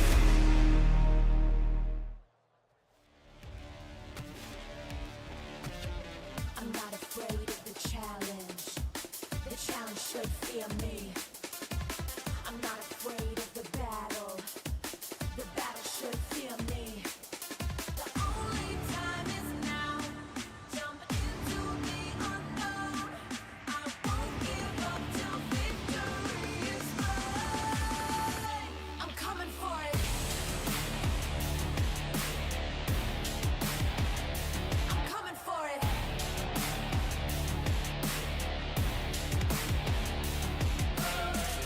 I fought for this. I crawled for this. I died for this. I'm coming for it. I'm coming for it. I'll take the wind of glory on mine. I want it all. I've got this fire burning inside. I want it all. The world will know I'm do or die. I want it all. I've got this fire burning inside. I want it all. Only time is now. Jump into the unknown. I won't give up till victory is mine. I'm coming for it. I'm coming for it.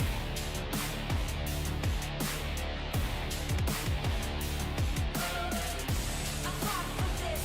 I crawled for this. I died for this. I'm coming for it. I'm coming for it.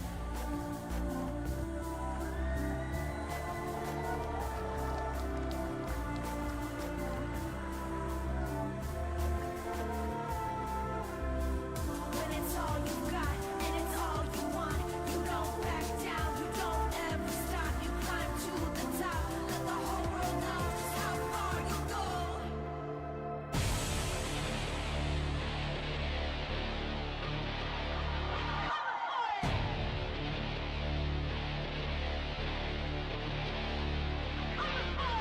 I fought for this, I crawled for this, I died for this, I'm coming for it.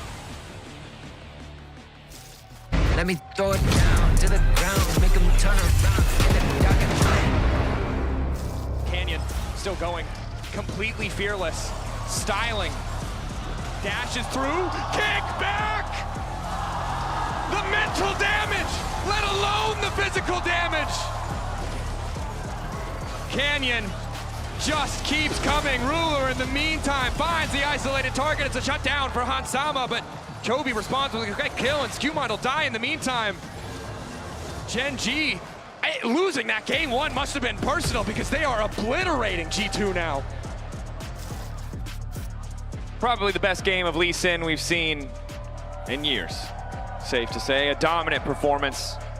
And if G2 want to bounce back as we get ready for game 4 for Gen.G's match point, they're going to need to dig deep. Show us something we haven't seen before on this MSI stage. Because for Gen.G,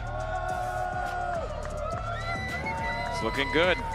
The fan signs, everyone looking pleased. It's a casual smile, at least on the face of Dylan, as we get ready for picks and bans. And I think in a situation like this, you're always going to be looking for, okay, at least there's no more Cassante for Keen, who obviously this man right here on your screen, unperturbed as he might look, was the main character of last game. There were a lot of factors that went into that. Doro again, I think on the Nautilus, that early pick ended up paying up massively. And Keen on a pick that I think we're going to be very happy with, or rather Gen.G's opponent is going to be very happy with. It's no longer available, and immediately it wasn't there last time. Yeah. I like that Nidalee ban, Dracos. That's a good call. I mean, you see Canyon playing like he did in the previous game. You don't want to give him anything else that can take over early on. But you talked about it, a lot of champions off the board, a lot of the main engaged supports taken out as well. Something that was super clutch for G2 in that first game was the Rakan, and the amount of champions that can replicate those kind of engages are almost non-existent. Leona, essentially the only one left in the pool. It's Leona, and then you're looking at engage from different roles, right? The Ornn still open. That's one that we often go towards. Trundle also banned away, which potentially leaves more room to take it. It might be an early Ornn prio here from Gen.G. I mean, Sion also in the pool. Another one who, when it comes to engage, obviously not quite as threatening, but does have an absolute monstrous laning phase. And G2 red side, the luxury of counter pick, but Gen.G have not been afraid to blind pick. Of course, in game one, it did cost them a bit. It was a tough game to play out. G2 got the better of them. See what the angle is here. Stuff like jungle prio, very common at this point, but Taliyah, a pick that slipped through the cracks. Of course, Ahri still available. A lot of those supportive options on the board. Chovy on this Taliyah is a terrifying prospect. Somewhat leashed by the Orianna in the previous game, right? It's not a champion where you can impact the entire map. You need other champions to facilitate. Got to be Ahri, right? As a response here, one of the picks we often see into the Taliyah, able to get out. To me, Chovy on this Taliyah, absolute monster. The TF would also make sense. Has been a very strong pick here at the tournament thus far. I know he's 0-3, don't be fooled by that. I think the fact that he's banned as consistently as he is tells a much more true story. But you do need, when it comes to these TF comps, you need to be able to actually utilize the power. We're looking toward things like the Camille comes to mind, right? Anything, the Yorick, anything that can try and play towards the side lane to really use the roaming power of this pick. Great signs, as always, Vancouver. Love to see it. All right. One of the last remaining engage options, Leona, so good CC. Insane Merc Tread values, though, already for the side of Gen.G. I was about to say the same thing, yeah. Yeah, Leona, of course, hates to see that item, and TF only further incentivizes the enemy team to build it. So what are Gen.G going to go for next? I like the G2 have building blocks, a plan, potentially attacking side lanes. They're missing some of the core components to bring it to fruition. Corki, possible here for Ruler. One of the few AD carries left that has a built-in escape. Against Leona, always going to be feeling good. You don't really want to go for something. Dashla says that is, of course, a flex pick. Could be going towards Canyon, really try and get the most out of the value when combined with Taliyah. You're able to slam people through the rocks, you're able to slam people into a wall, but also would not be surprised whatsoever if that is just a counter pick for Duro. Able to block a lot of the Leona engage. Poppy support has been very, very solid for a good amount of time now. Always able to turn situations around. Now the Kai'Sa into Poppy and Taliyah. That's a big risk being taken. We are getting to the point where not that much is available, and the TF is a good way of setting up for it, but that is not an easy game to play. The ability to ult in is really mitigated. And I think we saw in the Senna game what can happen if bot lane falls behind. Yeah. And Kai'Sa is not a champion who will do well into this Corki early on. The Phosphorus Bomb, the amount of damage this champion can dish out. Of course, Leona herself, Sunlight passive, can do a lot of work, but if the Poppy does go there to mitigate it, things are going to be a bit tricky. G2 prioritizing, setting up a solid matchup for Broken Blade. Of course, likely jungle on 4, and a Zed ban against Skewmond. So we still have Neferi up as well. Cyan, a pick that I imagine Gen.G most likely are going to want to take away, because I don't know if you want to go for it. Allows the Camille to come through. Whereas if they pick it up, the Trundle has already been banned by Gen.G themselves. There's the Camille. Okay, well this feels like a pretty obvious Cyan angle here on 4 for G2, if it's not banned away here by Gen.G. Willing to give counterpick to Skewmond, perhaps. See what the option is. Olaf taken away. Oh, respect to Broken Blade there. Recognizing what Olaf can do against their composition. All right, Gen.G, yeah, kind of walking the middle road. If they pick it, Keen is a player that's known for having a good amount of counter picks. And also, Sion is just a scary champion in general. We've seen so many matchups where Sion will fall behind at a certain point, just fall apart really quickly. So Aatrox is going to be the pickup instead, and that also makes the Sion way worse, right? Aatrox has always been a counter pick into the Sion, able to poke him down, able to also, once you get to Cleaver, chew through him decently. Also a side lane threat that you can use as Skarner, still up and available, even when a lot of other teams were not able to find success with this. Canyon did persevere. Does open possibility for Skewmond to go for something as a counterpick. And now we're going to see, is it going to be Something crazy towards the top side of the map here, into this Aatrox. Keen potentially ready to lay down the gauntlet. A few more seconds before he has to lock that option. But the front line already looking potent for the side of Gen.G. Much more pick, much more side lane focused for G2 overall. And Jace locked in, a champion that's been contested so much in previous patches, but allowed to fall so far through the cracks in this picks and bans. As now the Mundo. Mundo jungle to come through here. Scumon's played it before. You have a lot of CC from the TF. Maybe you don't need it from the jungle role. We talked about it before. We expected jungle to kind of bear the burden of providing that utility. Instead, it's Caps on the Twisted Fate.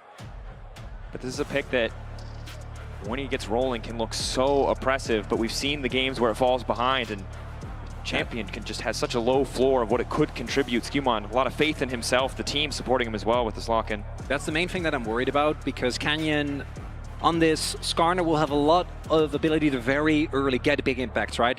Doesn't really want to run to Scumon in the 1v1. I think even the 2v2 can feel a little dicey, but he's able to, with his E, and as soon as the ultimate becomes available, be a really big menace in the fights. There is so much AoE damage available. And we go again to a setup where I feel like G2 is somewhat more reliant on playing a relatively slower early game, which I don't know if you're actually going to be able to get away with that. After Gen.G had a rough game one, they bounced back, obviously immensely in-game, 2 and 3. What a treat it would be if we're treated to yet another surprise 5-gamer. I'd love to see it. Might be a bit of a stretch. Come on, you gotta believe. And I think the thing is G2 need that support, they need that faith. Backs against the wall, match point for Gen.G. Need you to believe for me, Dracos. Come on. I don't know if I need to believe. I think there are plenty of people in this arena who do. G2 Army, if you are here, your boys have their backs against the wall. They need to hear you. G2 fans, give it everything you've got. All right, that's not bad. Gen.G! The odds might be stacked against G2 everywhere they go, but it just makes it that much sweeter. We can keep the back and forth going, you know? I think we have plenty of time. Just keep getting louder. I would respect it, but there are going to be a lot of people here who want to be here on future days, and we can't afford to blow everybody's voice out on the first day of the bracket stage. Looking at the setups here when it comes to the rooms. Sorry to get some classic esports chants coming out from the audience here. Is nice early stun, good damage on a ruler. Not quite able to crack the plasma. Still going. Good from Hansama. Flash out early. This is massive for G2. This lane phase is so difficult for the Kai'Sa. Still taking a big chunk. But the fact that they've gotten both of those sums, that Hansama has kept both of his, a clear indicator that Scumon can gank. The downside is it's a Mundo. I don't know how effective it's going to be, but Labrov does have the setup. Just keeps trading aggressively, though. And this is the problem. The initial trade actually looks great, even though Ruler uses both sums. As level 2, not quite there yet. Even though he used both sums, they get the full plasma stack, right? So much damage of the Kai'Sa tied into that. But then the cooldowns for Ruler are way lower, spamming this E, and they should be able to get level 2 prio as well. Basically at the same time, Hans finding the Q, but if you use it on the wave, that means you don't have it to friend Ruler and Duro. And even though they nerfed that Poppy E base damage, if that is what Duro has skilled, it's still so much upfront burst. Instead, G2 forced to back away. Nice early trade. The big thing is Hansama will slowly heal up. A reset will solve any deficit, any problems that they have, as they do opt to recall here. Gen.G baiting the trap. Yeah, I think makes sense given that I don't know if they had early tracking on Canyon. If you don't know where the Skarner is, you end up getting caught in a situation where he dives you. The lane is just over. Instead, they're going to try and give Gen.G a taste of their own medicine. Already rotating over as Keen. We'll see if Gen.G reads this play. Should be able to get the crash here, but do they have a suspicion as the next wave? Not going to get the crash. Opting to hold. Recognizing the play that they expect to come through, being the swap, which would mean Broken Blade would reset and TP bot lane. But if the wave is already out, if it's already pushing against him, there's really just nowhere for him to farm. But Labrov, Scumon on the way. Hansama here too. They're determined to shut this Jace down, but Keen walks away. It's casual. Again, it was telegraphed. It was, yeah, Broken Blade went in too early. You really have to try and sell that. Put on your best acting chops because There had 4 people there. But the thing is, the second they don't see anyone bot lane, they know that there has to be something afoot. Oh no. Now Broken Blade will be here, has the flash. Do they immediately go for the gank? Chains there, knock back to the wall, solid. Broken Blade getting lower and he's likely to fall now. First blood for the side of Gen.G. G2 tried to be clever. They tried to get tricky, they had good trades early. They thought they could save it with good map movement to follow, but Gen.G were unfazed. They responded perfectly. Yeah, that's a damned if you do, damned if you don't there for Broken Blade. Because of the way the top lane played out, he cannot do 2 things. Either he can just walk down, which obviously feels really bad because Keen made his way out, didn't even have to flash, by the way, and he has the possibility to go either way. But instead, you go back because someone needs to catch this bot wave. And there is the Scorpion, just waiting, ready to serve up a dish, and Broken Blade, unfortunately, slammed into the wall afterwards by Duro. Nothing that he can really do.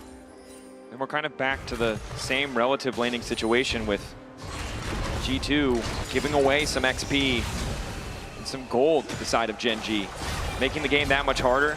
Zenith Blade denied by Duro. We also see King really get the most out of the phase rush, right? We've seen so many grasp chases, it's easy to forget. Used to basically always go for this rune as Duro the cancel. Right as the Zenith Blade comes through before the stun actually takes effect. Doing fine in these trades.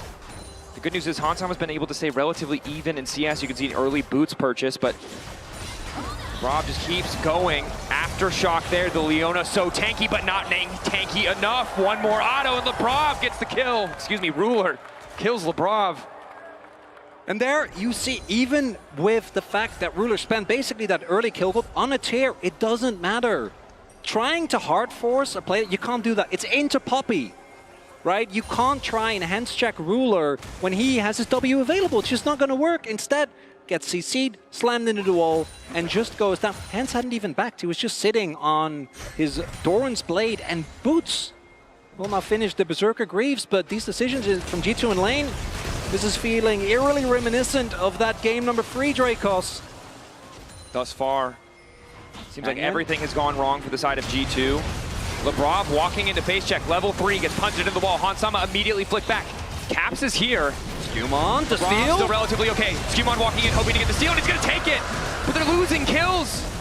They've given so much just to contest. Hansama forced to flash out. Keen, low on mana. Flash forward from Lebrov, determined to get it. Just wants to keep going forward. Lebrov getting lower and lower. Hansama waiting over the wall. He might just die in an instant, but the Q, the Acathian Rain almost gets the job done. Finally, Keen goes down. G2 trying to fight their way through the deficit.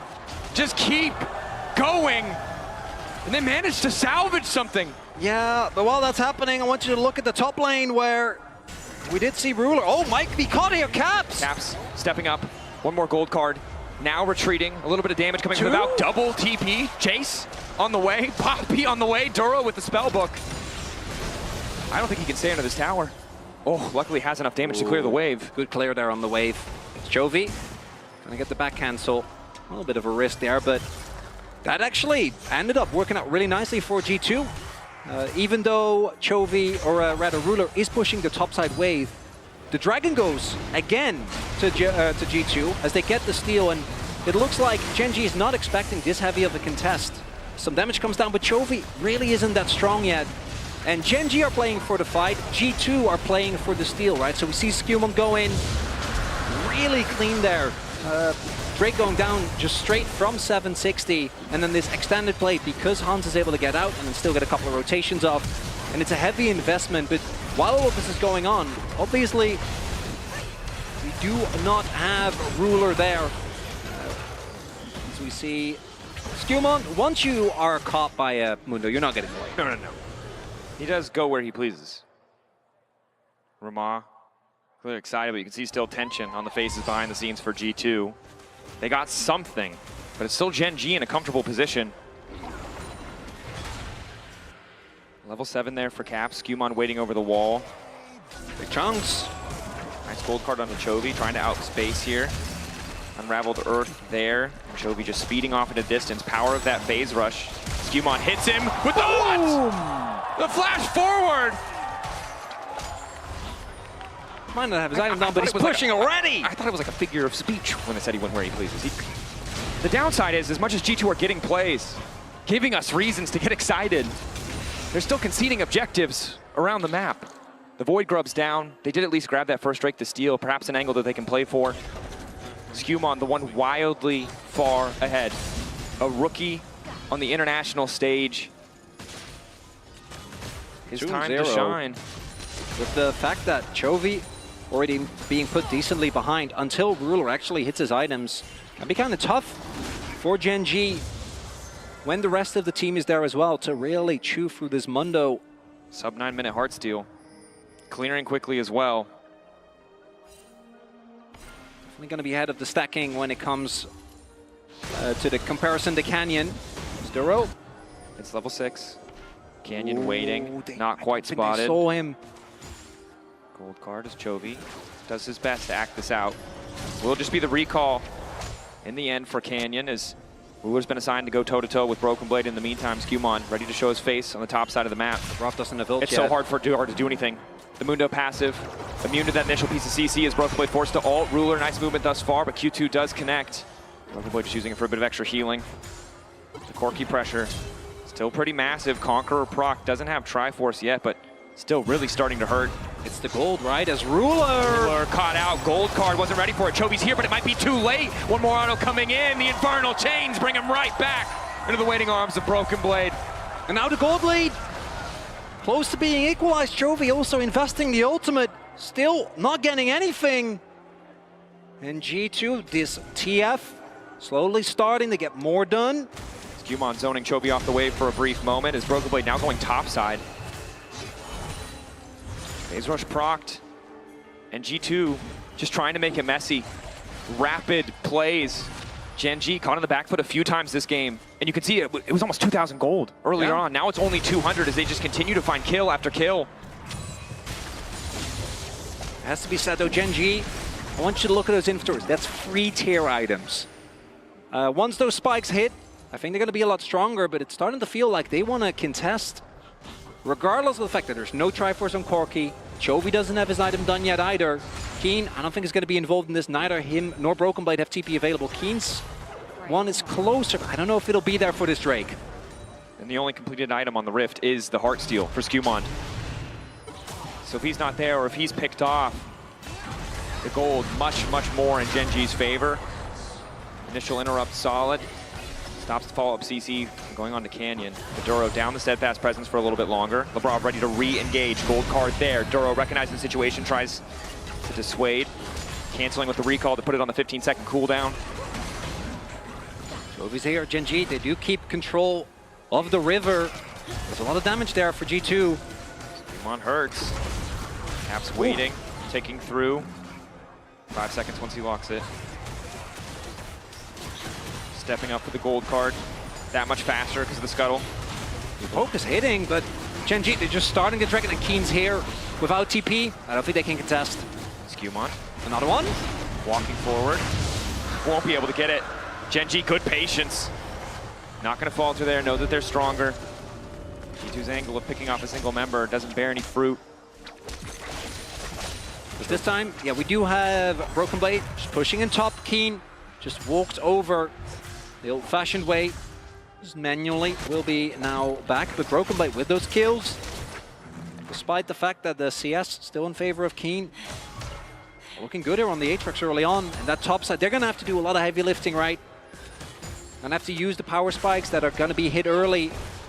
We haven't actually seen any 5v5 yet, and that's where I do think Gen.G with this comp can do a lot of heavy lifting as Keen might be in trouble here, does a flash. Boys are on top side, nice sidestep, dash through, parking the phase rush, getting out of the Infernal Trains, good escape. That was clean, able to sidestep everything he needed to, not getting knocked up, not getting dragged back by the chains, just the power of phase rush and that gate. Doesn't even have to use his flash. No, solid play overall from Keen, weathering the storm of all of the attention that's been put his way as Ansama Lebrov might spot Duro. Good steadfast presence to interrupt. Ruler waiting in the darkness though. Triforce completed for Ruler. He does so much damage. Ansama's protection knocked back, forced to flash away. But Ruler's the one with the gold lead. He's the one who can make these plays alongside Duro. Nice play there, getting the flash on Hans, that's a big deal. Good amount of threats there for this Kai'Sa, even not taking into account the fact that you got to try and play around. That's Zephyr's presence. Chovy's rocks as well. These tiers are slowly, continuously stacking, but same for G2. I do wonder how their fights are going to play out later. I think both these compositions can feel very reliant on, for G2, you find an early pick, right? You have this TF. Chovy anticipating the caps. Will play to take out the control ward. He was unable to do it after the previous exchange, stepping forward for a moment, wondering if Skewmon can back him up. Spellbook Ghost going to be used there. Be able to step back, but that low health bar is going to make it difficult to stay in mid. Luckily for him, Canyon currently content taking the red. Doesn't need to show any pressure mid. Ooh, close game for so far. Ruler, he's pretty far up. Spotting Hansama, Lebrov on the way in. Ulti hits, cleanses there. Ruler retreating. Zenith Blade doesn't quite connect. Gen.G able to keep their AD carry standing, but double sums from Ruler. Still a big win. You get both cleanse and flash. The big cancel if they can find it. Caps' TP available, but he's still going to lose all those creeps because he has to recall. Hansama. He's going to keep on going. Chovy has ult. Can try and look for a play here. And Canyon doesn't have to do anything. He just has to hover. Yep. Like there is the threat. It forces. It stops all the recalls. Skewmon grabbing the mid wave, and now it's Broken Blade in trouble. Ulting. World Ender trying to make it out. Taking his time as he's knocked back. Good damage goes through. Broken Blade continuing to step up. Feeling confident. Doesn't even have the Sunder Sky finished yet. Oh, now it's TP bot side. Caps gets the ult out of Chovy. In exchange for that teleport, Chovy's not too far away. So Broken Blade does absorb the pressure on top side. Good trade for him. Just using your ult for your life. Definitely happy about that. But then, unfortunately for G2, they lose the bot lane turret, lose a good amount of creeps. And the TP from Caps, mitigated by the fact that he has Spellbook, but still feels rough to use that sum. Not get anything out of it. And now the gold lead getting bigger again for Gen.G. Definitely is. But it really is all on Ruler as that tier continues to stack. Chovy opting for the Archangels first. Needs a bit more time before he's going to get full value.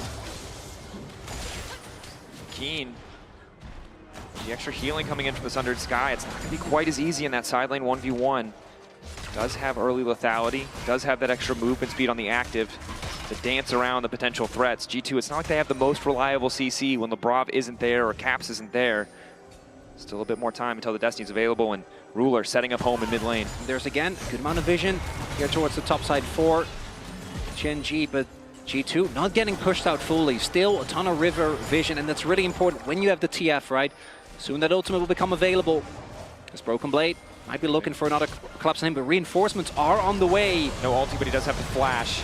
Knocked into the wall. Skarner setup. Beautifully layered. The TP coming through as well. Broken Blade's got nowhere to go. Extra healing coming from the Sunder Sky, just trying to delete the wave, but he's going to get flicked back as Keen grabs the kill.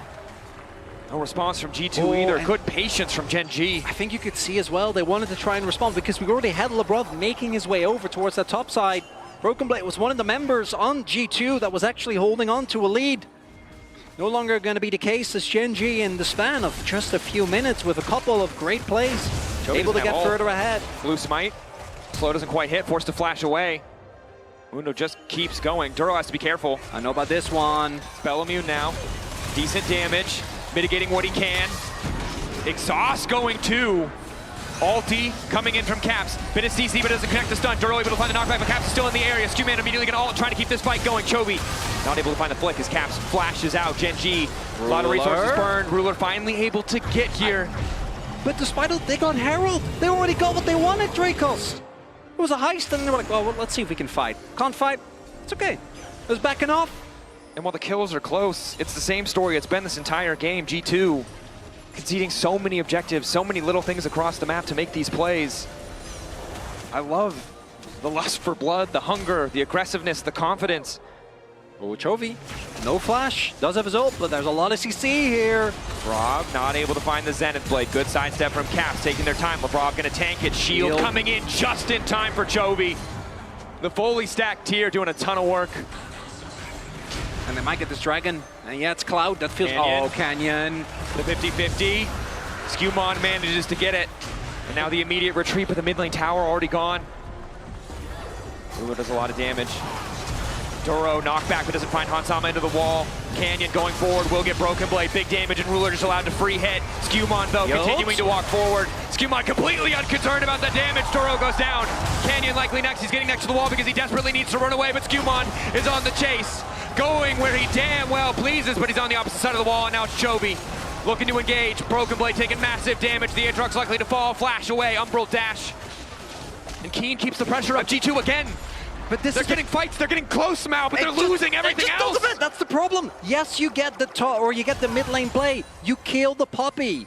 But while that's happening, Keen is pushing so hard that there's no other opportunity for you than just keep responding. Skewmon just gets obliterated in his own jungle, by the way, as the damage clearly is there. This early lead on the Mundo not quite working out, but the fact that Caps doesn't get to respond, because if he goes and TPs in, and that fight is not a complete and utter win, like King gets an inner.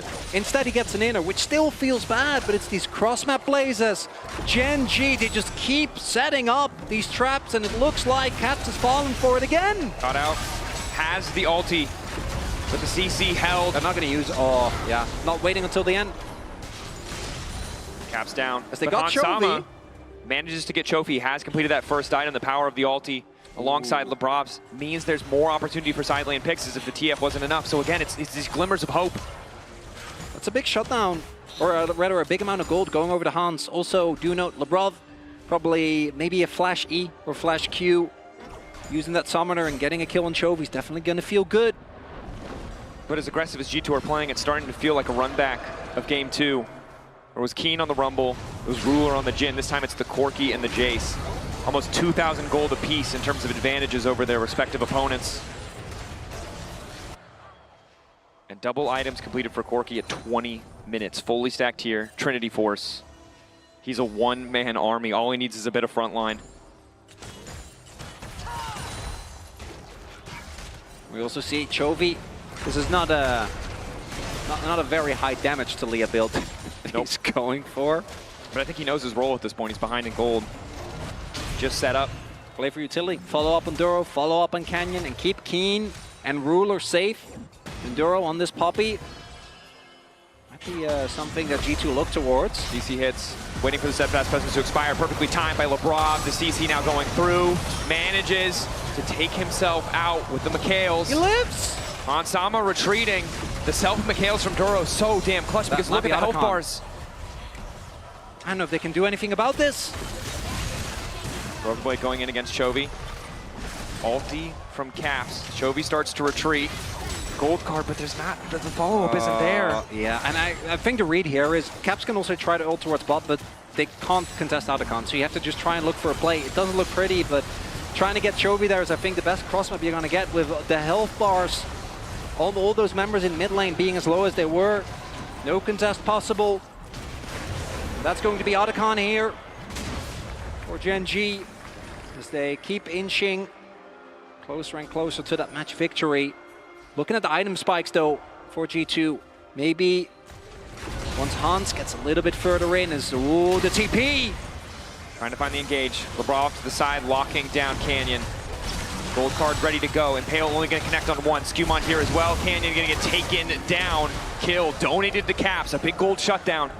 Getting things a bit closer as we see a TP from Chovy coming into the mid lane. G2 trying to find some advantage around mid. Still playing very aggressive here. Not that much used there. To be fair, it was really just a TP. Coming through.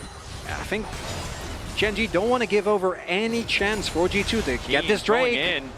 They managed to find Chovy off on the side, though. An early departure from the wall. Sees him face-to-face with Skewmon. Broken Blade going for 1v1 versus Keen, and it doesn't look like he's going to come out on top. And a quick flash! Massive healing coming in the Sundered Sky. Just in time. Gold card from behind. Chovy locked up. Unraveled Earth. Perfectly hits on Zama. Now Ruler just throwing down damage. Caps force back. Gold card. Giving them a bit more space. They don't quite have the follow-ups. The poke from the Aatrox Q is there. Gen.G retreating. G2 a decent fight, but they can't get the kills. Well, that right there is exactly what we're talking about, Hans. It's so hard to find a good ulti, and there just dashes face first into a good amount of rocks. Talia, when she gets the kite back, hard to actually get on top of, and now what looked like an opportunity because they were able to interrupt Chovy making his way over. That was the reason why the play didn't end up working out for Gen.G. Trying to collapse on the Broken Blade to offset the loss of Canyon.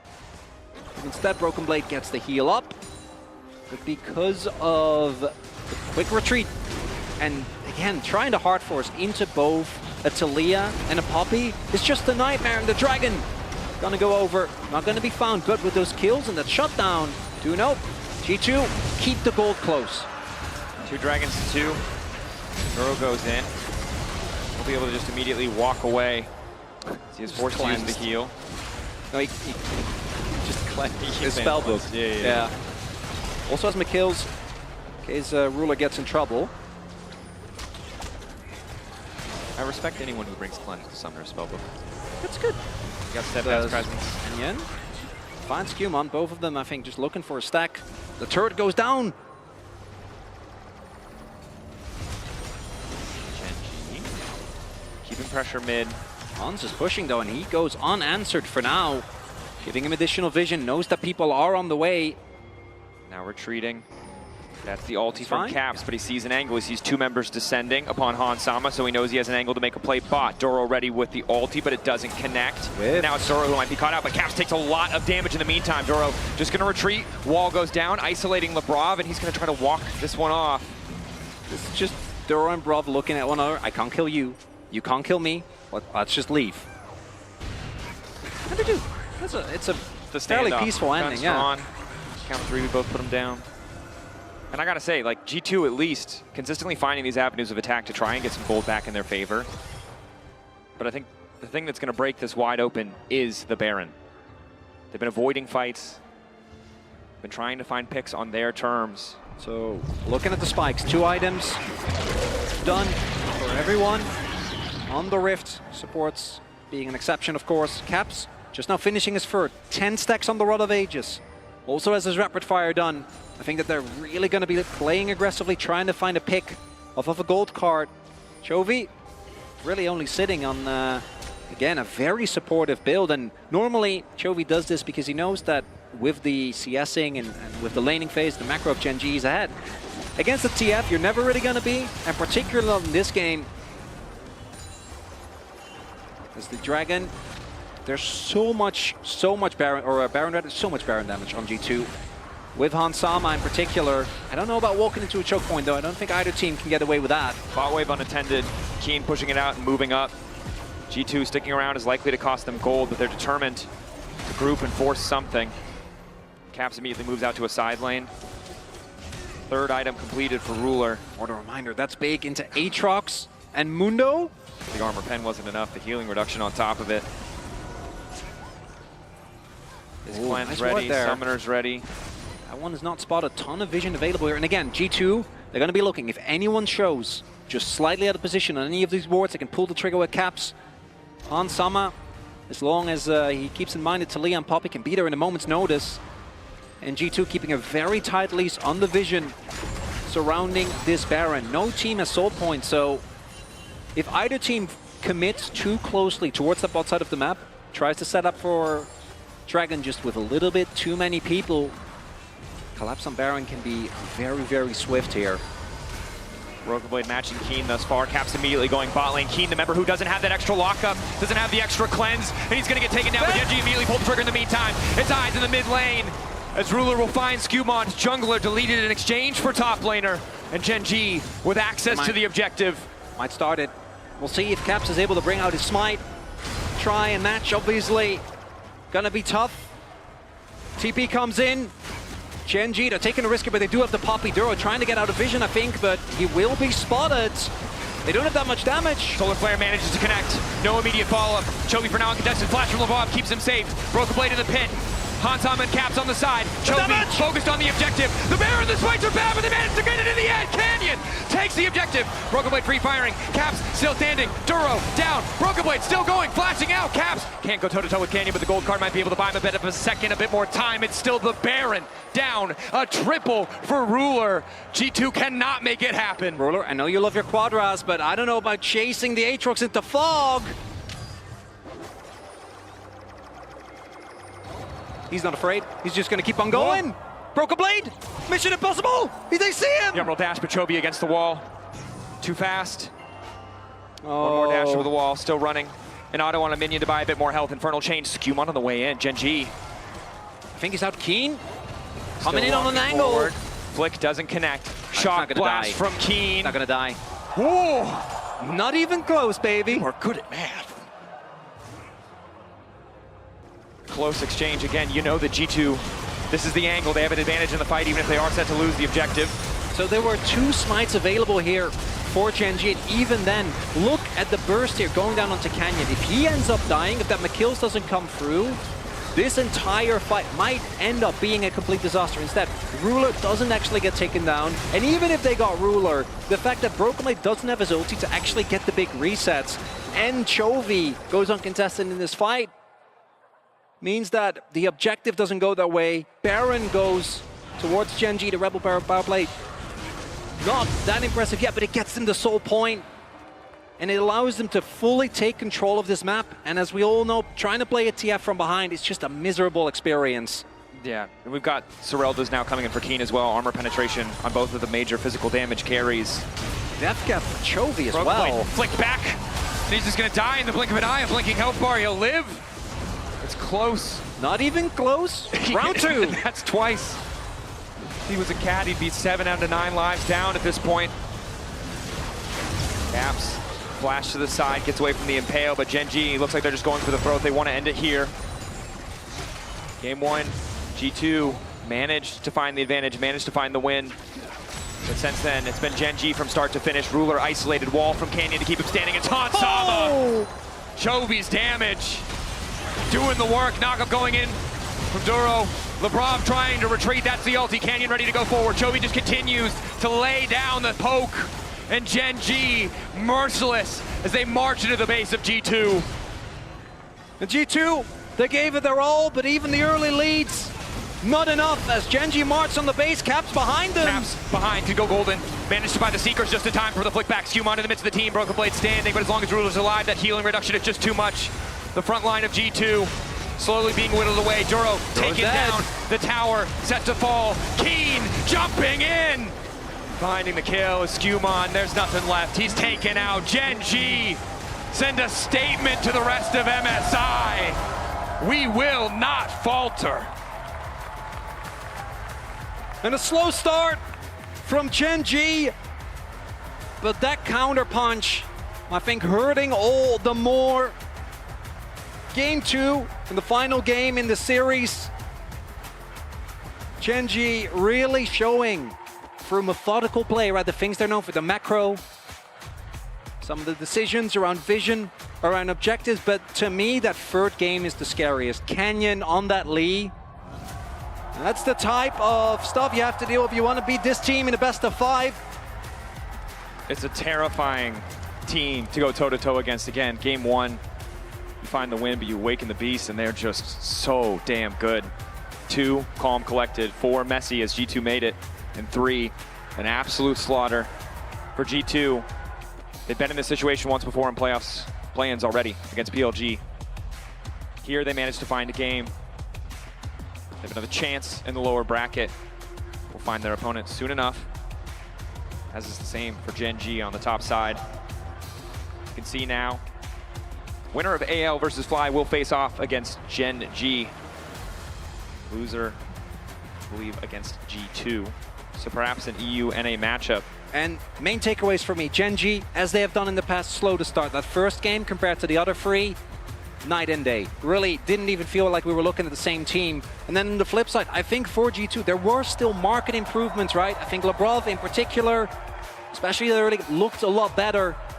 But unfortunately, Gen.G. And I think in the PGB powered by AWS, we see a pretty clear picture painted. As much as there were kills for G2, there wasn't a whole lot of damage, there wasn't a whole lot of gold. And in the end, there wasn't a whole lot of hope. But again, a chance to rally. It's a double elim tournament. You have time to adapt, to adjust.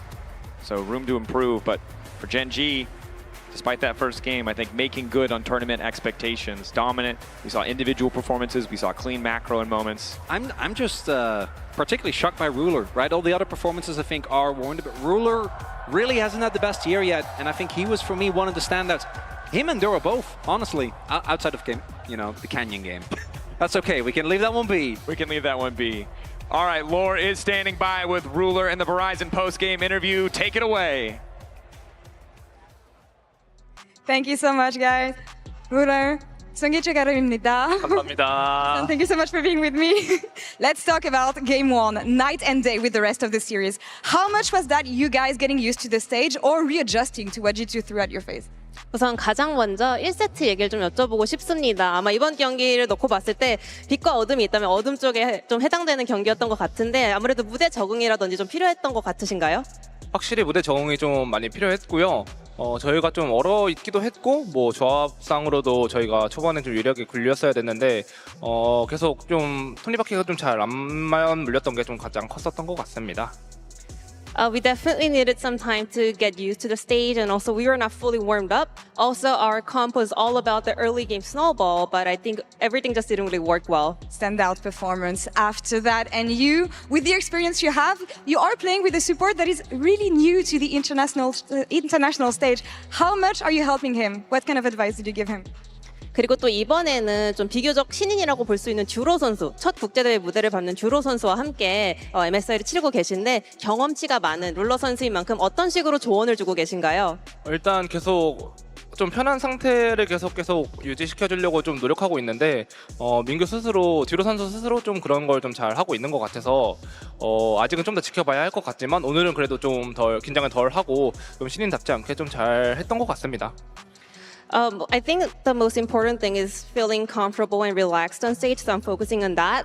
Well, I mean, we'll have to wait and see, but based on the performance today, I think he was not nervous at all. He played phenomenal indeed. I know that you had an interview recently with Cloud Sitki where you said that you didn't have the confidence that you had in 2023, despite the fact that you went 18-0 in the LCK and you're the favorite team to win the tournament. Could you explain why? 최근에 한 인터뷰에서 지금 23년도에 그런 자신감이 있지는 않다라고 밝히셨는데요. LCK에서 전승하고 오셨고 지금 많은 분들이 우승 후보로 꼽고 있는데 그런 식으로 인터뷰했던 배경도 궁금합니다. 일단 사실 제가 LPL에 있었을 때가 가장 좀 제 실력적으로 좀 가장 하이였다고 생각을 하는데 그 이유가 어쨌든 LCK에서는 이렇게 적극적으로 소통이 가능하지만 LPL에 갔었을 때 뭐 제가 좀 공부를 안 하기도 했었고 그러다 보니까 제 플레이에 좀 더 집중을 많이 할 수 있었던 환경이 됐었어가지고 좀 그런 쪽으로 많이 신경 쓰다 보니까 제 실력이 좀 많이 나왔던 것 같아서 그렇게 인터뷰를 했습니다. It was mostly because when I was back in the LPL, communication was not as flawless as I do in the LCK because of language barrier. I was kind of slacking on the, studying new language, but so that made me focus 100% on my gameplay. So I kind of thought that was like performance-wise, my prime time. So that was the main reason why I said so. We saw that you were flashing the Gen.G emote in-game. Is that about channeling that confidence that you had back then? 그리고 오늘 인게임에서 계속해서 Gen.G 감정 표현을 보여주셨는데 23년도에 그런 자신감을 좀 다시 가져오기 위함이었을까요? 좀 겸사겸사 느낌이 있는데요. 일단 23년도 MSI 감정 표현으로 제가 장착을 했었던 것 같은데 기억상 일단 그때 제 실력이 가장 좋았었던 것 같아서 이제 그걸 보고 상대가 긴장했으면 좋겠다 이런 취지로 좀 들었습니다. Yeah, kind of. And I think specifically that was 2023 MSI Gen.G icon. So I wanted to show off that aura. Let's see if you can channel that success once again. 루라 송수 인터뷰 너무 감사합니다. 감사합니다. Jisung, thank you so much for the help and translation. One more time for Ruler and Gen.G. And that's all for us here on that side of the stage. Thank you so much. Jisung is doing a phenomenal job, but you're no slouch either, Laura. I hear that, Korean. Of course, insane. Yeah, it's insane. And Ruler was also insane. I just gotta say, I like that she brought it up, kind of the Gen.G emote, because this guy is. Oh, hello, we met you before. You're amazing. You look amazing. Oh, great energy. This is so cool. There's so many really young fans here. Yeah. And they might have seen a lot of eras of Ruler as well, right? Because we had kind of the world champion era and then the Gen.G era. True. And now he's back. He's on Gen.G, and he's such an exciting player to watch. And I love that he was talking about having that aura. Yeah. and also just talking about how he had the confidence back when he was on Gen.G because he was focusing solely on his play. Well, I mean, it just looks like he has been on point today. I don't know. He looks like he's getting right back to it. I mean, and that is why he is our Opal player of the series, because the reality is that the question marks were around him in particular. Trying to find weaknesses in Gen.G is a very difficult thing to do, but Ruler as a player has been caught out at times. His laning phase hasn't been the best. And talking to Chronicler on the bus right here, he was like, yeah, if I was to pick apart one person, it would be Ruler. So for him to open up the tournament with a statement series like this, I think was really important. And now you're really struggling to find the weaknesses in Gen.G. Yeah, like Duro as well, right? That's what I was about to say, because even if you were looking at, you know, the rookie coming into this situation for an international stage, it would be Duro. And just like Ruler said, I didn't see the nerves that you would usually see from a player coming into his first international. And what I thought was amazing was that after the first game, sometimes a rookie would get rattled. Sometimes they'd start to feel the pressure. Oh no, I'm playing with Gen.G on the stage. We've lost game one.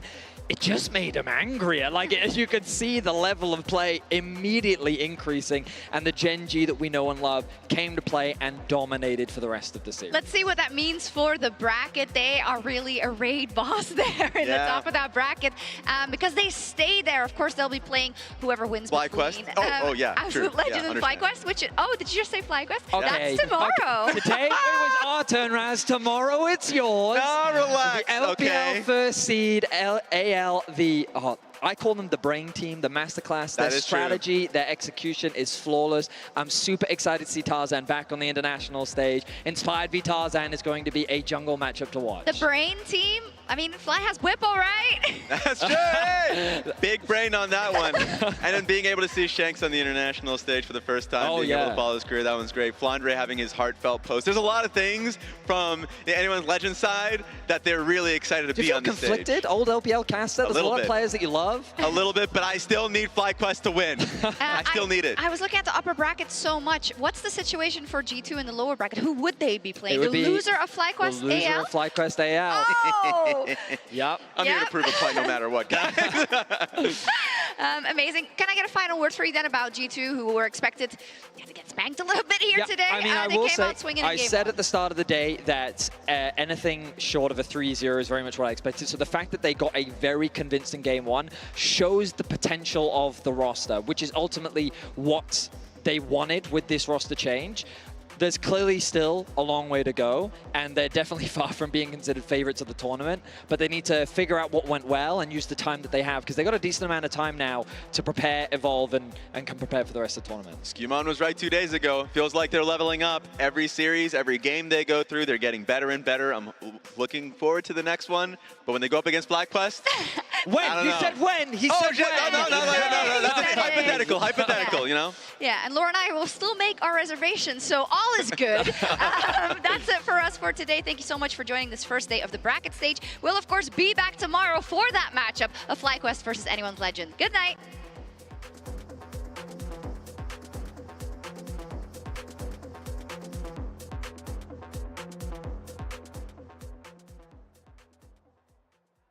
TP coming in, matched immediately by Caps. That's the ulti out from Skewmon. Push back from Chovy, a solid start for Ruler. The calling goes completely wide. Caps over the wall, looking to find a man, looking to find the knockup, but Canyon is untouched for now. G2 descending into the base, and it's all eyes on the broken blade. Leaping forward, Ruler can't get it done. G2 in game one. Not a single person predicting in their favor on the desk, but they managed to find a way. Ruler! Patience in the Gen.G logo. G2, do they have the damage to punish? Chovy locked up. Root there, he doesn't have the ulti to escape. Skewmon now trying to get out. Keen burning everybody. The Rumble alive. Ruler's only got 2 more shots. But it might not matter. One more bullet to come through. The Root connecting. Ruler so damn fast. Chovy alive as well. G2 crumble. Finding the angles. Han Sama running Keen. Playing greedy, playing aggressive, unafraid. It might cost him his life though. Steps back into Canyon. Canyon flash forward. One more out to get it done. Hoping to find a kick locked up into the tower, but Ruler is here to finish the job. LeBron knocked down 2 for Ruler. And in the midst of it all, it's Chovy. Losing that game one must have been personal because they are obliterating G2 now. They don't have that much damage. Solar Flare manages to connect. No immediate follow-up. Chovy for now uncontested. Flash from Lvov keeps him safe. Broke a blade in the pit. Hansam and Caps on the side. Chovy focused on the objective. The Baron and the Swites are bad, but they managed to get it in the end. Canyon takes the objective. Broken Blade free firing. Caps still standing. Duro down. Broken Blade still going. Flashing out. Caps can't go toe-to-toe with Canyon, but the gold card might be able to buy him a bit of a second, a bit more time. It's still the Baron down. A triple for Ruler. G2 cannot make it happen.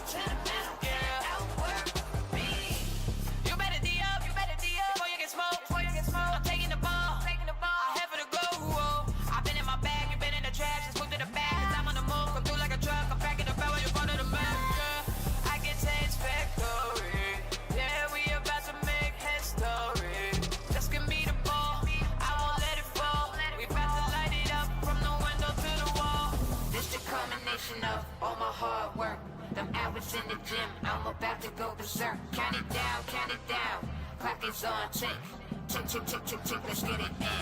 Ow! I'm going full speed, got the pedal to the metal, can't outwork me. I'm going full speed, got the pedal to the metal, can't outwork me. I'm going full speed, got the pedal to the metal, can't outwork me.